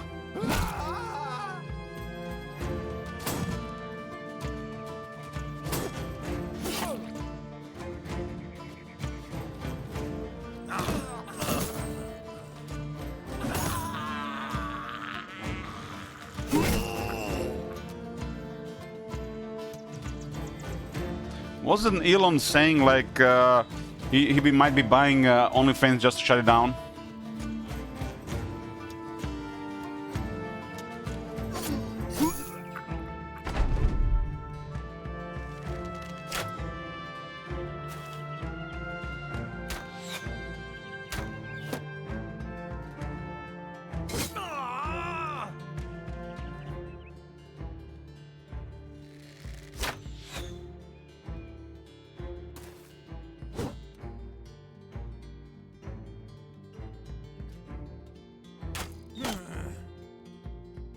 They're all routed. All the flags. Something in my glasses. Something in my glasses.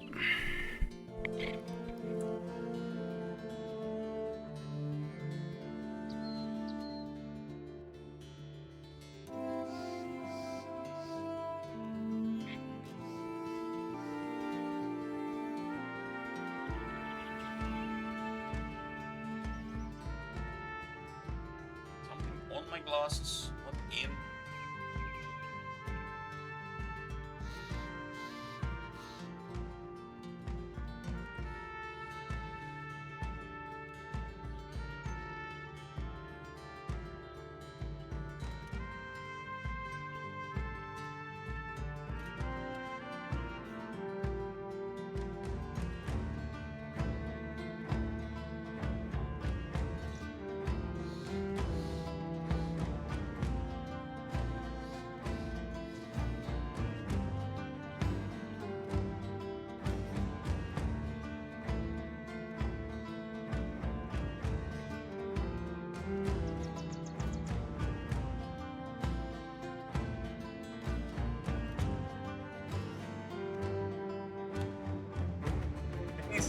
What about like this now?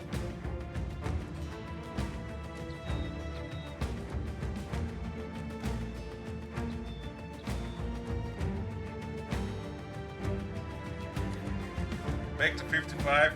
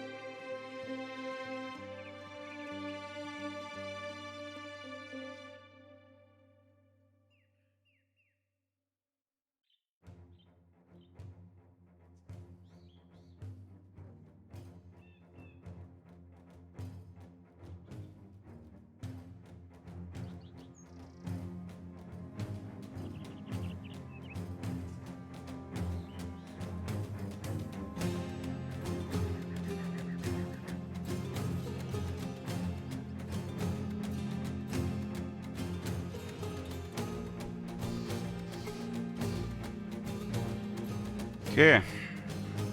Glasses fixed. The dent on my head used to be way, way worse. Should have seen it 2 years ago. It looked pretty bad.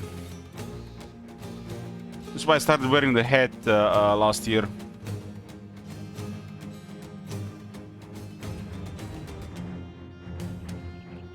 Should go away in a couple of years.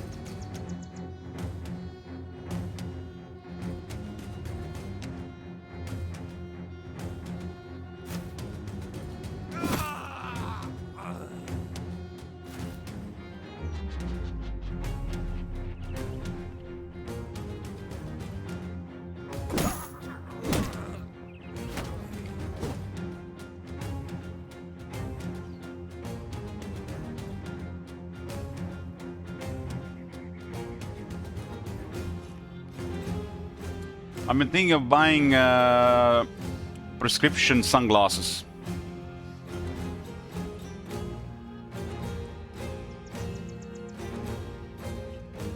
Not really a fan of sunglasses, but I've been thinking about it for a while.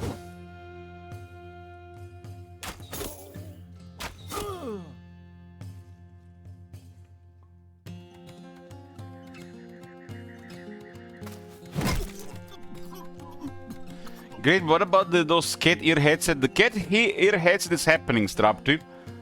And table microphone is happening as well.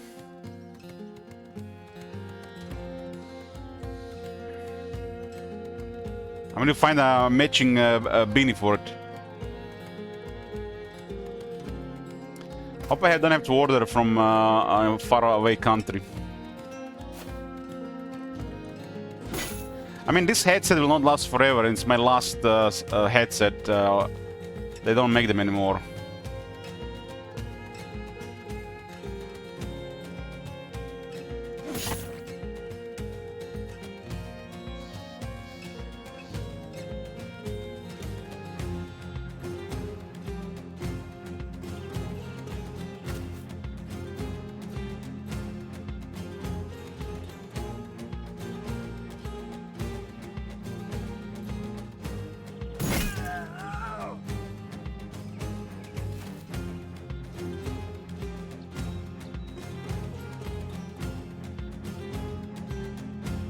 I've been thinking of buying this for a while.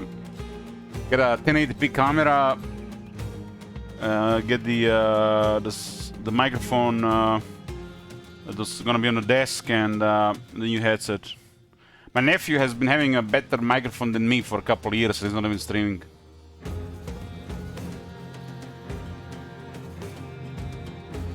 Give back your son the camera. Who? I don't have any children.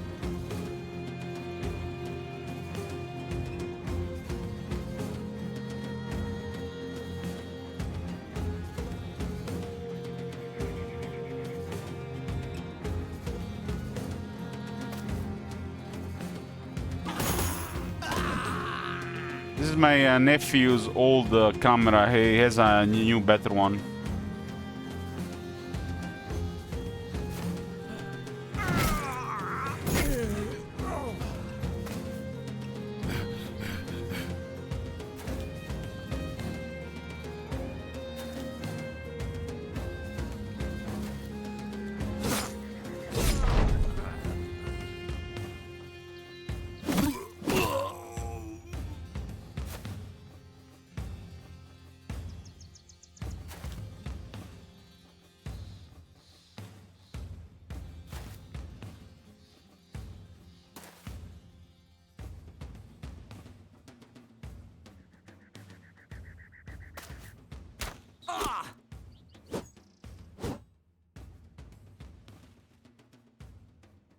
You guys think we were gonna see Bell Bars too?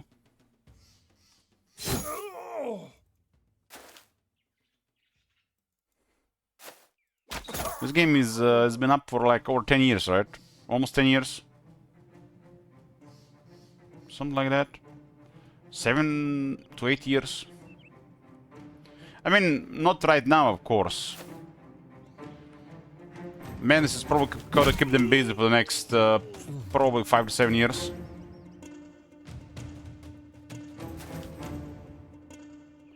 Elich's legacy will be a school of streaming, bearing his name to inspire generations to come. I'm too anti-social, something like that. Most people in Croatia don't even know I exist. I've been invited to some of these events regarding content creators and influencers. I never go.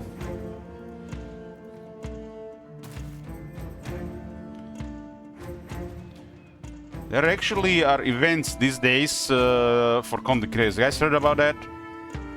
It's kind of like, I don't know what you call it. I don't remember what you call it. It's kind of like almost like a show.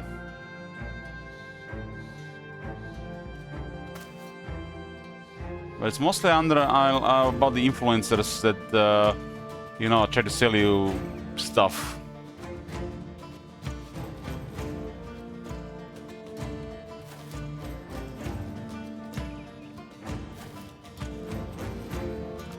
I got for that. I'm probably needing another zero to my viewers and subs intro. This is you know, this is a small channel.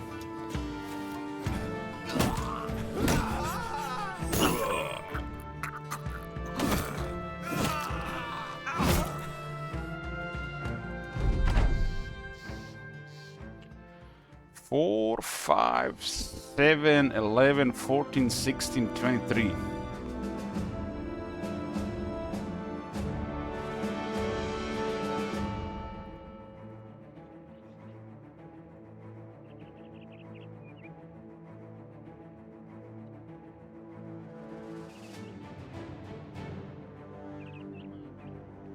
I mean, it's how the popularity works. You don't get attention without people, enough people backing you up. Just how it always worked.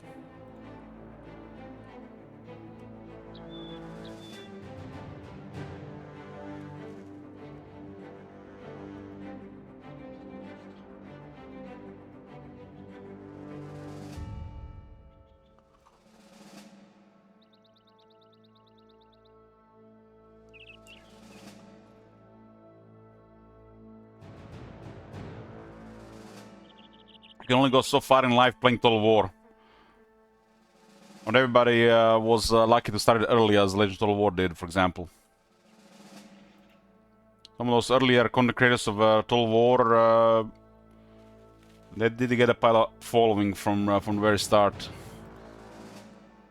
I didn't even have the internet capable of uploading until 2016.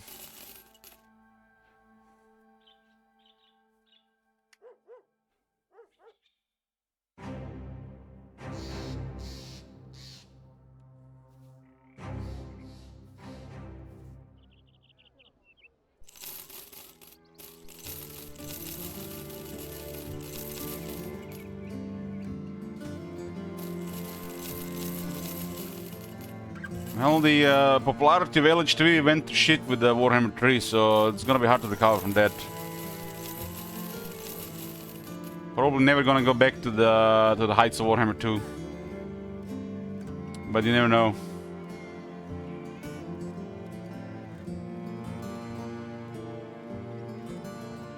You never know. I don't think Warhammer 40k will be on the level of Warhammer 2 Top Manager. It's probably gonna be like Warhammer 3 Deluxe.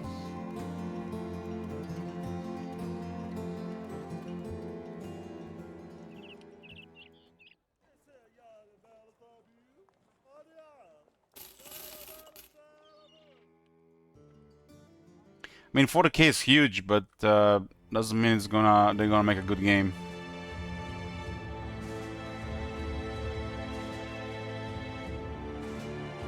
I mean, everybody's expecting another Warhammer series, right? Like Warhammer 1, 2, and 3, right? But what if their plan for the game is more like just one title and or saga version, just with different name?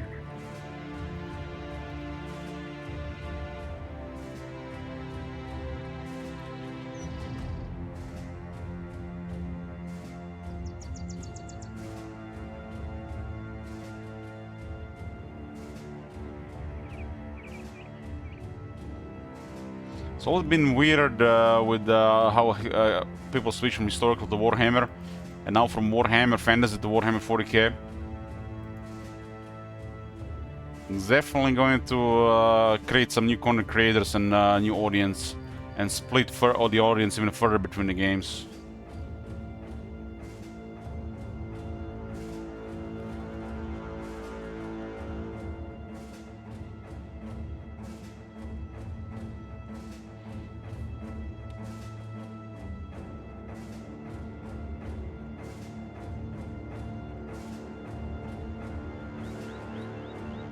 $800 viewers.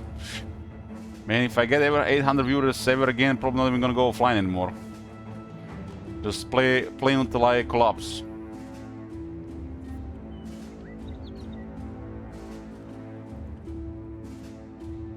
We are gonna be console unfriendly stream unless there's gonna be an NDA and not to talk shit about consoles.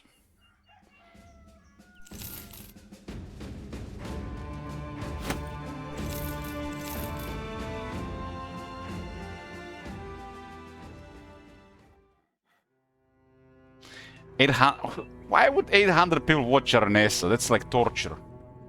Like 800 people watching Noctilus, I can see it, but Aranesa?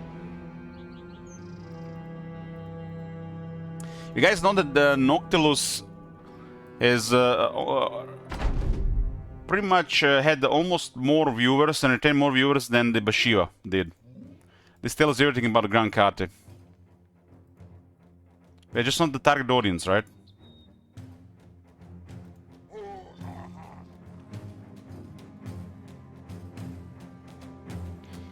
But Noctilus is kind of like a popular character, right?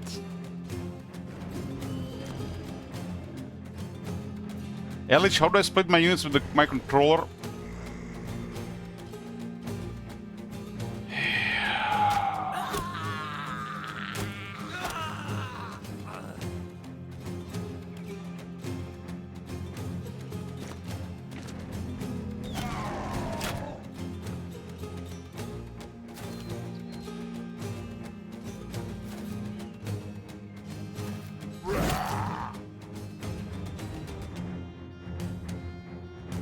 You guys memeing about this shit, but imagine a future where they make all the games for all the platforms. As the that would be so bad.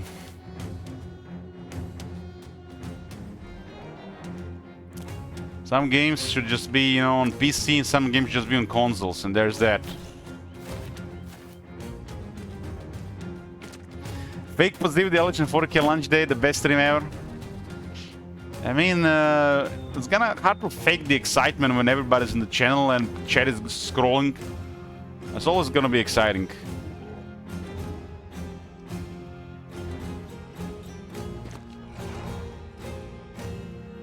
I mean, the chat in Warhammer right now, it's currently pretty quiet most of the time. There can even be like over 10 minutes without any messages.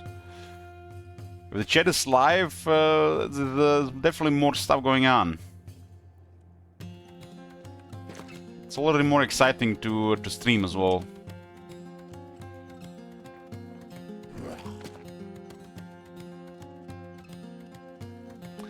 But guys, I have to tell you that if they release Tau, we're gonna be maining Tau. It's I'm a hater of the toxic Warhammer 40k people, so I'm maining Tau just on purpose. I already said it, it's happening. As a fuck you to all the Warhammer 40k toxic people.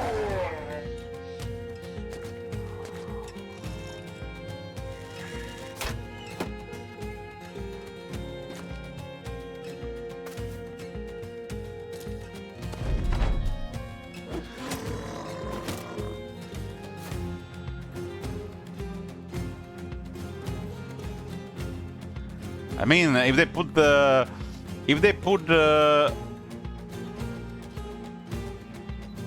it's called the Hammerhead. If they put the Hammerhead gunship or the, I'll be happy. We can probably expect the Hammerhead gunship, but the bellow suits and the storm surge. That's what the real stuff is. I'll be happy with just Hammerhead.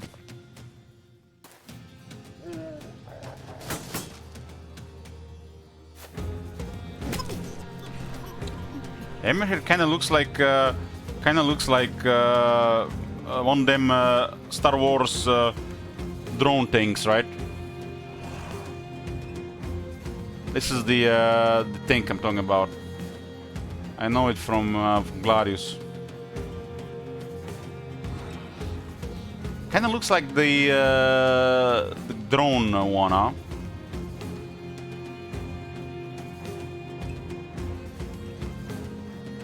How much is a storm surge? What the hell? Well, that's a reason enough to play the Tau. This thing is armed to the teeth. There's a bunch of rockets and a railgun.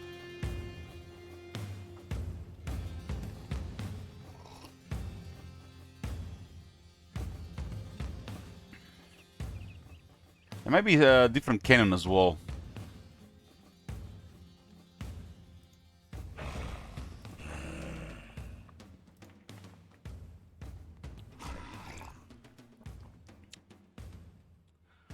Who is the target audience for Tau in Warhammer 40k? The Tau target audience primarily consists of sci-fi fans who prefer slick mecha and range shooting over grimdark gothic horror. This includes fans of Japanese anime like Gundam, and players who want a more hopeful, unified faction compared to the older, more oppressive civilizations in the Warhammer 40k universe.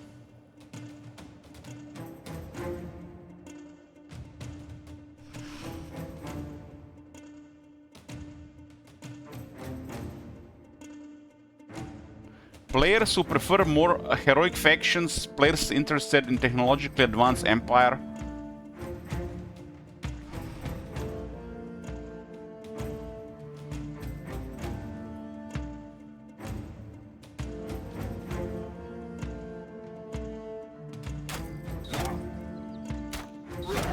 Three-way fight.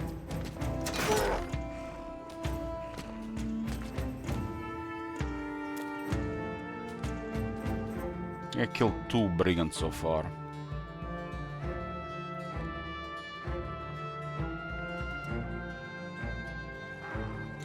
A buddy is building a storm surge model. The thing is enormous. It's ridiculous. So, can you ask your buddy for me if he has any advice against the Tau haters? I'm asking, you know, for real. How to deal with Tau haters? I need some tools.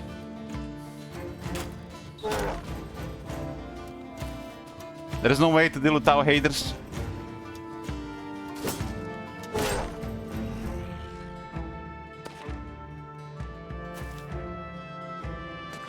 No worries, for take your time.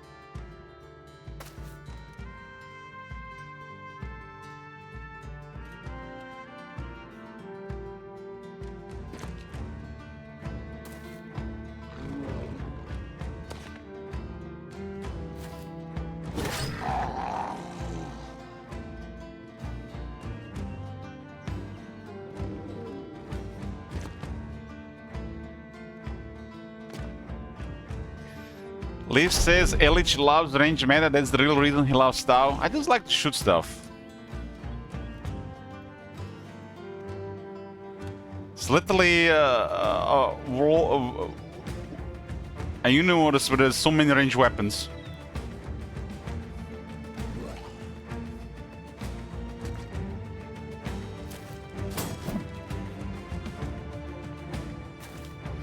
Who cares about the power fists, power swords, and mambo jumbo jibber jabber?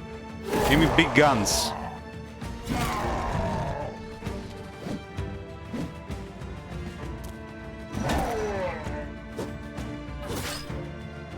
Preferably the ones I have to fire only once.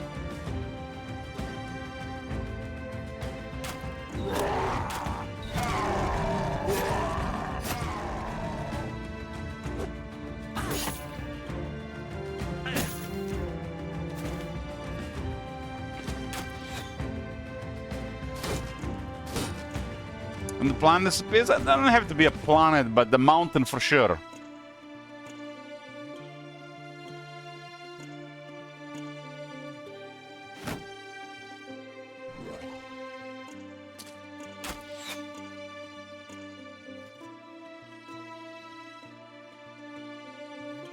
I don't like that hammer hedge knight.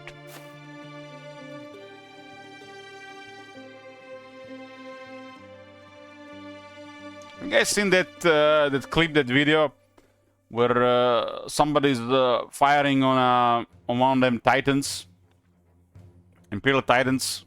I'm not sure which one it was, and the void shields are literally just mitigating all the damage. Nothing is happening.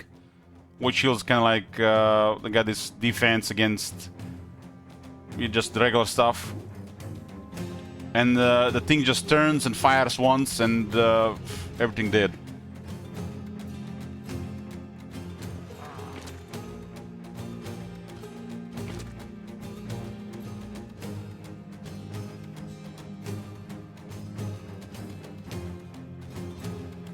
Okay. Just hold on, maybe I can find it.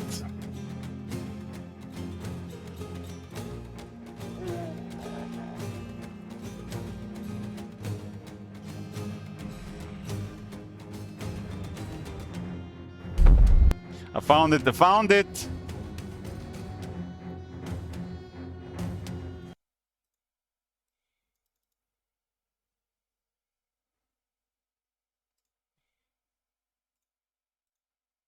There it is.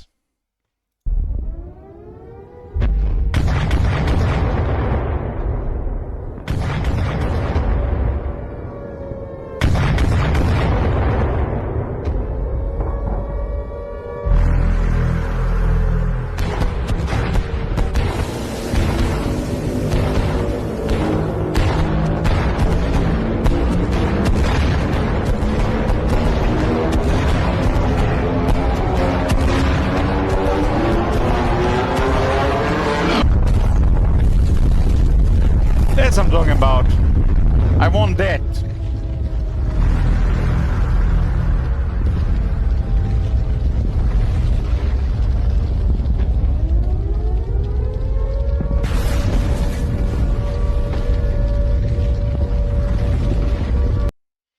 That's not a flamethrower.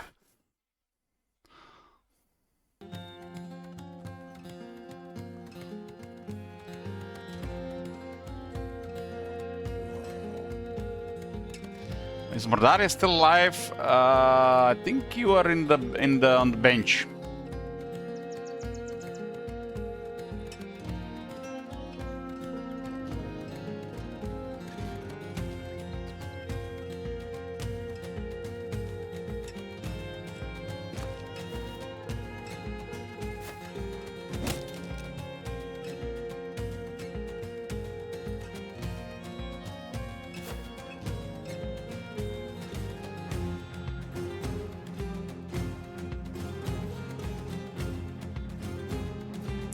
Olden Era patch 9 just released? No. Probably some hot fixes. They fucked some stuff up and they're patching it already.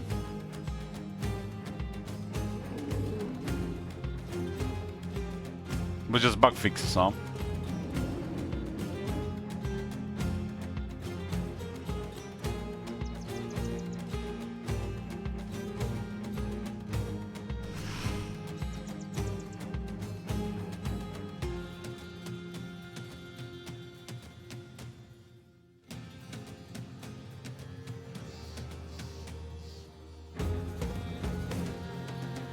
They wanted to refresh the gameplay, but they revert some things.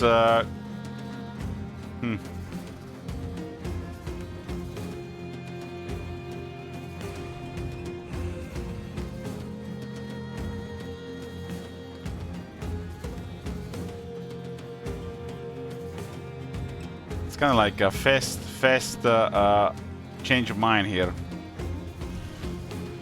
Warhammer 3 also lists a patch 8.802. They made the target wars even cheaper. Not sure what they were thinking, putting such a high cost in the first place.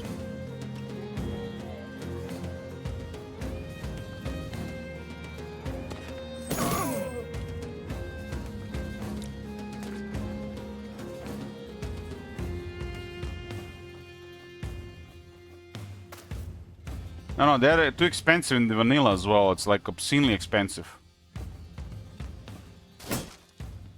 It's like this unit is not that much better than Jade Warriors, really, and it requires extra stuff.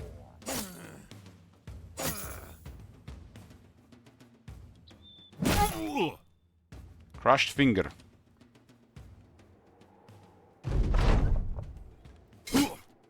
The guy can still hit hard here.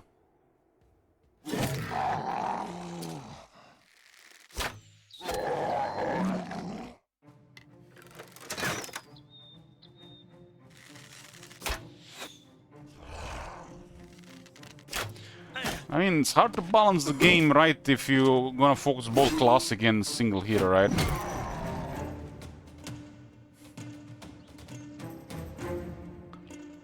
Because they're like totally different games.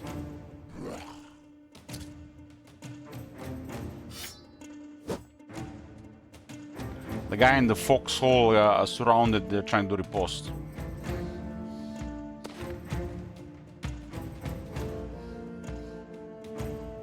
Yeah, the Oldest Hours was definitely crazy.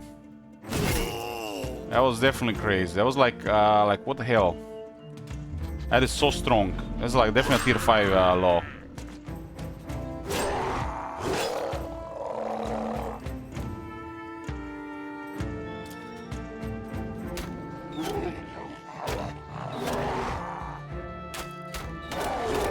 That's kind of like one of the best laws, right? Because the way it works, it's like you have no terrain penalties on a law. And you get +1 initiative everywhere.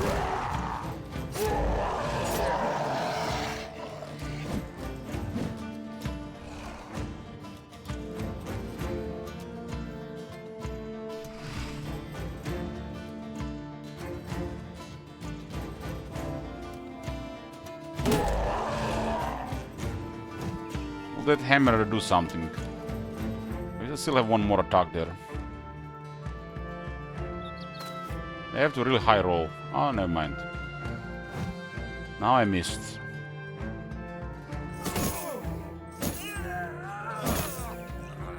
I need to hit with this one. Okay.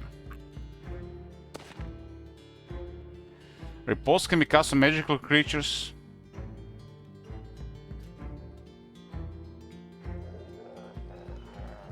Well. That's a Minotaur, that's a Hydra, that's a Griffin. But especially Minotaur and Hydra, right? It's pretty crazy for those two, right?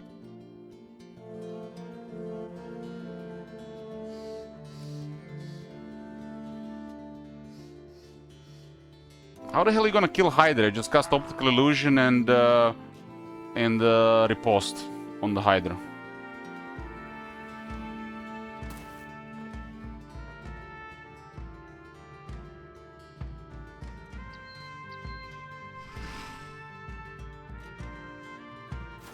All hive creatures got buffed. I mean, that was like one of the complaints. The hive creatures are not good enough.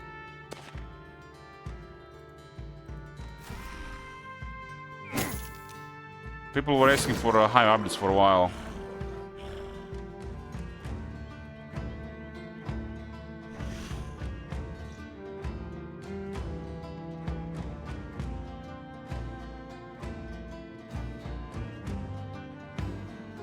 Big update for Parasite, huh?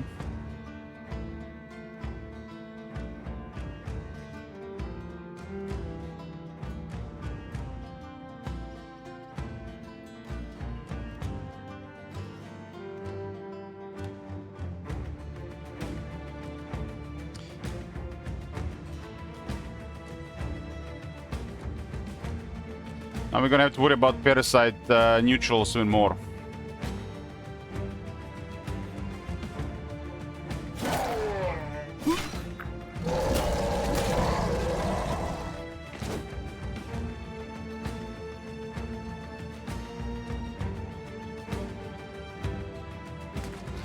I mean, top manager, look at it like this. Everybody's saying Schism is strong, right? Because it's easy to play. You go to a higher meta, higher rank meta. Players are more skilled, more knowledgeable. They understand what's what. The players who've been carried by using the Schism advantage, they all of a sudden don't have the advantage anymore. They even get wrecked by other stuff. At what level of game knowledge and skill also depends. The problem is the Schism is just dominating without much effort from the very start, but as the player skill and knowledge increases, it evens out. This is why the Schism is the most powerful faction. I will never put Necropolis first, just because it's so easy to play. I mean, who the fuck is even going to be at that level where these other things matter? That's the level of the game that it's unreachable for most people. So you can't just balance for those people. I mean, if they get to, like, I don't know, big tournaments and stuff, pro leagues and stuff, I guess it makes sense. But Schism is always gonna be stronger than Necropolis, just because they just have a smoother setup. It's not gonna require knowledge and skill to get going.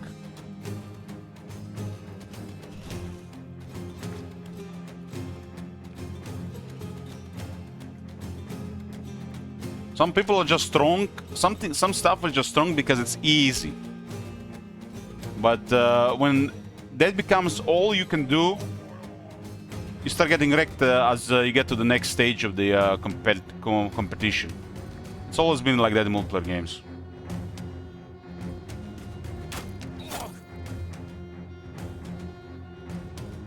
Most people probably haven't played Hive, so they don't know how to fight the Hive, especially if somebody is using the Hive very well. And that makes the Hive dangerous. Just the non-knowledge dealing with them.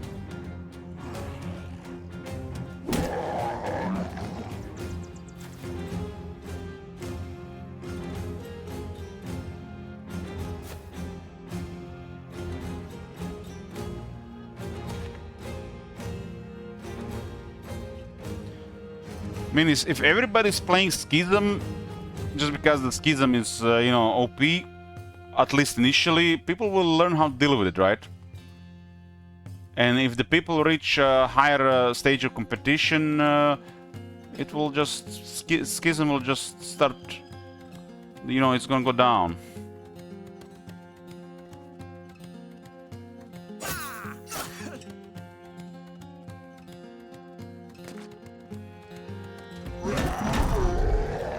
Sometimes all it will take to shift the meta is, you know, mastering the underdog, because nobody plays against the underdog, so they don't know how to deal with it.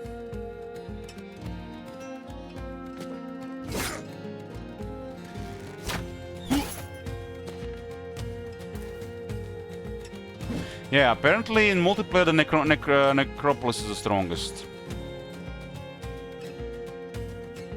I think it's problem because how the band system works, and that's why the Schism is like that. The band system needs to be more random. The band system is not fair.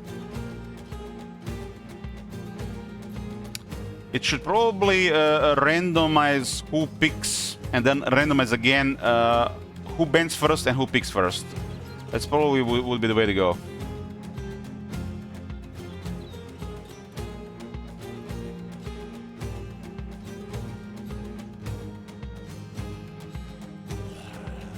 I don't know exactly the reason why the Necro is the strongest in multiplayer.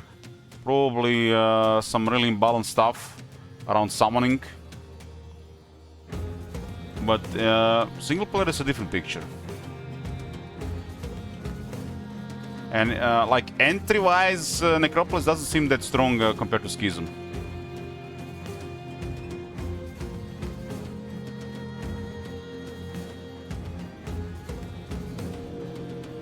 So it's hard to ban against Necro.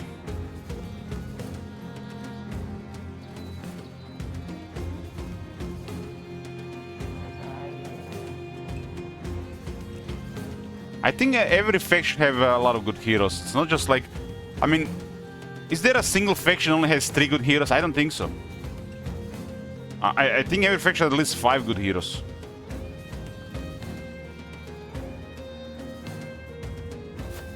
I don't think that's that big of a difference. You just have to get knowledgeable and experienced enough how to play these heroes, and that comes with time. Some probably gonna be easier than others.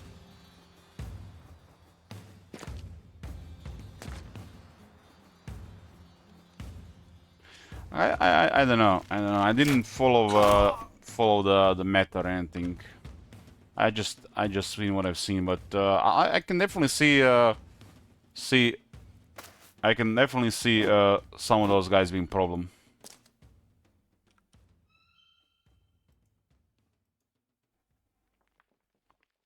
I mean, when they are banning, they have to consider the things like countering the opponent's snowball or countering just a stronger hero later. And if there are too many heroes you can snowball with, it will not matter, right?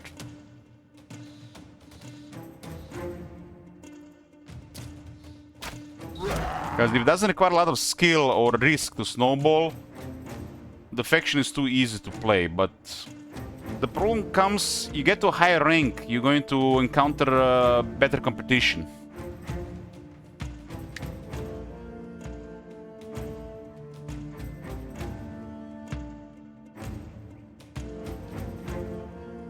If I was playing ranked, I would have probably never really just picked one faction, because you're gonna get messed up in the long term. And I would always ban Schism, always. Always ban Schism. Nothing else, I would always ban Schism. If I ban first, I would always ban Schism. Always. I would never ban anybody else, I would always ban Schism first, because I don't want to deal with arbitrators and the communion thing. I'd rather deal with something else. For me personally, I would always ban Schism.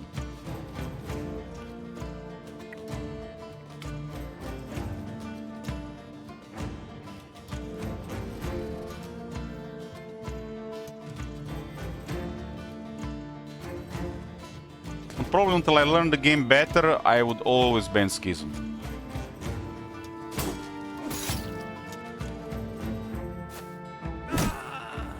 I mean, if somebody who has limited experience multiplayer, to me it's a big problem.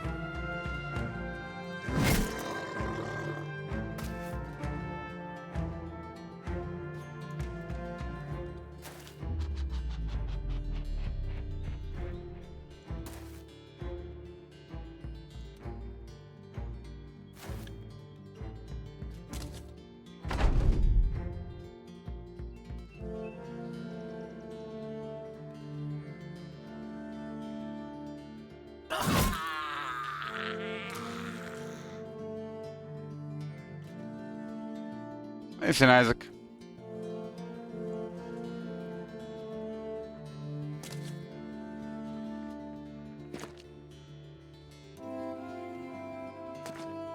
If they snowballed,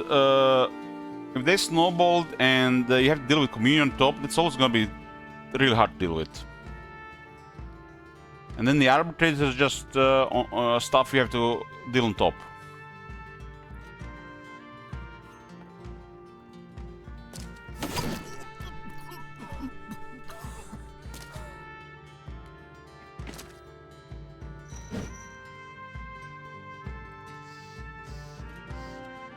I don't think the bans are about balance. The bans are about what you don't want to play against. Because I don't like playing against Schism, so I will always ban Schism. I just don't like playing against Schism.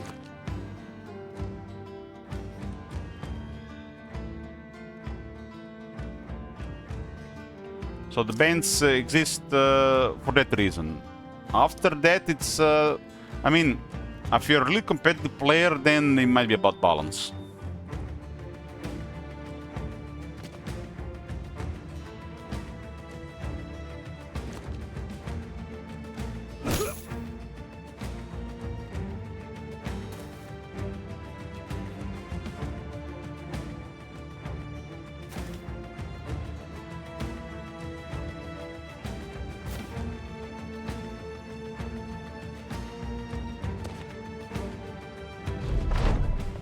Gonna add like 6, 4, 7, 10, 12, 14, 15. Let's add 7 here.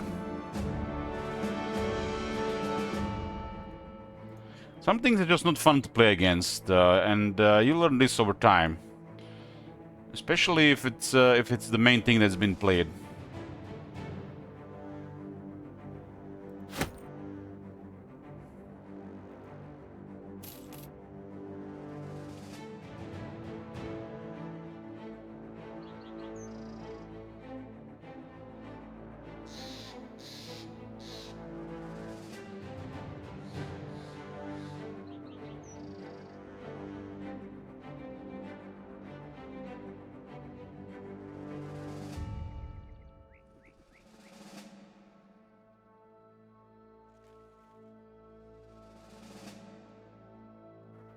It's really strange how serious they are about multiplayer in Olden Era, considering it's early access.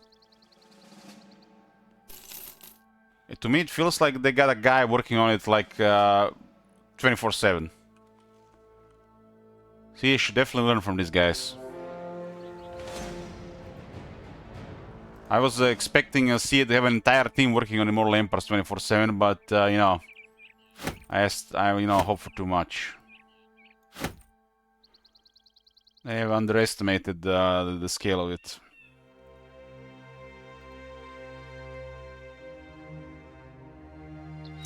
Yeah, I do hope they sort the single player, because right now it seems like they're really focused on multiplayer. The single player has really big fundamental issues.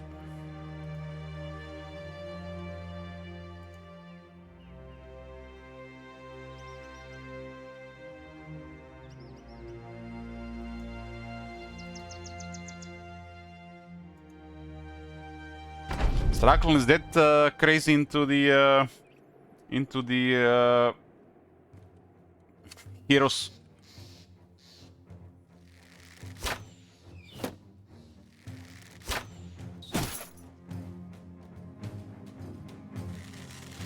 Poor guy is obsessed.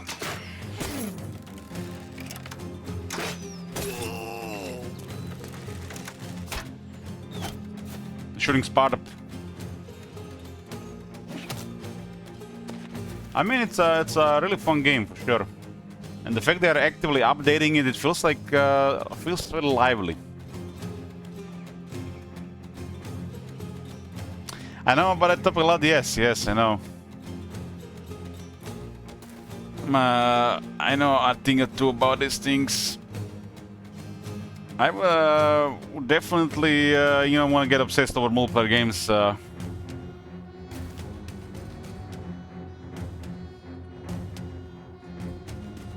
Times have changed.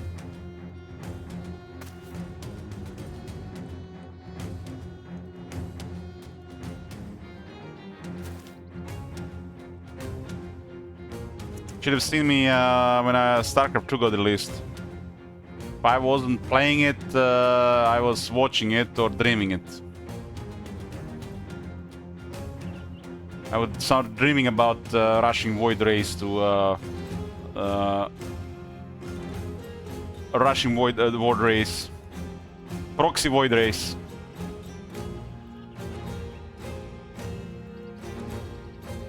Was so satisfying watching the Void Race build up damage. I'm a Protoss main. I'm a what do you say? I'm not even sure. I'm a mentally stable StarCraft 2 player, so I play Protoss.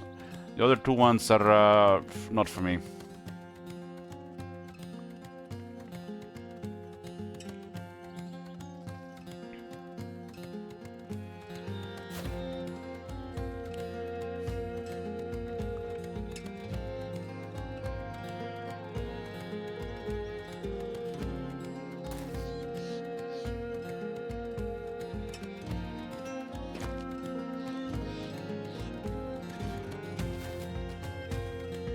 I know my limitations, so that's why I chose Protoss.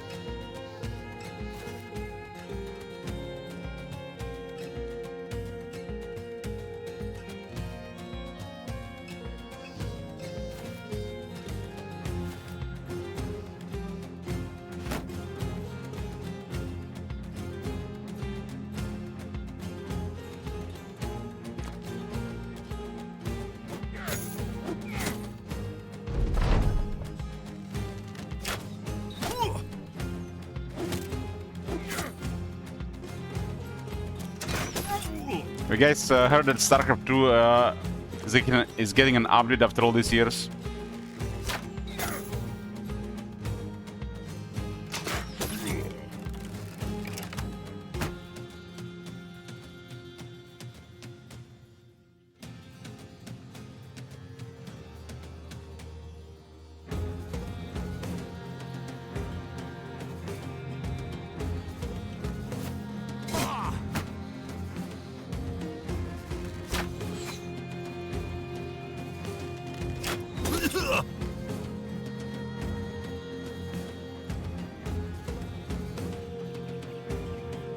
You got quite a heal here.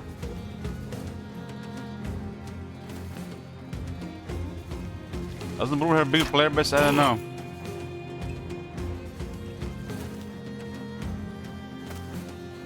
I like StarCraft 2 more than I like Brood War.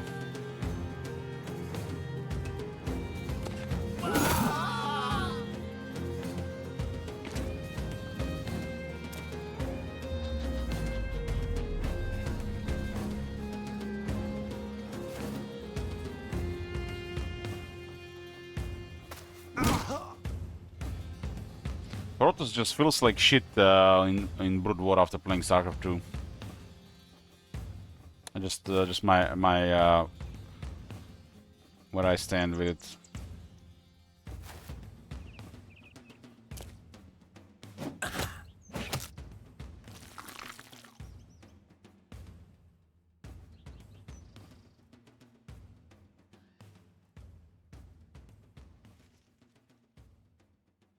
Hermitage.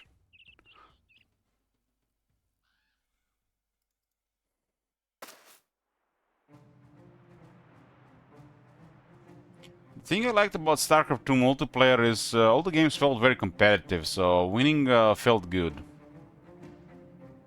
But it was also very stressful. It was definitely not easy to play all day.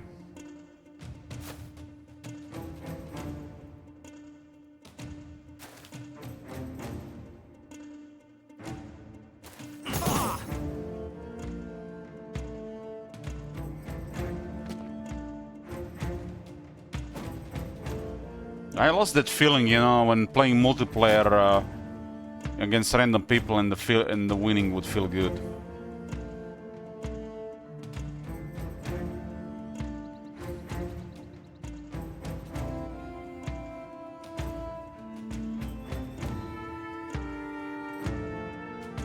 Nowadays, winning against 7 people doesn't feel good, and losing feels worse.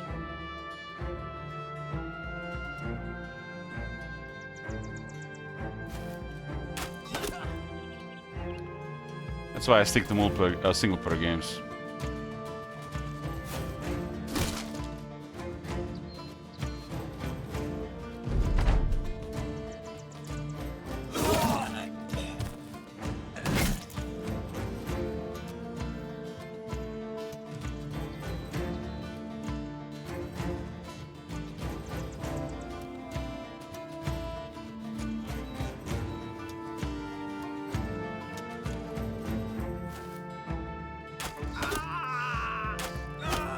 Damn. Clean. A couple of weeks ago I was thinking of playing some Counter-Strike 2.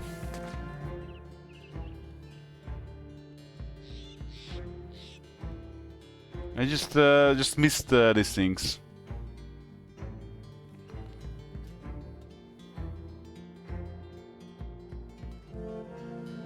I streamed the Counter-Strike Global Offensive once. Who was here when I streamed it? You can blame. You can you know. Strapty can definitely then blame it the old man reflexes and aim.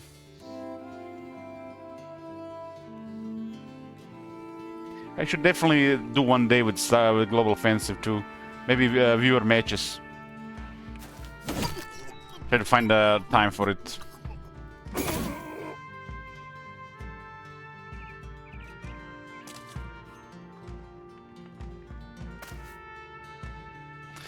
Marconis. If Marconis is gonna play with us, he has to be on the opposite team, so I can, you know, specifically target him.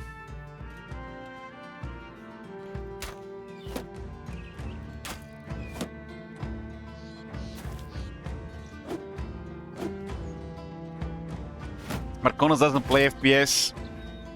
How come?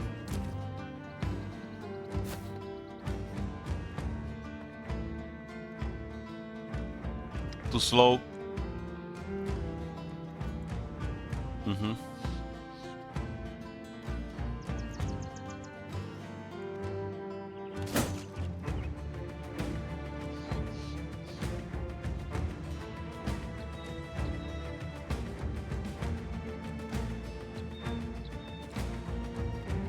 Hey, what about the single-player FPS games, though, Manager?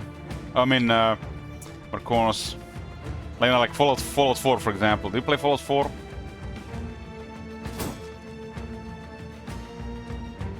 Nope. There is like the VATS system there, so you don't have to like do everything in real time.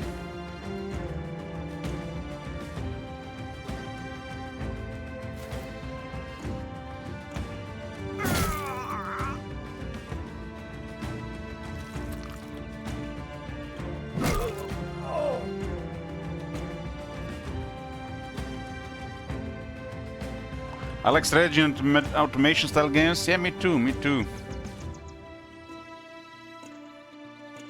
Me too.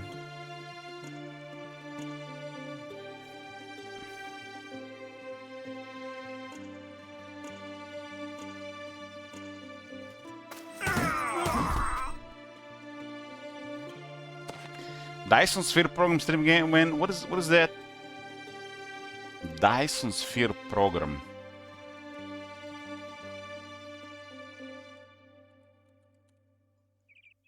It's a game. Early access. That has a very high rating. Very, very high rating.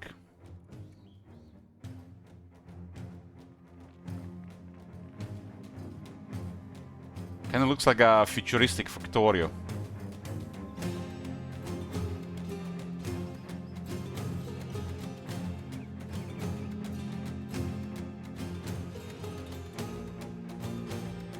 Factorio was one of the best games I played.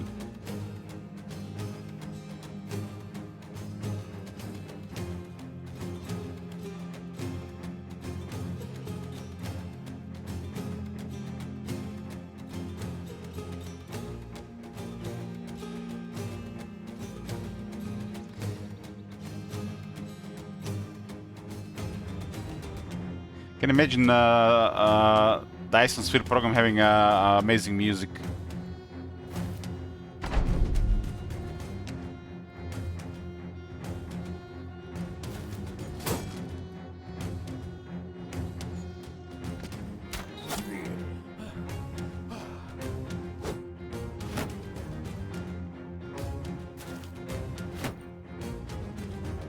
It's not an amazing generic.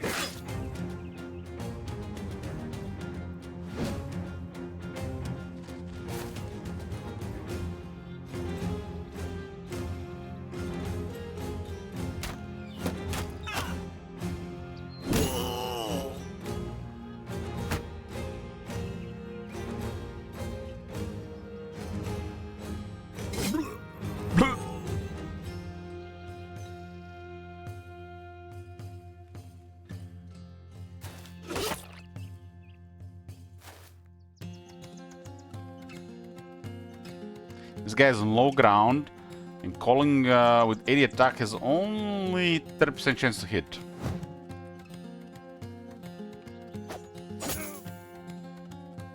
Sword Masters. But they're not all, they're so hard to hit.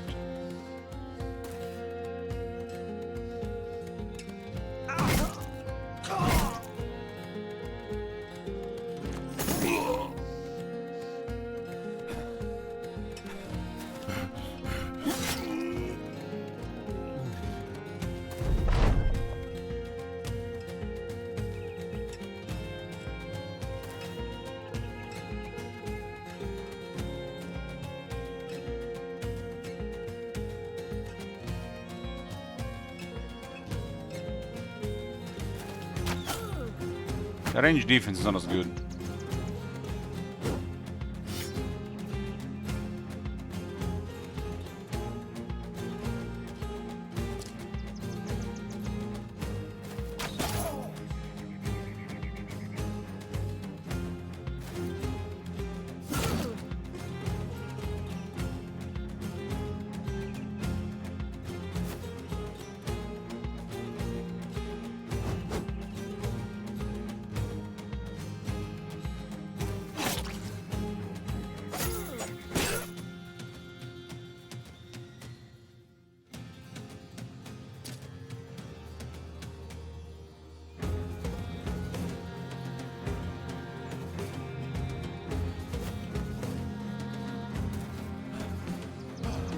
Stronghold Crusader, it's old school.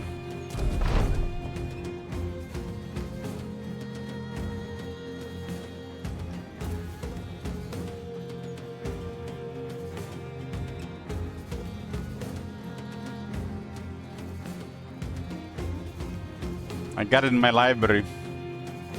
Stronghold Crusader 2, 29 hours. I haven't played it in 11 years.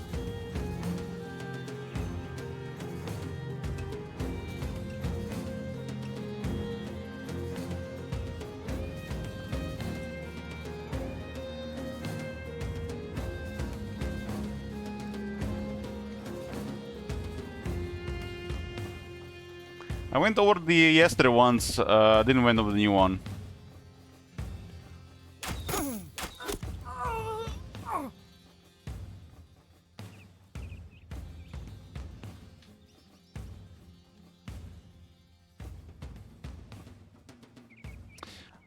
Antro, I mentioned earlier, did you hear they might be remaking Baldur's Gate 2?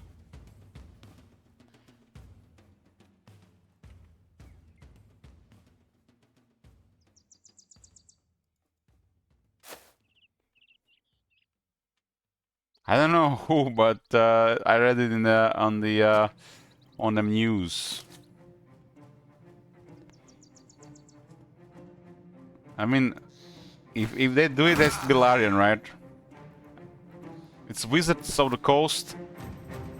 I guess they're trying to milk the success of the Baldur's Gate 3.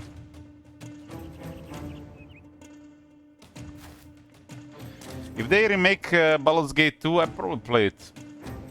It's one of my favorite games of all time.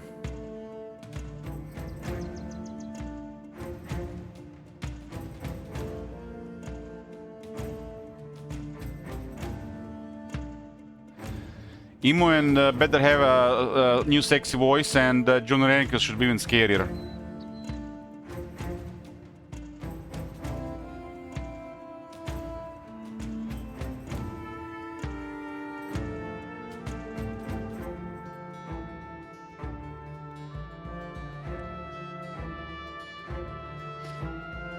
Wizard Coast are after the wallets, not the games. Exactly, they are just greedy bastards. But it is what it is.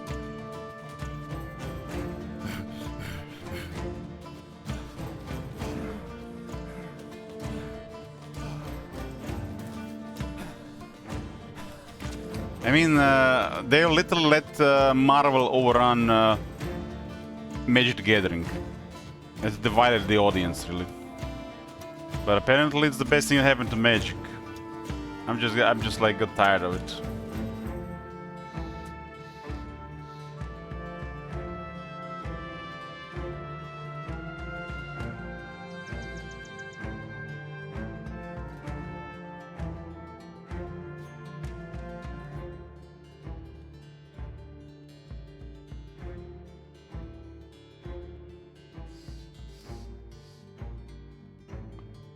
Well, they, you know why Larian, we should be looking forward to Larian Serious Games?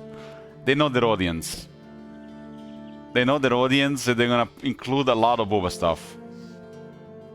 And Booba stuff is that extra stuff that makes those games super good. And that's why everybody's looking forward to their games, right? Especially after Baldur's Gate 3.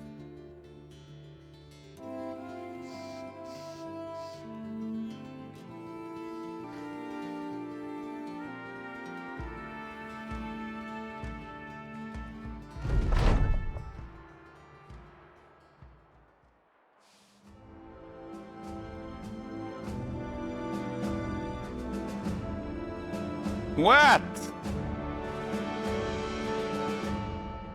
What? I mean, we can't have a relationship in real life, might as well have one in the video games. You're telling me we're supposed to not have one in the real world and in the games? Let us allow a relationship with our internet waifus. Or game waifus.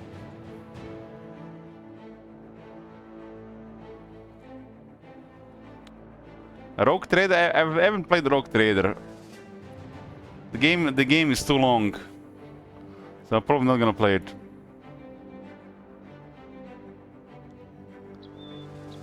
Outside of character creation, he spent the most time on Shadowheart cutscenes and dialogue.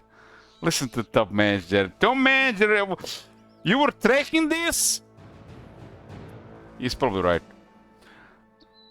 4, 5, 7, 8, 9, 10, 11, 13, 19. I admit it. I admit it.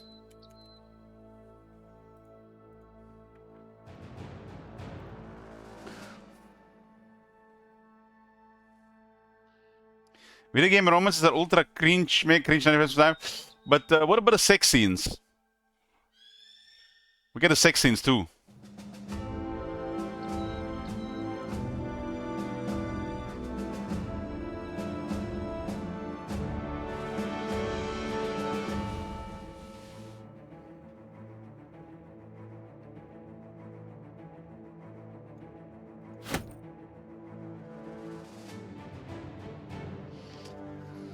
I just remember something really awkward. You know, I spent half the time of Baldur's Gate 3 drunk. So you gotta forgive me, guys. But you guys remember when we were in... I don't even want to... I started it. We were inspecting everybody's underwear. You guys remember that? Now that I think back to it, it seems so weird. Everybody had some special underwear for some reason in that game. It's like they put a little bit effort into it.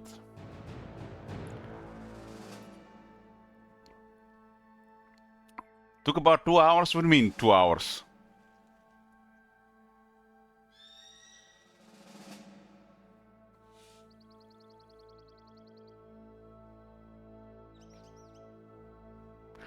You know, if you have sex in real life, watching sex scenes can lose its pull. Marconos, like, have you seen Shadowheart, how she looks? There's like no women like that in real life. We have to use our imagination, you know. This is why we play games. Elich, Pentin Spectre.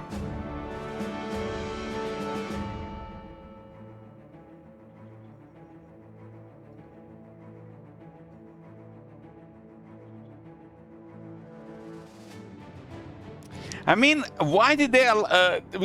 They joined my party, and it's kind of strange that devs allow you to touch their underwear without you know, even knowing the characters.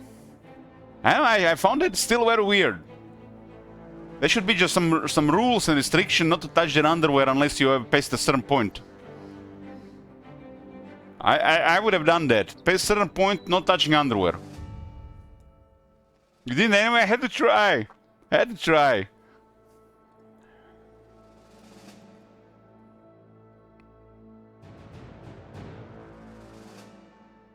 It's kind of bizarre that you can take off Lae'zel underwear and put it on another character.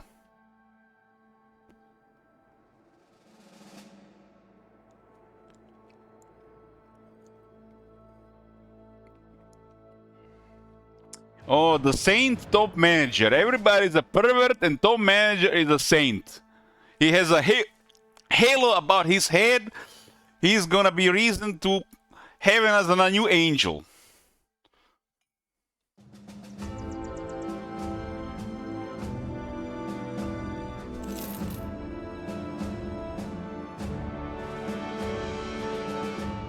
I always say I never collect cards in Witcher 1. One card has such a massive ass, and you miss that. It's like the thickest booty you ever seen, and you miss that. You're like, why did you even play Witcher 1 if you missed that?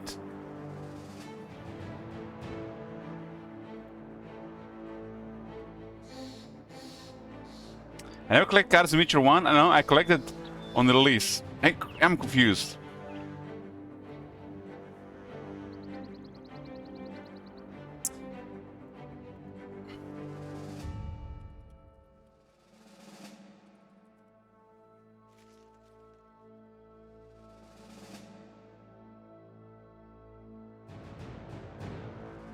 Suggestive, huh?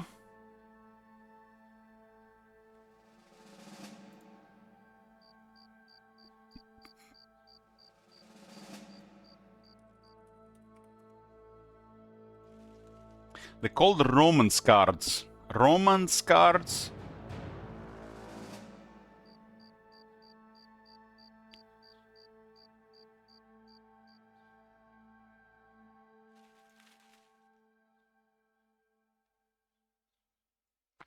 And I'm gonna send you a link, guys. It wasn't me, but if you haven't seen it, this is the link.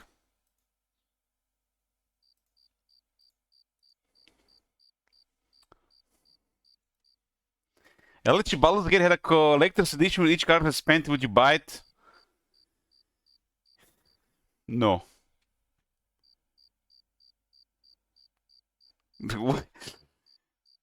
No. Rather spend that money on other Bubba games.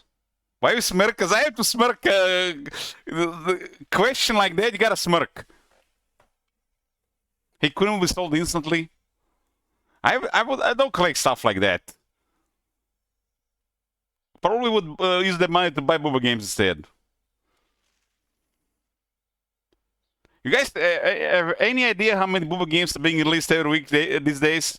It feels like they're like 2 or 3 every week getting released on Steam alone.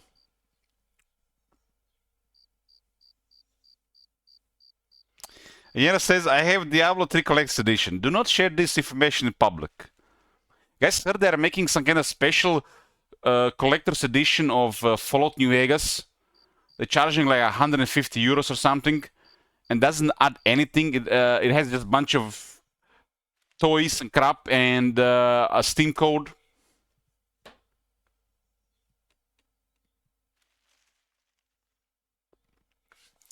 Actually, Top Manager, they started using AI to make these games even better. It has been a massive improvement.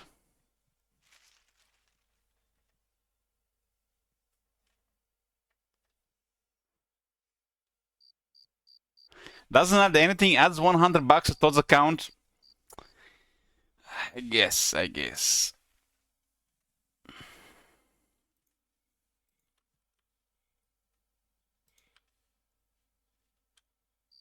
It's.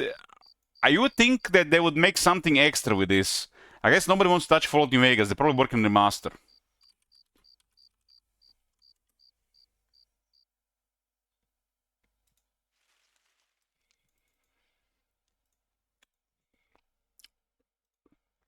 Fallout New Vegas 15th anniversary bundle, 154.99 United States dollars. You get what? Victor statue, 8-inch PVC. The friendly security stands tall and ready to roll. Doc Mitchell relation cards, 7x7 cardstock set, straight from your first moments in Good Springs. The true piece of New Vegas history. Vault Boy enamel. Vault Boy stakes the odds with poker chips in hand. Mojave Express patch. It's just a bunch of crap. It's just a bunch of crap. But the most disturbing thing is this. Bundle will ship in June 2000. The game codes for PC will be emailed at the same time. You get a code for the game in an email. They were literally selling Fallout New Vegas for peanuts most of the time. Everybody has it. Everybody that cared has this game, and they're making this. This is just a shameless cash grab. Shameless cash grab. I mean, if Baldur's Gate 3 did this with, you know, Pensys edition, I mean, that makes sense, you know, best buy for the low. So you just say you have Shadow Hearts underwear, right? In real life. But what you get robbed here. You get robbed.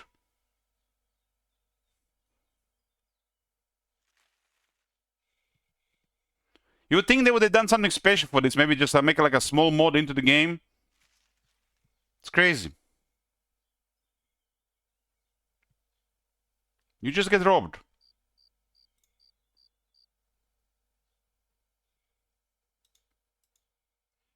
The worst part is like, is this, I think. I think this is the worst part.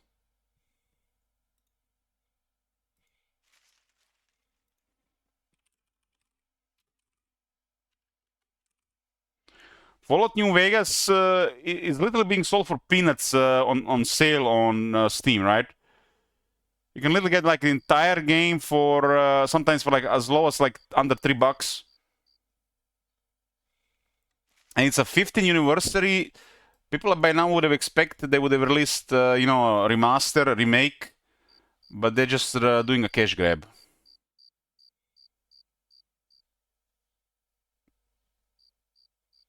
Everybody owns the game already, Gnieta. Everybody owns the game.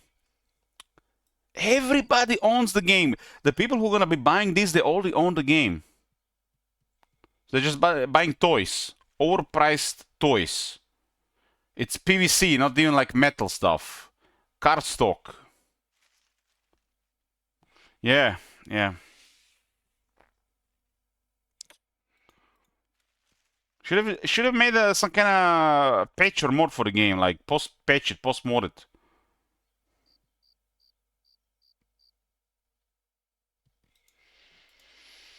This is one of the worst cash grabs I've seen. You know who's target audience? People like my nephew. They're gonna be.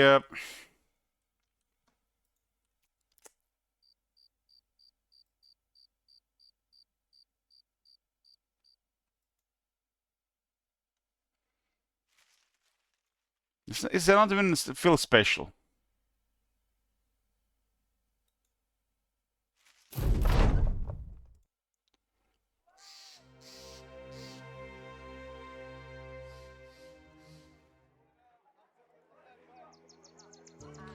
And don't forget the scandal from Fallout 76 collector edition. You guys remember that? They got sued over it, I think.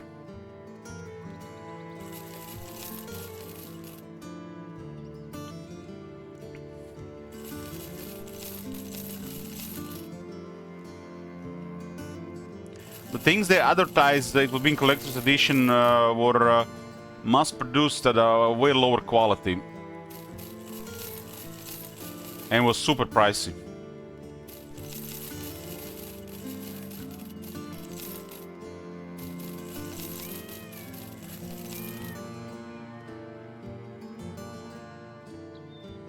Something like that, Judge, something like that, you know. I watched that video. Internet Historian did a video on that, I think. It's like one of the best videos on YouTube, I think. After the Angry Joe's review of Rome 2. Make sure to watch that one every year. Never forget. Those lying sons of bitches.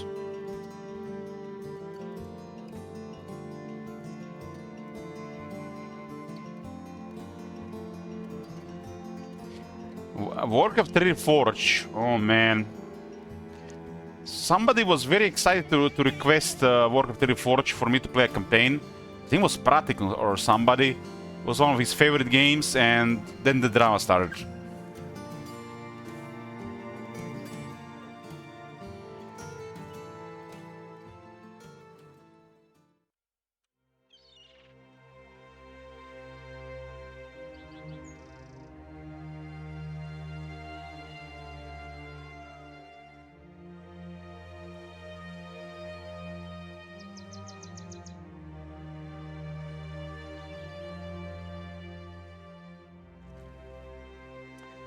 The drama started because they messed up the game, Gnera. You know, I would have played it if you requested it. They did have the request token at the time, but whoever was it, that might have been Pratik, might have been somebody else. I don't remember anymore. But that was a big. The game was just not working or something.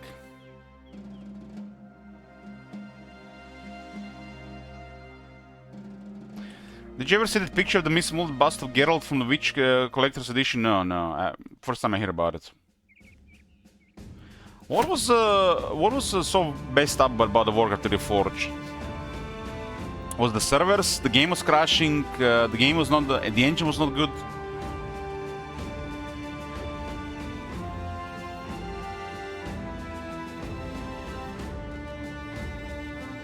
There it is.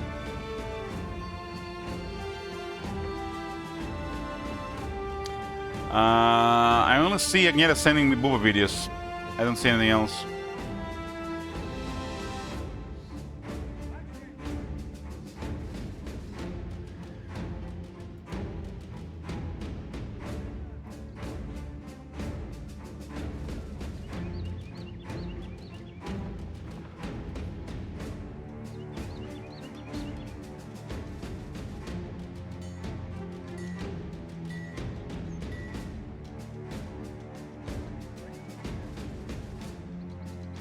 What the fuck?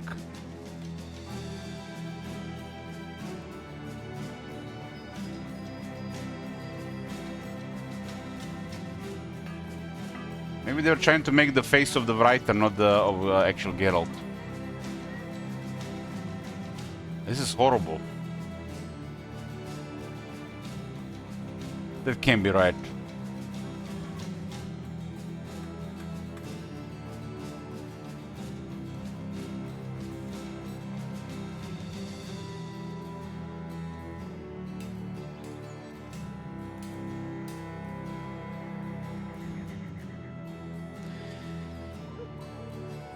There was this one PC store on my walking pad that I was passing for years, and it had in the window Fallout 4 Collector's Edition, I think.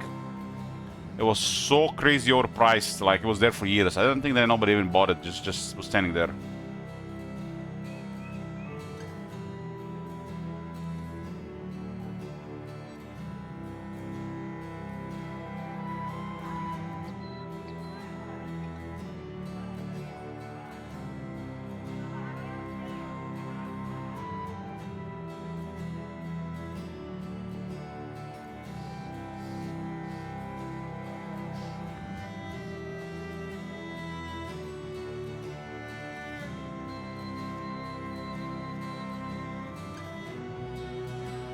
You think these massive studios would have a way to patch the game more than just breaking the mods, or something more or less significant?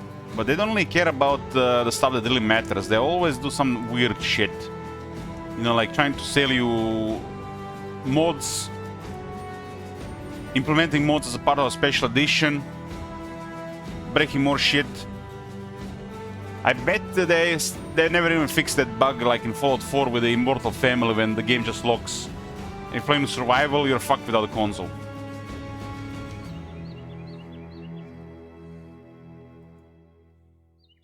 It seems to be happening like every time you play it.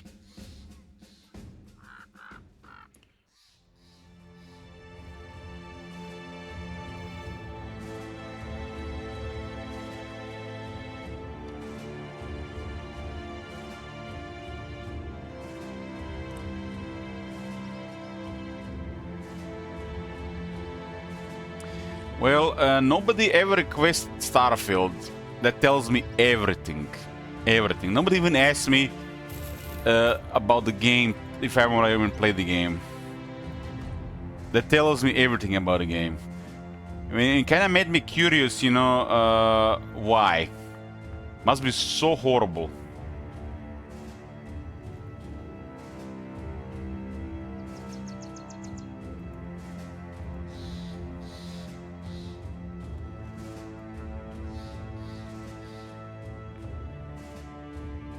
That must be the first Bethesda game I didn't play, you know, since Morrowind 3.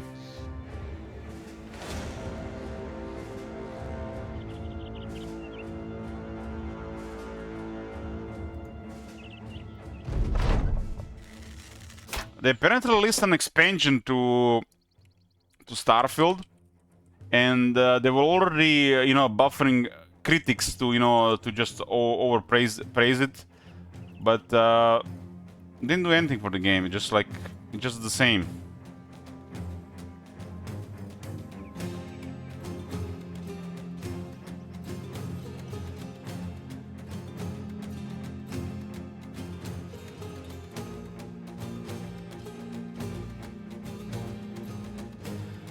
But one thing is sure, the Starfield forum is super active. Super active. It's full of top managers with their love for Warhammer. I mean Starfield. They are feeding on it. They're getting their lively daily meals from the failure that is Starfield. What they call it, Starfailed? Starfailed.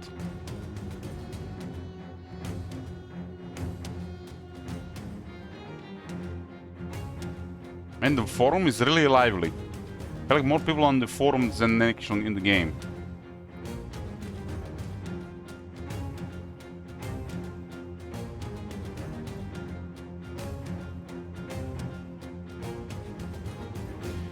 The game has mixed reviews, 58%. What is the bigger failure, Starfield or Civilization 7? There's 5,200 people playing it, 5,200. For an open world game, that's very little, especially a newer one. This is an open world game, right?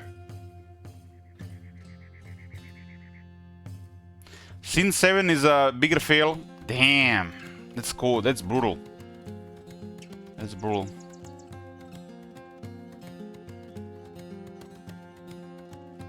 Tell me why? What? Why this game is free?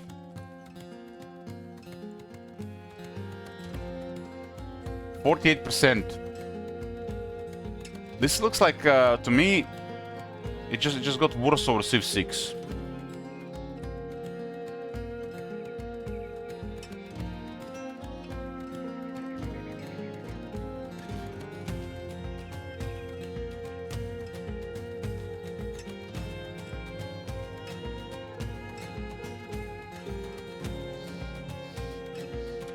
Did you see the RPG news that Kingdom Come Studio Warhorse is making an open world Middle-earth RPG?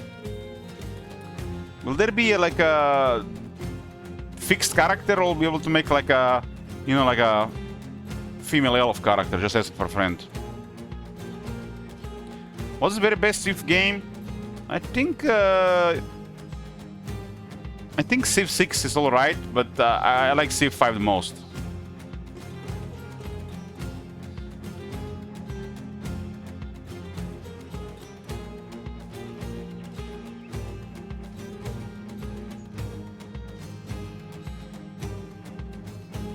Civ 5 has amazing atmosphere.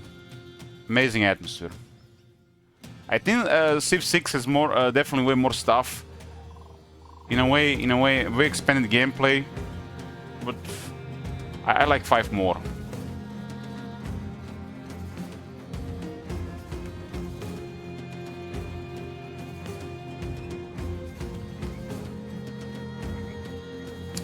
Doesn't everybody own Civ 5? Civ 5, no, Civ 6 has the Sean Bean as narrator. Top 5 games. Oh man, that's hard. That is hard.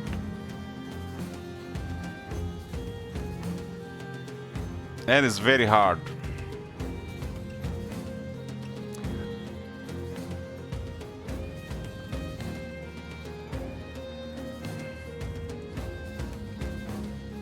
I mean, in recent years, it's probably all Booba games.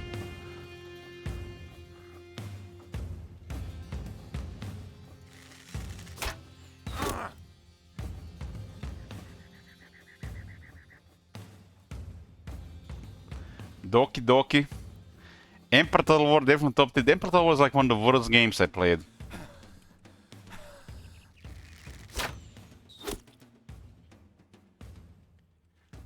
It's probably the worst Total War game they made.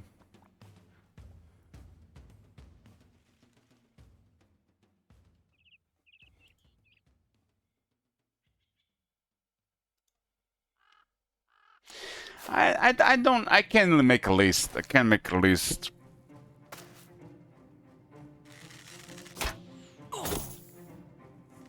Top 5 games. It would be really hard to decide what was my like. I'm not sure I could put any game on the first spot.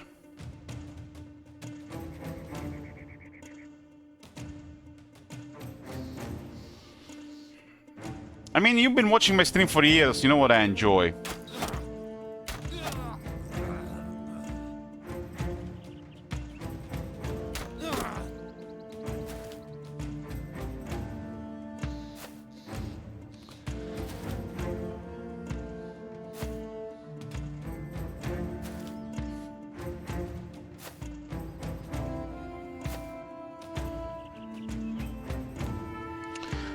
Top 5, should I name some?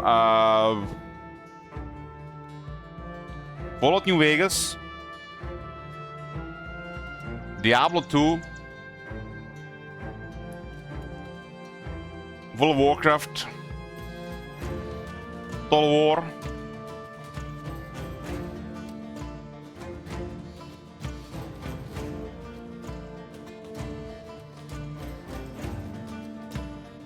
I put Total War as just one game. There's too many titles.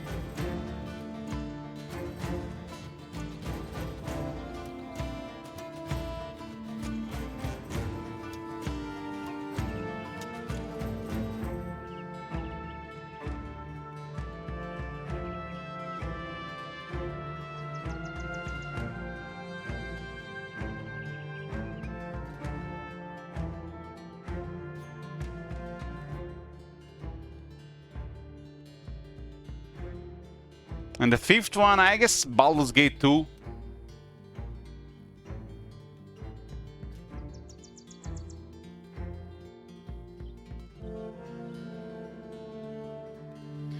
I mean, I like a lot of games, but it's hard for the favorite games.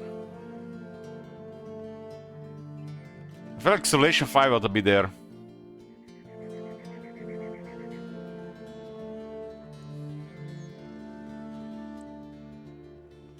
I played the Final Fantasy 8 and 9.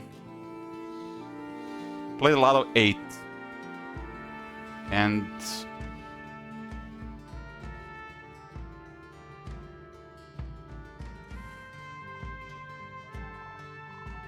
Eight is my favorite. I just like get so much nostalgia, you know, about the game.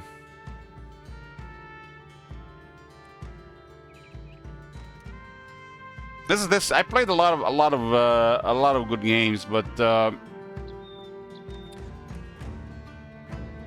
so I just got fixated on some of them during my life, you know. I mean, I spent a good part of my life playing World of Warcraft, so I cannot put World of Warcraft in not put World of Warcraft in top 5. I have over 15,000 hours in World of Warcraft. I have to decide between Diablo 2 and Path of Exile. It's hard. I think Path of Exile is a better game, but Diablo 2 was like a big part of growing up, so I put Diablo 2 instead.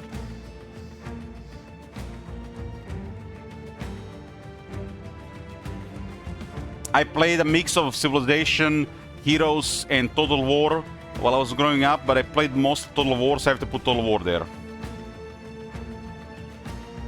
I was obsessed with it, Tom Major, obsessed.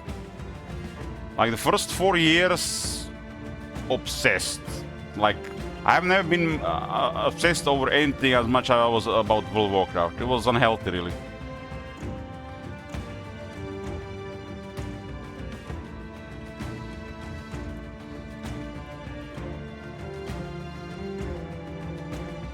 For several years of my life, it was basically World of Warcraft and sleeping.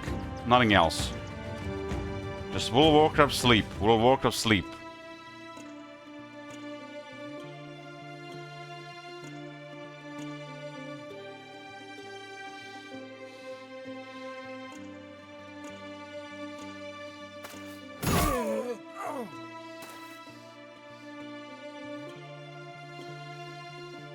Baldur's Gate 2 was like the first RPG game where I got really lost into like escape from reality.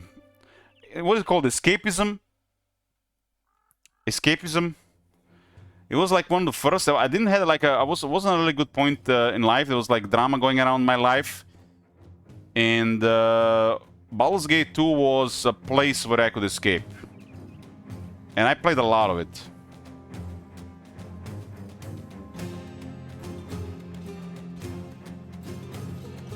Made life easier.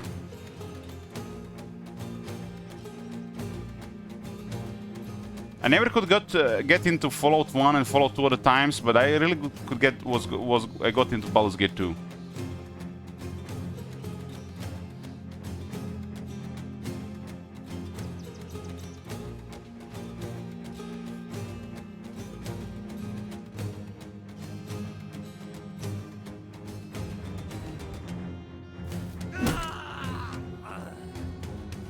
I mean, guys, just turn on, go to YouTube, type in Baldur's Gate main theme, Baldur's Gate 2 main theme.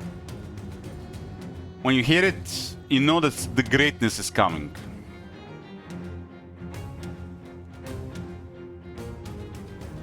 Spend so many hours listening to that track, making new characters. That would be the music playing when you were making new characters, or a new character.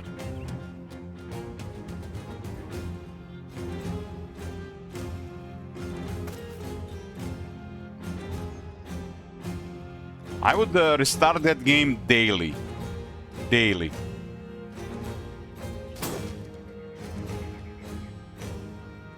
To the point where I literally knew everything was in the game.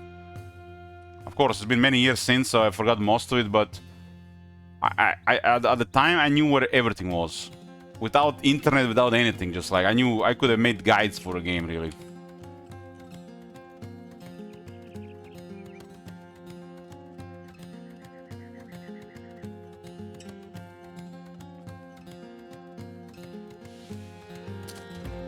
I haven't played Baldur's Gate 1. I started Baldur's Gate 2.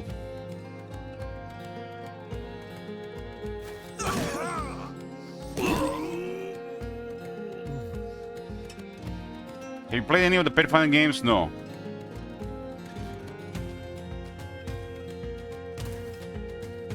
And to tell you, after playing a lot of Baldur's Gate 3, Baldur's Gate 3 feels more like a Divinity game than it's like Baldur's Gate 2.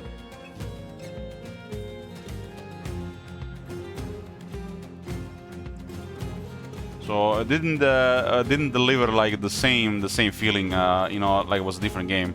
Felt too close to the Divinity games than Baldur's Gate.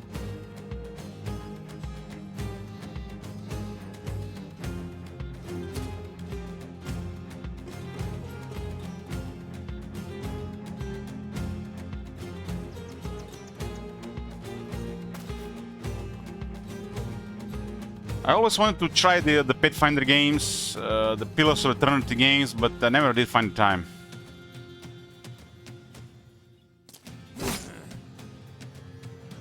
I think I did a great job with Baldur's Gate 3. I just got bored of it in the last act.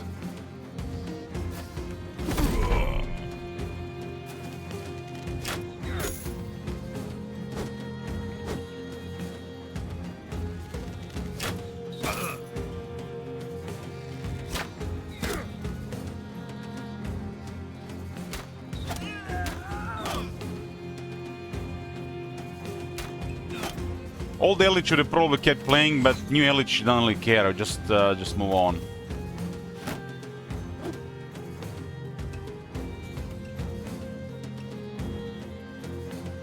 I played enough and just that was it.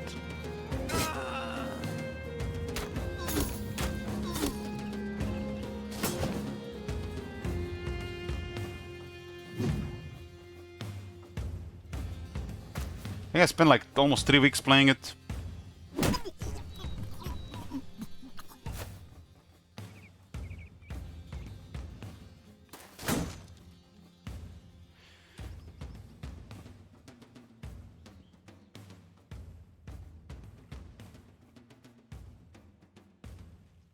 I drank a lot, yes, yeah, I drank a lot. Man, last year in the second half, I really drank a lot. Thinking back at it,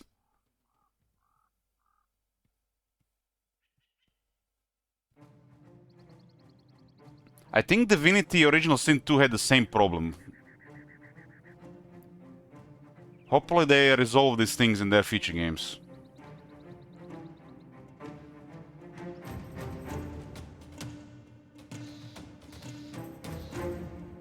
Like the opening and the middle is great, but you just lose interest later.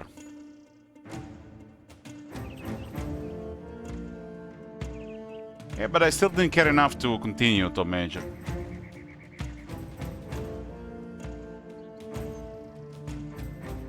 I was enjoying Divinity Original Sin 2. But I think the same thing happened in that game as in Baldur's Gate 3. Just lost interest after like 150 hours.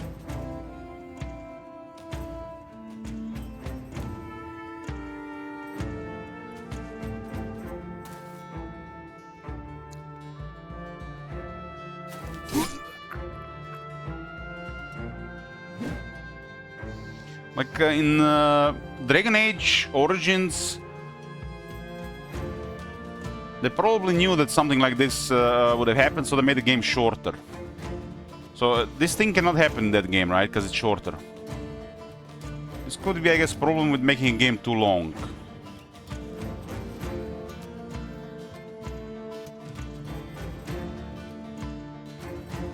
Yeah, Fallout New Vegas is like one of my favorite games. Like it's gonna be hard to beat that.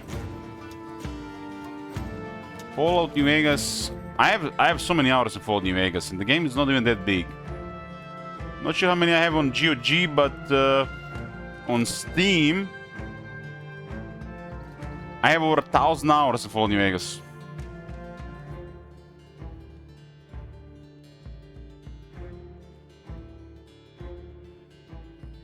And I think the atmosphere for Fallout New Vegas is better than the atmosphere of Baldur's Gate 3.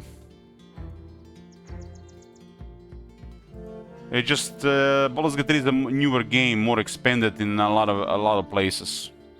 It's hard to compare.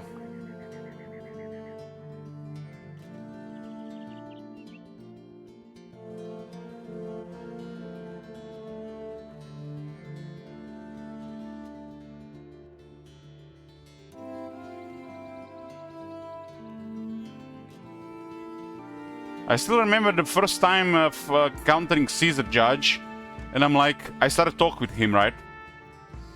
And it just doesn't stop. And it just doesn't stop.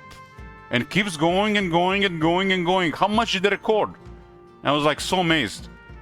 Like no other games have done that to that point, at that point, I think. I think Fallout New Vegas had some kind of record at the time. And it wasn't boring or anything, it just like was so interesting. And the game has literally the best DLCs ever. The DLCs were some of the best DLCs of any game, if you ask me. And every DLC adds a little bit more to the main story.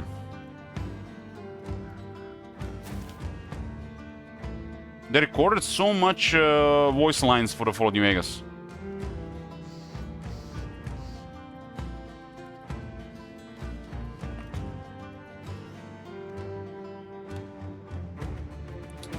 Look at this, look at this.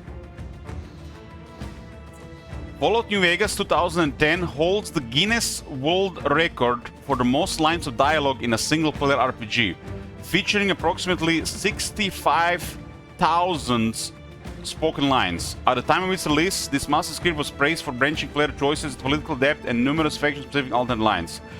It was a record time. I was so amazed how much voice lines was in the game. Fallout 3 had like a bunch of it repeating itself, just not that many voice actors. They extended this, but it ended up repeating as well, but still so much. And unless you play a game in a certain way, you miss a lot of it.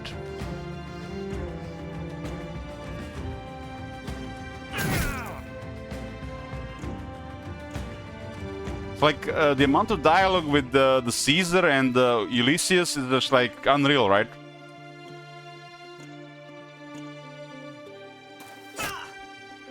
Back then, when the Lonesome Lord was released, I was always kill Ulysses, but once I figured out that you could actually save him and keep talking with him, you don't have to kill him, you keep talking with him, just like, it was amazing.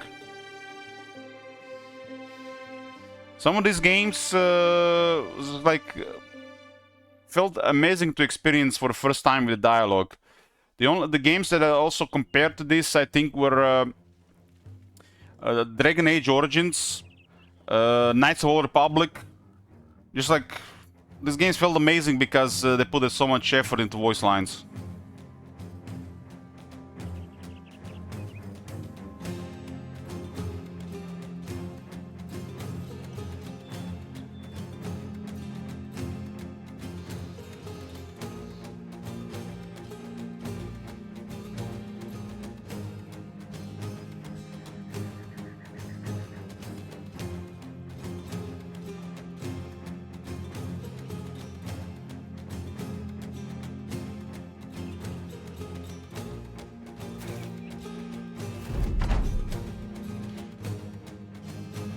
Remember, for years they were saying voice acting is expensive. Recording of voice lines, you know, it takes too much time and effort. It's expensive, right?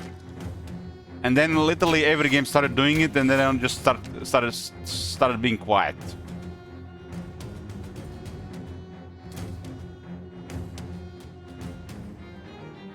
It was just an excuse to just do low effort.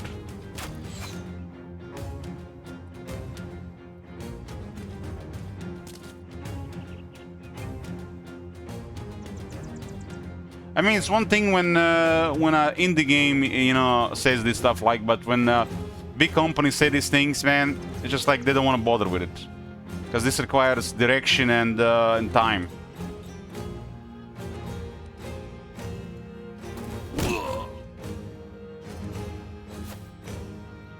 I don't think I've ever even touched the game like Disco Elysium if it wasn't voiced.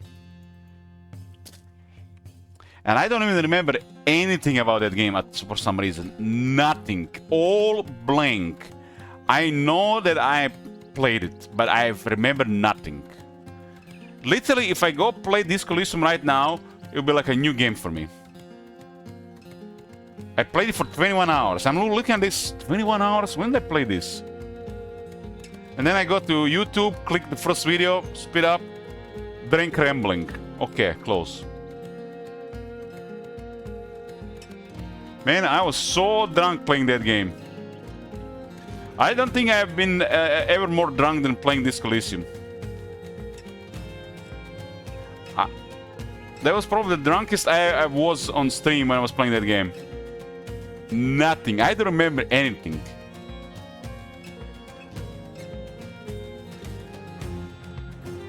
Ranting? What were we ranting about, Judge? We've been watching. I know you were excited about that game. I remember nothing. Nothing. All sorts of stuff. Do you remember teaching Arthur to say stream take us? Yes. People keep reminding me of this, so it's hard to forget.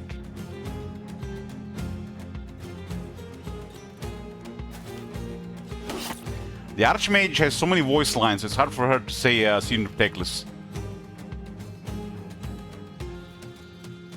I have no idea what that game is about, guys. It's almost like it's some kind of drunken psychosis. I don't know what that game is about. I think the main guy is the drunk and he did some shit he doesn't remember. Which is, you know, bizarre, right? Considering that I did the same thing.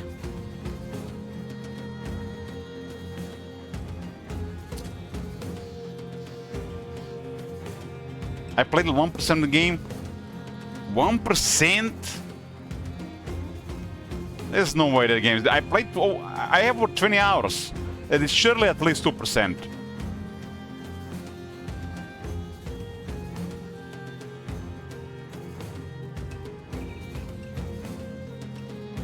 It's about a middle-aged alcoholic struggling with himself.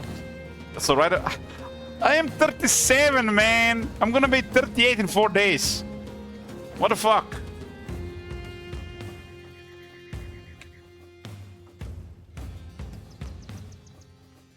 Even worse.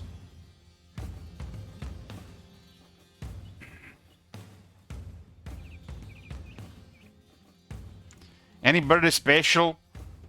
I'm thinking a bit between playing Resident Evil 4 on stream or Suffering in Silence. Haven't decided yet. I haven't streamed my last 2 birthdays, but I've been streaming the ones before, and it was always some horror game. But include drinking.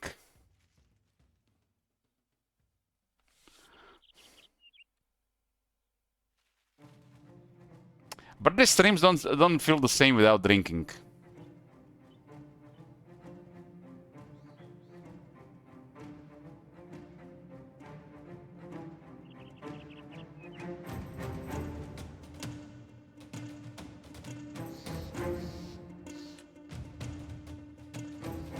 I don't know, I'm afraid if I drink something my birthdays that I'm just gonna drink something the next day.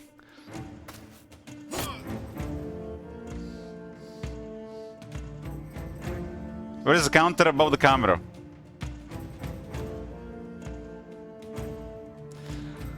I think the middle-aged is mid-40s.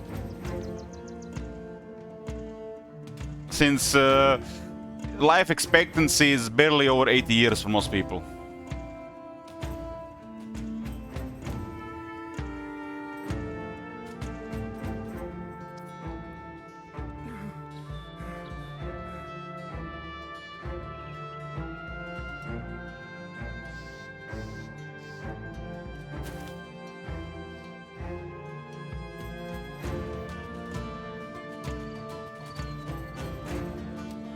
Most men die before they turn 82.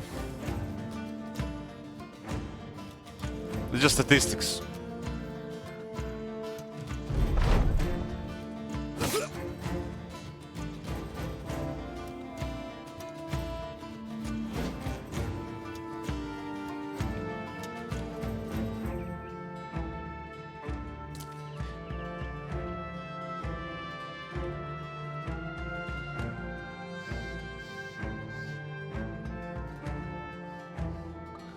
Yeta, if you reach 82 and I'm still alive, we have to meet, right?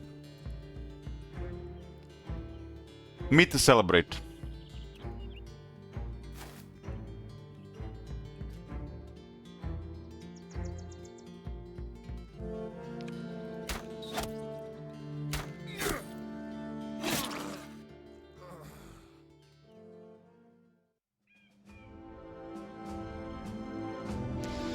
Well, women live a couple of years longer than men.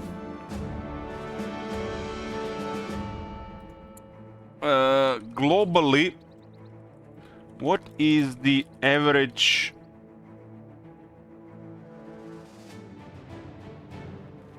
life expectancy for men? Damn. 71 years. And 76 for women.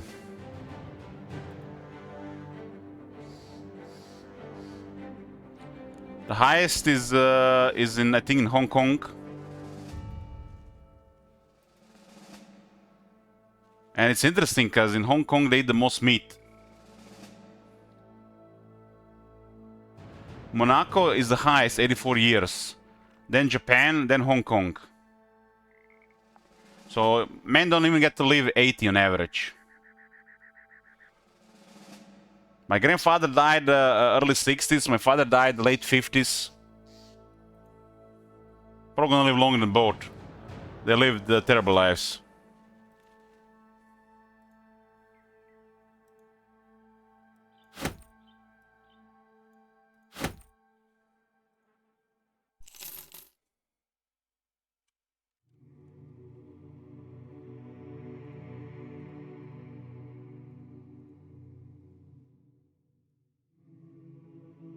Croatia 79 for men, 85 for women. That's pretty high really high for Croatia.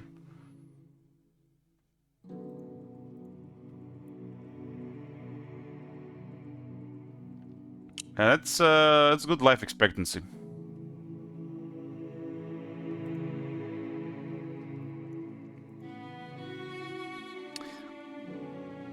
Wonder what's in America, the most developed country in the world.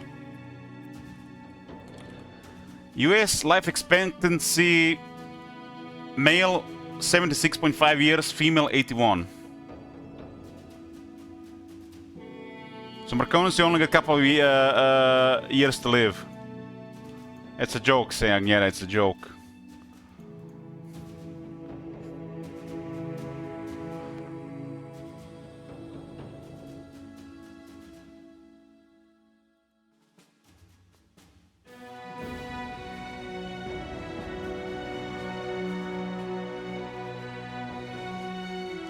Mr. Streamer, start me my Mama Ying 6 AM your time, 6 AM I'm in bed.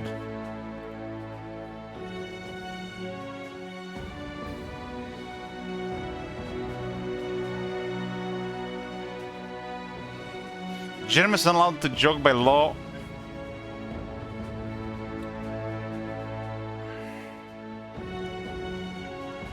I think they're allowed to joke like twice a year.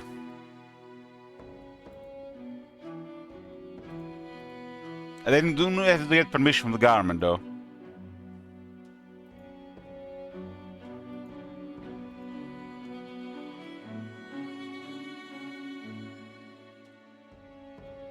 How much was that? 1, 4, 6, 8, 10, 13, 14, 16, huh?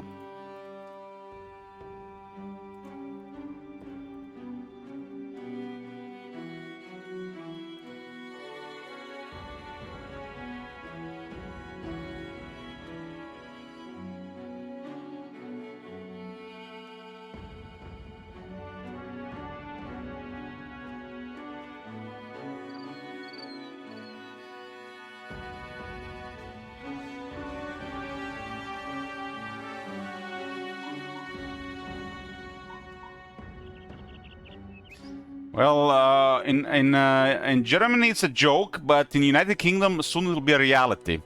You'll probably need a permit to just laugh.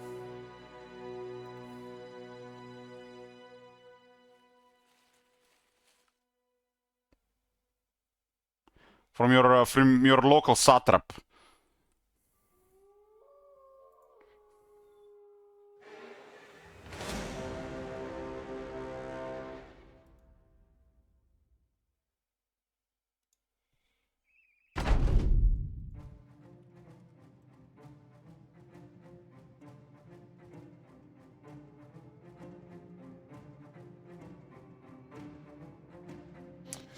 Yeah, I heard about that, St. Isaac. It's horrible. What the fuck is going on there? We need V to topple the government. I think I need to rewatch V for Vendetta. It's such a good movie. Hugo Weaving was amazing in that role.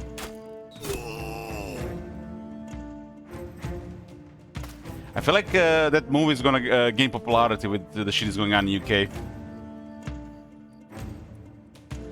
That movie is becoming a reality, I think.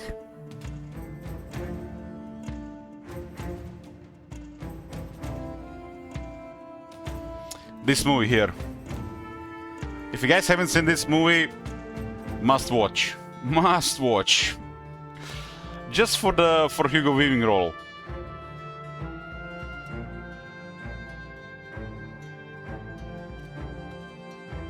It's a psychological thriller, but it's becoming a what do you call it? You know, when shit becomes real, and they make a documentary. It's documentary. It's becoming a documentary. It's a documentary. Documentary.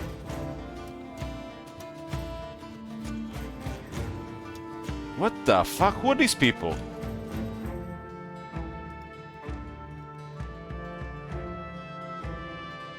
They are women now? What the fuck? You see, the world is going to shit. They used to be brothers.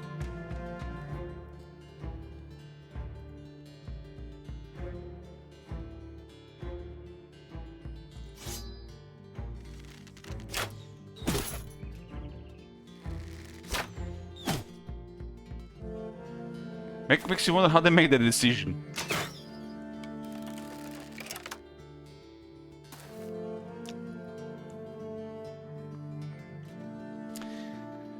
Oh man, we need more psychological horror games. Any good psychological horror games got released? That one that Matt requested was amazing.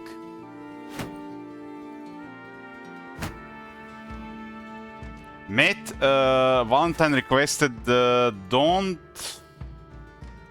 What is it called? Don't play this. Don't play this. The one with the car was... Damn. The one with the car was so spooky. Termina is getting a DLC size hybrid. I think that game is too much for me, Judge.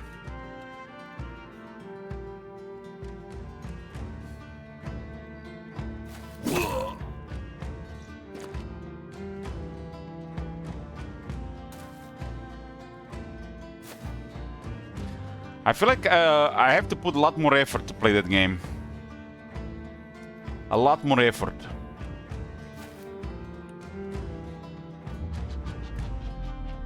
I'm not clicking on that, top manager. Nice try. That game is weird, but in a really good way. Almost makes me wanna put more time into it, or go watch like some in-depth YouTube video about it, just because I'm curious about it. I don't have time to do either, though.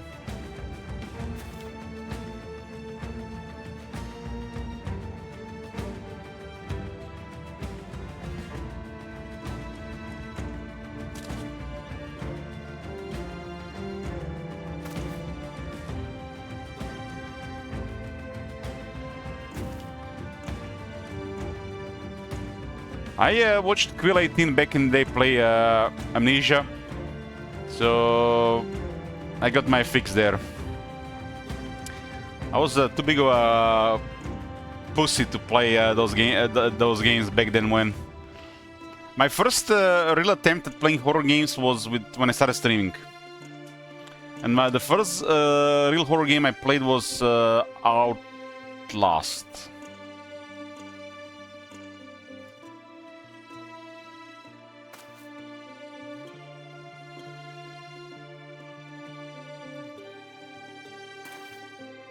You guys think they're gonna remake Outlast with better visuals? Probably gonna remake everything these days, right? And eventually. No? Yes?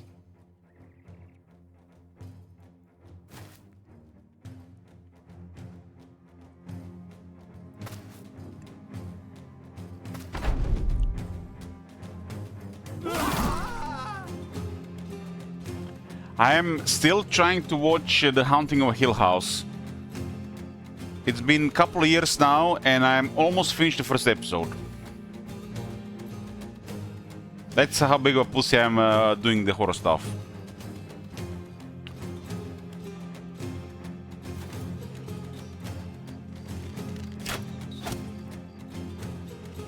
When it was that figure about the bed in the first episode, I was like, nope, nope, turn it off, turn it off. You guys give me courage to play horror games. I don't think I could do it on my own. I think streaming it makes it a little bit easier.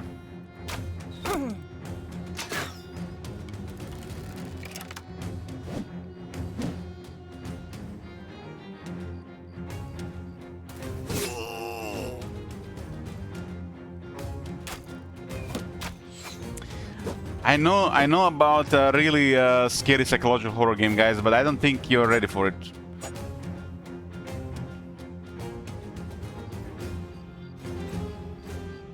You guys want to hear which one it is?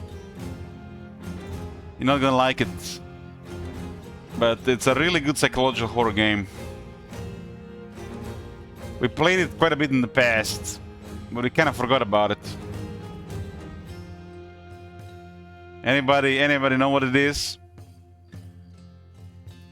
It used to be tagged as a psychological horror. Not Alien Isolation. You know, Mirkonos, I'm trolling here and you're being all serious. Realm of Chaos. That's the real psychological horror. Remember Legend of Total War reactions around the early Warhammer 3 around it?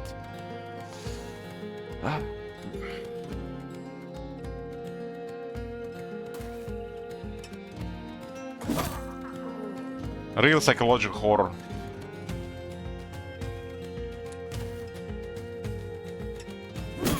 I was watching an anime intro that Sleepy Sen recommended to me about cat girls. And it's a psychologically fucked up one. The camera and their faces moving so fast, it's like it's hard to even say what is going on. And the longer the episode goes, it gets creepier. And I was expecting some sexy cat girls, but I got just psychologically disturbed instead. That camera, the way it's moving, it's disturbing. It's trying to scare me. There it is, Sleepy Sen. I told you it was mindfuckery. I'm still thinking about it, man. It's been 4 days. You have caused me psychological damage. I need some time to recover.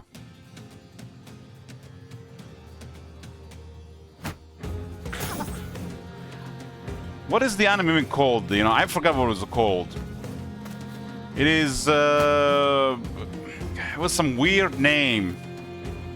It's a series of many stories, I think. But it's quite unique the way they do the animation. And the cat girl is hot, but it's crazy. She's crazy.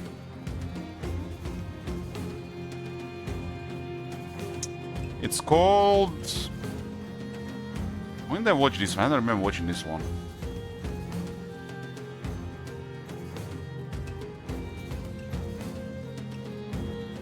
It's called Neko Monogatari Black.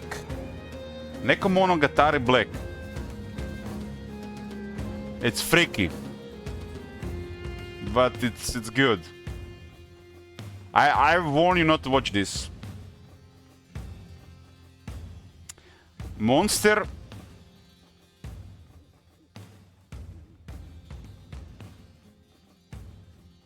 I haven't watched Monster, no. I was pausing that anime all the time, and they were trying to be like sexy with it as well, but they made it disturbing. Really disturbing. The way the camera, it was moving around their faces and their expressions, it was really freaky. The bench shots were the best, of course.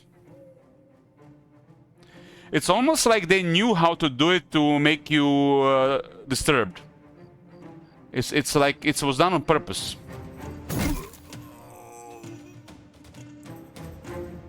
It's like watching something bad happen, and it's making you uneasy.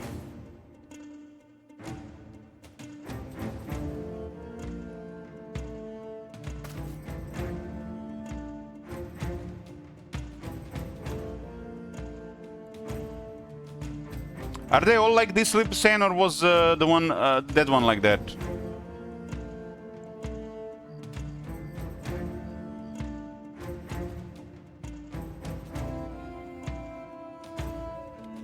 They're all like that? Oh man, it's gonna be hard to watch.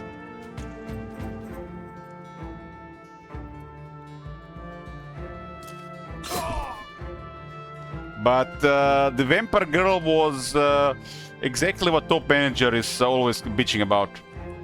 So I was like, Top Manager was right. He must have watched this as well. Is the Vampire Girl in more parts?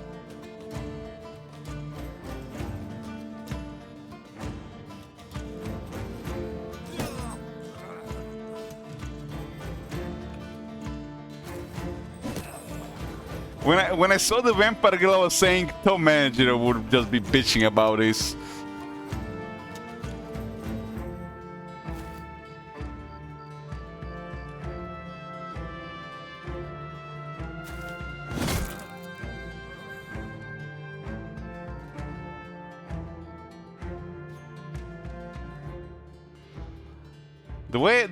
The reason why I like anime is because they can do things you can do in live action. And it can be funny, it can be cute, it can, you know, just be wholesome, or it can be really fucked up. And some of them you never know what's gonna happen. And it can cause so much damage, psychological damage.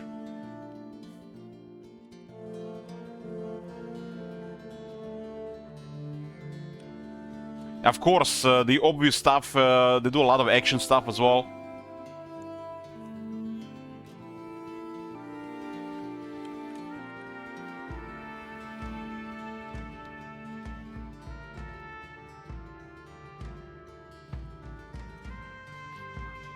So far, the best animes I've watched are basically two characters talking.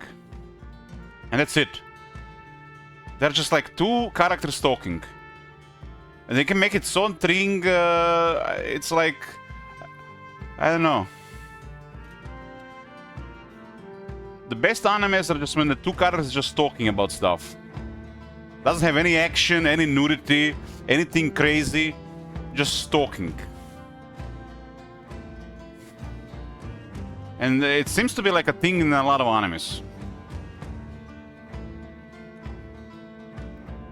Sometimes they put some fun service, sometimes they put some violence, sometimes they put some comedy, but it really depends what it is.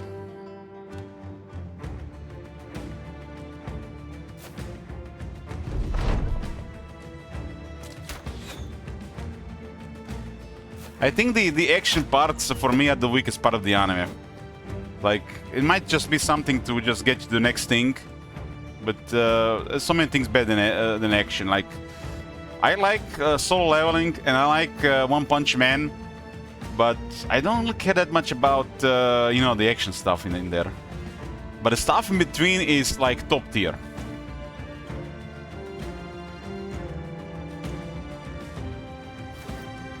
I mean, just for me at least, for me. I don't know if it's like high praised or you know, stuff like that.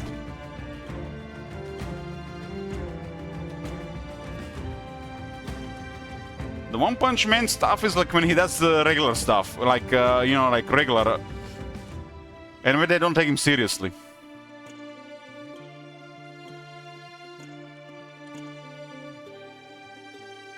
Like, I'm a simple guy. I watched Goblin Slayer as one of my first animes, and it's one of my favorite. And you know what's my favorite part of Goblin Slayer? At the end of the season 1, when the girl asked the Goblin Slayer to take off his helmet. That's my top anime moment so far. It's so simple. I mean, who watched. The guy doesn't take off his helmet. But at the end of the first episode, when he takes off his helmet, everybody's like shocked, and they run to him. That's like one of my top anime moments so far.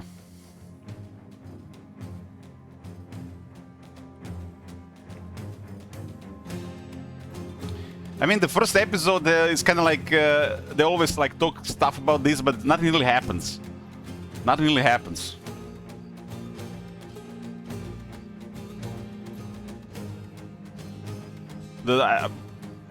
I think the Goblin Slayer is such a cool show.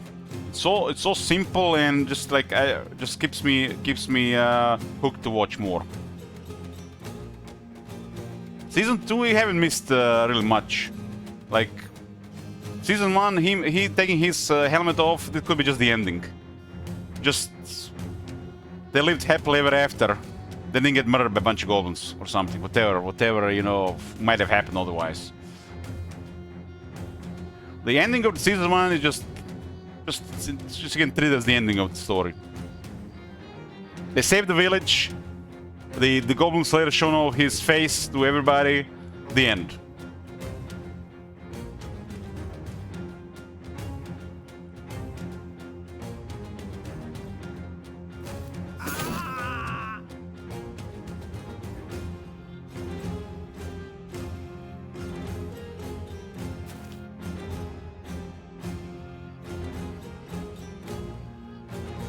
Everybody was like recommending me watch this action anime, watch that action anime, and stuff like this. I got into like already had a list bunch of ecchi ones, you know, the lewd ones, like they're not like hentai, but you know close. The one with lots of fan service, and end up watching some romance anime. I was hooked to it like it was a religion for a couple of days. It's like you never know what you're going to like after you start watching.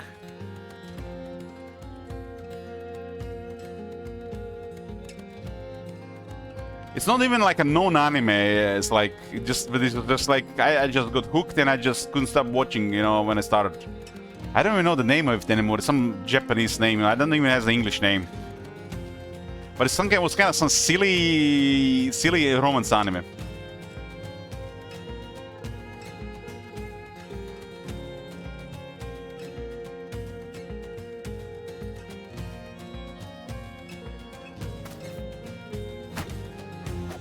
The one that damaged me the most was Re:Zero. It was so hard to watch the first season. I felt so much for the guy. The guy was literally suffering. It was so hard to watch. And I had to stop watching that one after I think second season. It's like, I need the break. And I'm probably not even gonna get back to it. But if I do, I'm probably gonna watch all of it from the start. Because, you know, just want to torture myself again. That one has some really amazing characters, but it's so hard to watch.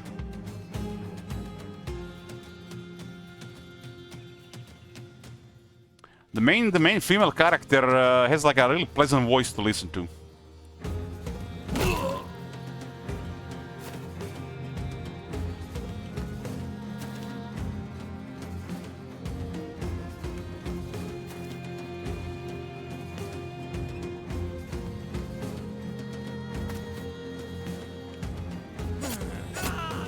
But man, that one was torture.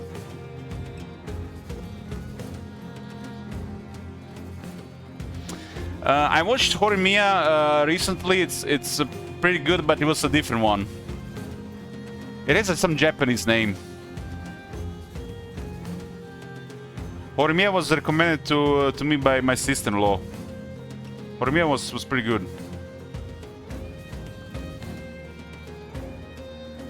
Horimiya has amazing characters. It's like you just want to keep watching to see what happens to their lives. Attack on Titan is like so ominous, so foreboding, foreshadowing, all of the bad stuff. I'm scared to watch that one. Just people gonna suffer and they're gonna die, and I'm not ready. I got to the point where they found out there's a human traitor. After they encountered the female Titan. I'm weak. I can't watch that. I need time.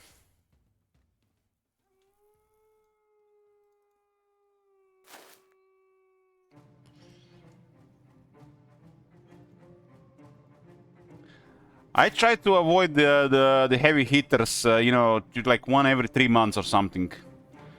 Took me a while to recover from Cyberpunk Edge Runners. Like every time the song plays in my playlist, they just emotional damage. I'm almost at the point where I can listen to it without emotional damage.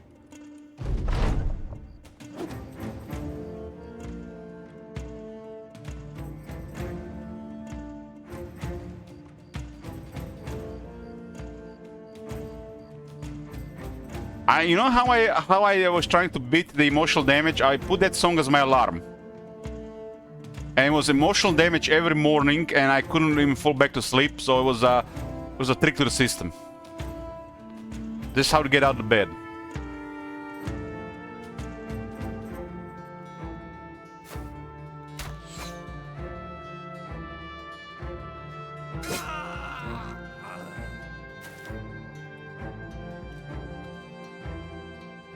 And you know what's the interesting thing? You know, I had one song from that show on my playlist before I even watched it. And it was not this one, it was Let You Down. Let You Down was on my playlist before I watched the show. How freaky is that?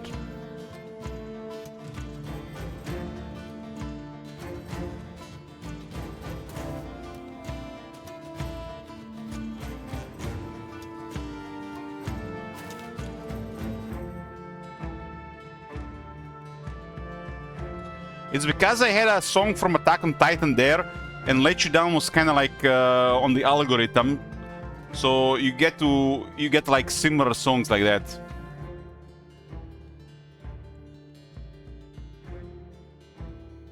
The YouTube algorithm, you know, is it's always wins in the end.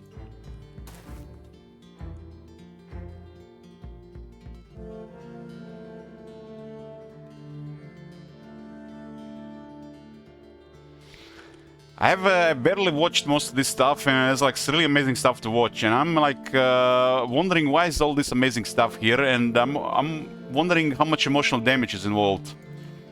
And I don't think I'm ready to watch most of it. That's why I'm just like delaying a lot of the good stuff.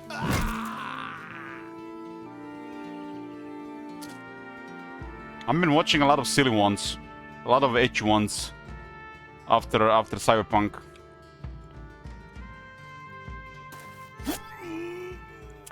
I started watching the other day Eminence in Shadow, and it's weird in a good way. I think the main guy is messed up. I'm not sure, but I think he's messed up. Something is wrong with him. I haven't made my conclusion yet, but there's definitely something wrong with him. It's almost like they're trying to make fun of the usual stuff, and in a bad way, or trying to be funny.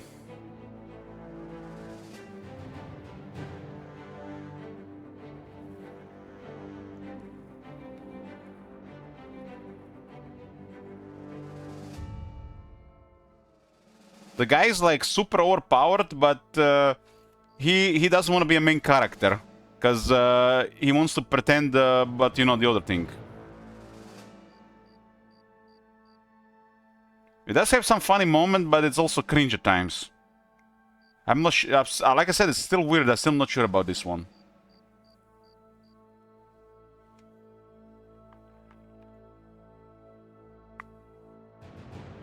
Why do I think like they're mocking the harem trope? It's not gonna be any edgy stuff in that one.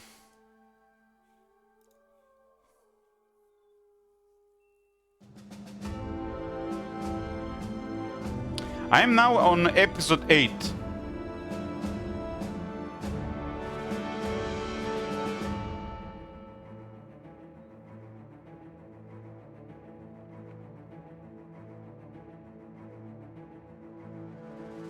I mean, it is tagged as parody. So, but I feel like it's a parody in a bad way. The Eminence in Shadow, it's tagged as a satire and a parody. Satire? Satire? How do you say that word? I think it's good enough to keep watching. How to Summon Demon Lord is like one of the best. I really enjoyed that one. That's it's one of my favorites. The main character nailed it. It's like the right level of funny.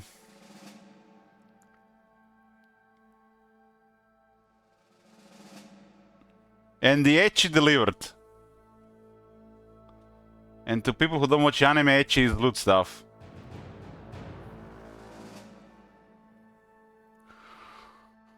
Four, 5, 6, 9, 10, 15.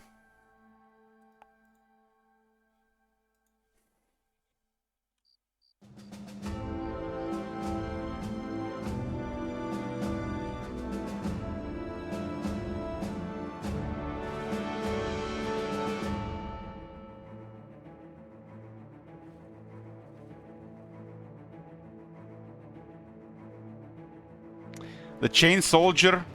The Chain Soldier is one of the best one I've seen in recent times. That one is top tier ecchi. Top tier ecchi. It's one of the best. I just turn on an episode and it's like finished before you know it. You don't even have to watch the clock or it's just like time just flies.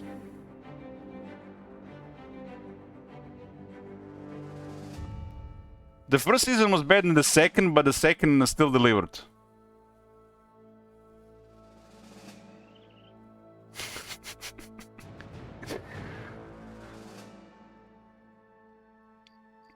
There is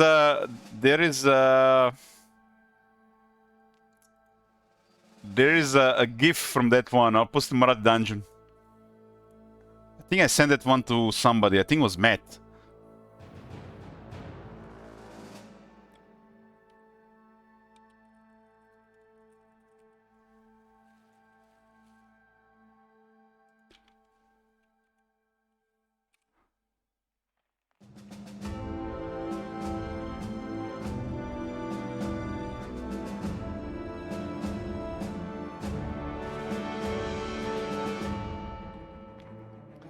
Top Manager is not even Marat Dungeon.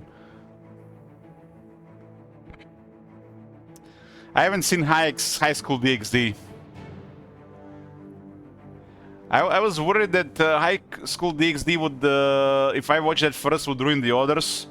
But I think my fears were off.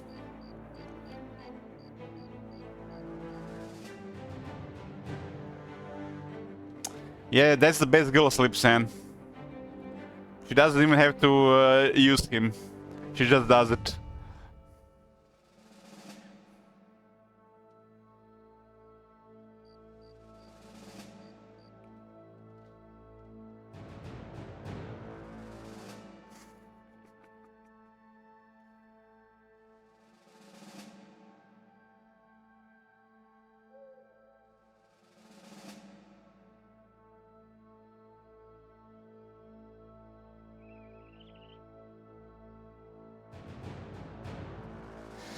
Guys, don't listen to Cervantes. I asked him for a recommendation and he recommended me a brutal hentai. He's off rails. Just report him.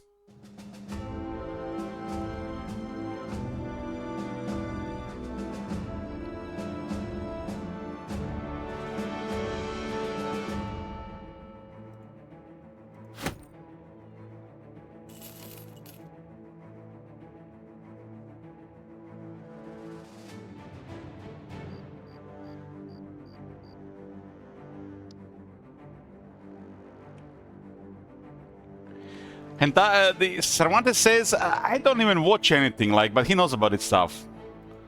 Very suspicious.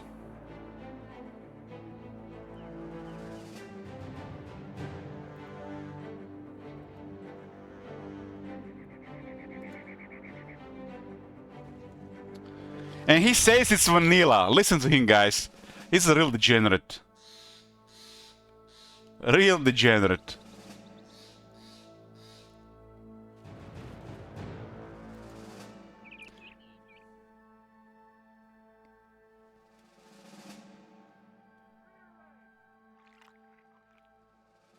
Makes you wonder what's worse than that.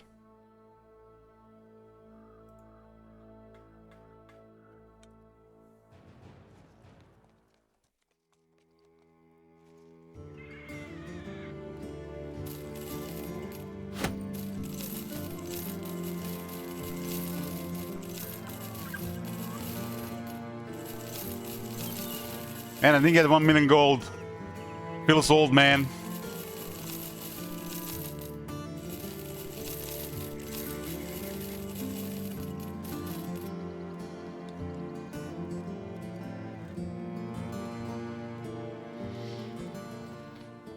High School DxD, huh? Golden Boy. Golden Boy is classic. That's one of the first ones I watched. Golden Boy is so funny. They don't make them like that anymore.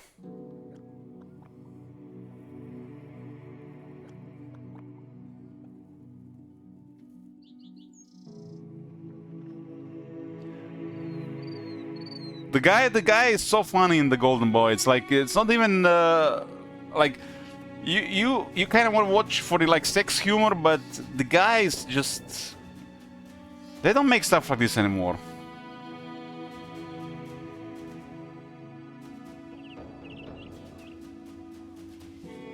What year was that? Golden Boy is 30 years old, holy fuck.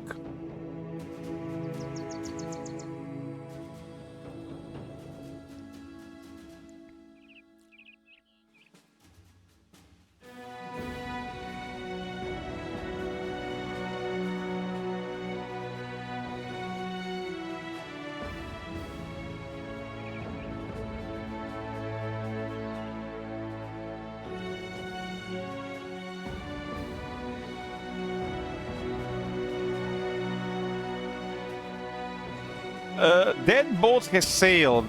We are at the part in human society we either gonna get overrun by Islam or Elon Musk will create Negro girls. So it's between heaven or a crusade. Or we're gonna all be saying like Assalamu alaikum soon. In a couple of generations.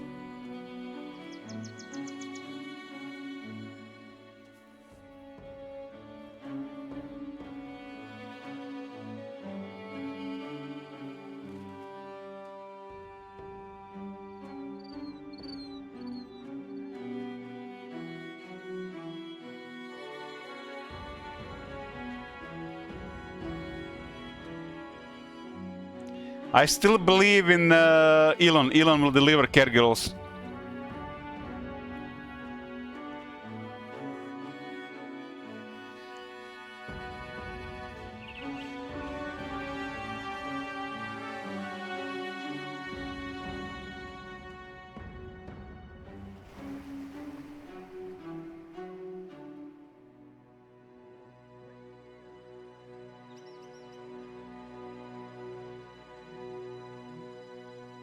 Nuclear war? A nuclear war will not happen. They're just a deterrent. Even if it happens, it'll just create the next stage. World is massive.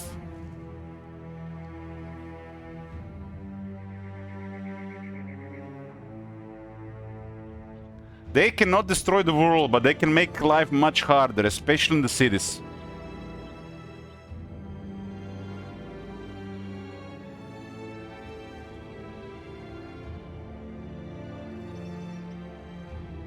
Just leave the cities, go live somewhere else, if it happens.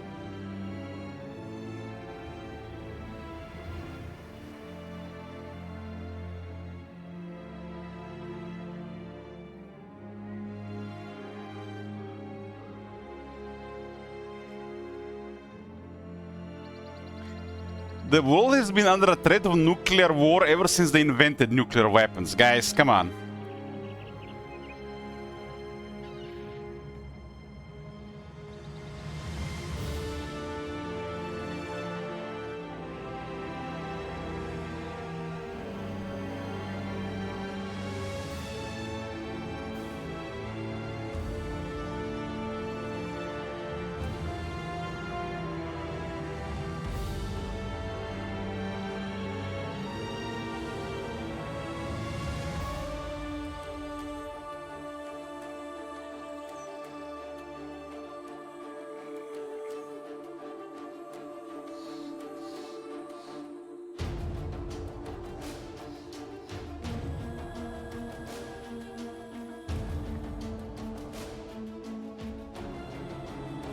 I don't have a body pillow, I just have regular pillows.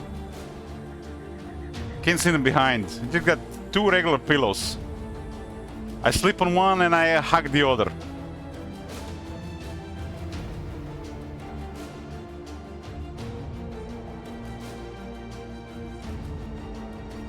Do they make Sigvald as a body pillow, I wonder? Let's see. Sigvald the Magnificent body pillow. I guess I can make body pillow out of anything these days.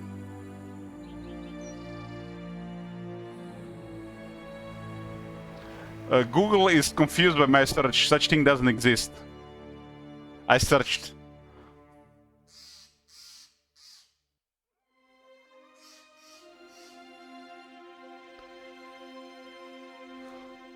What is the purpose of a body pillow?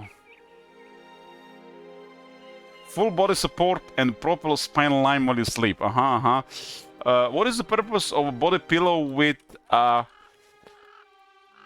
character on it?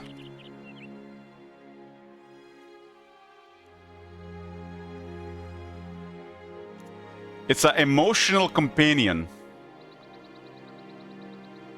to relieve stress and feel sense of closeness to a beloved fictional character. Huh.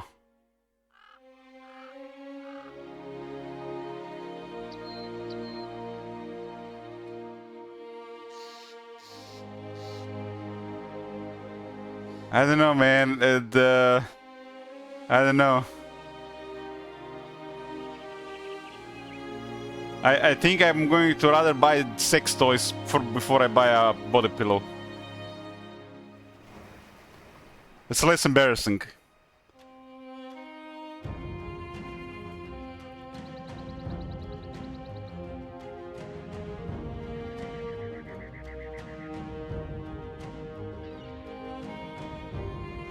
Isaac told me he has a body pillow with the Arab LH on it.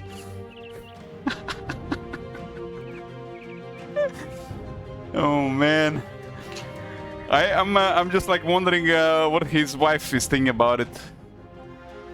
The conversation, how would they even get into bed?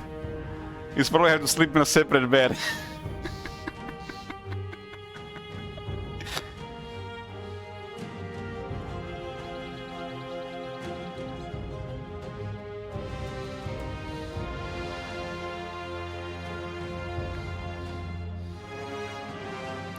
Wife sleeps on the couch.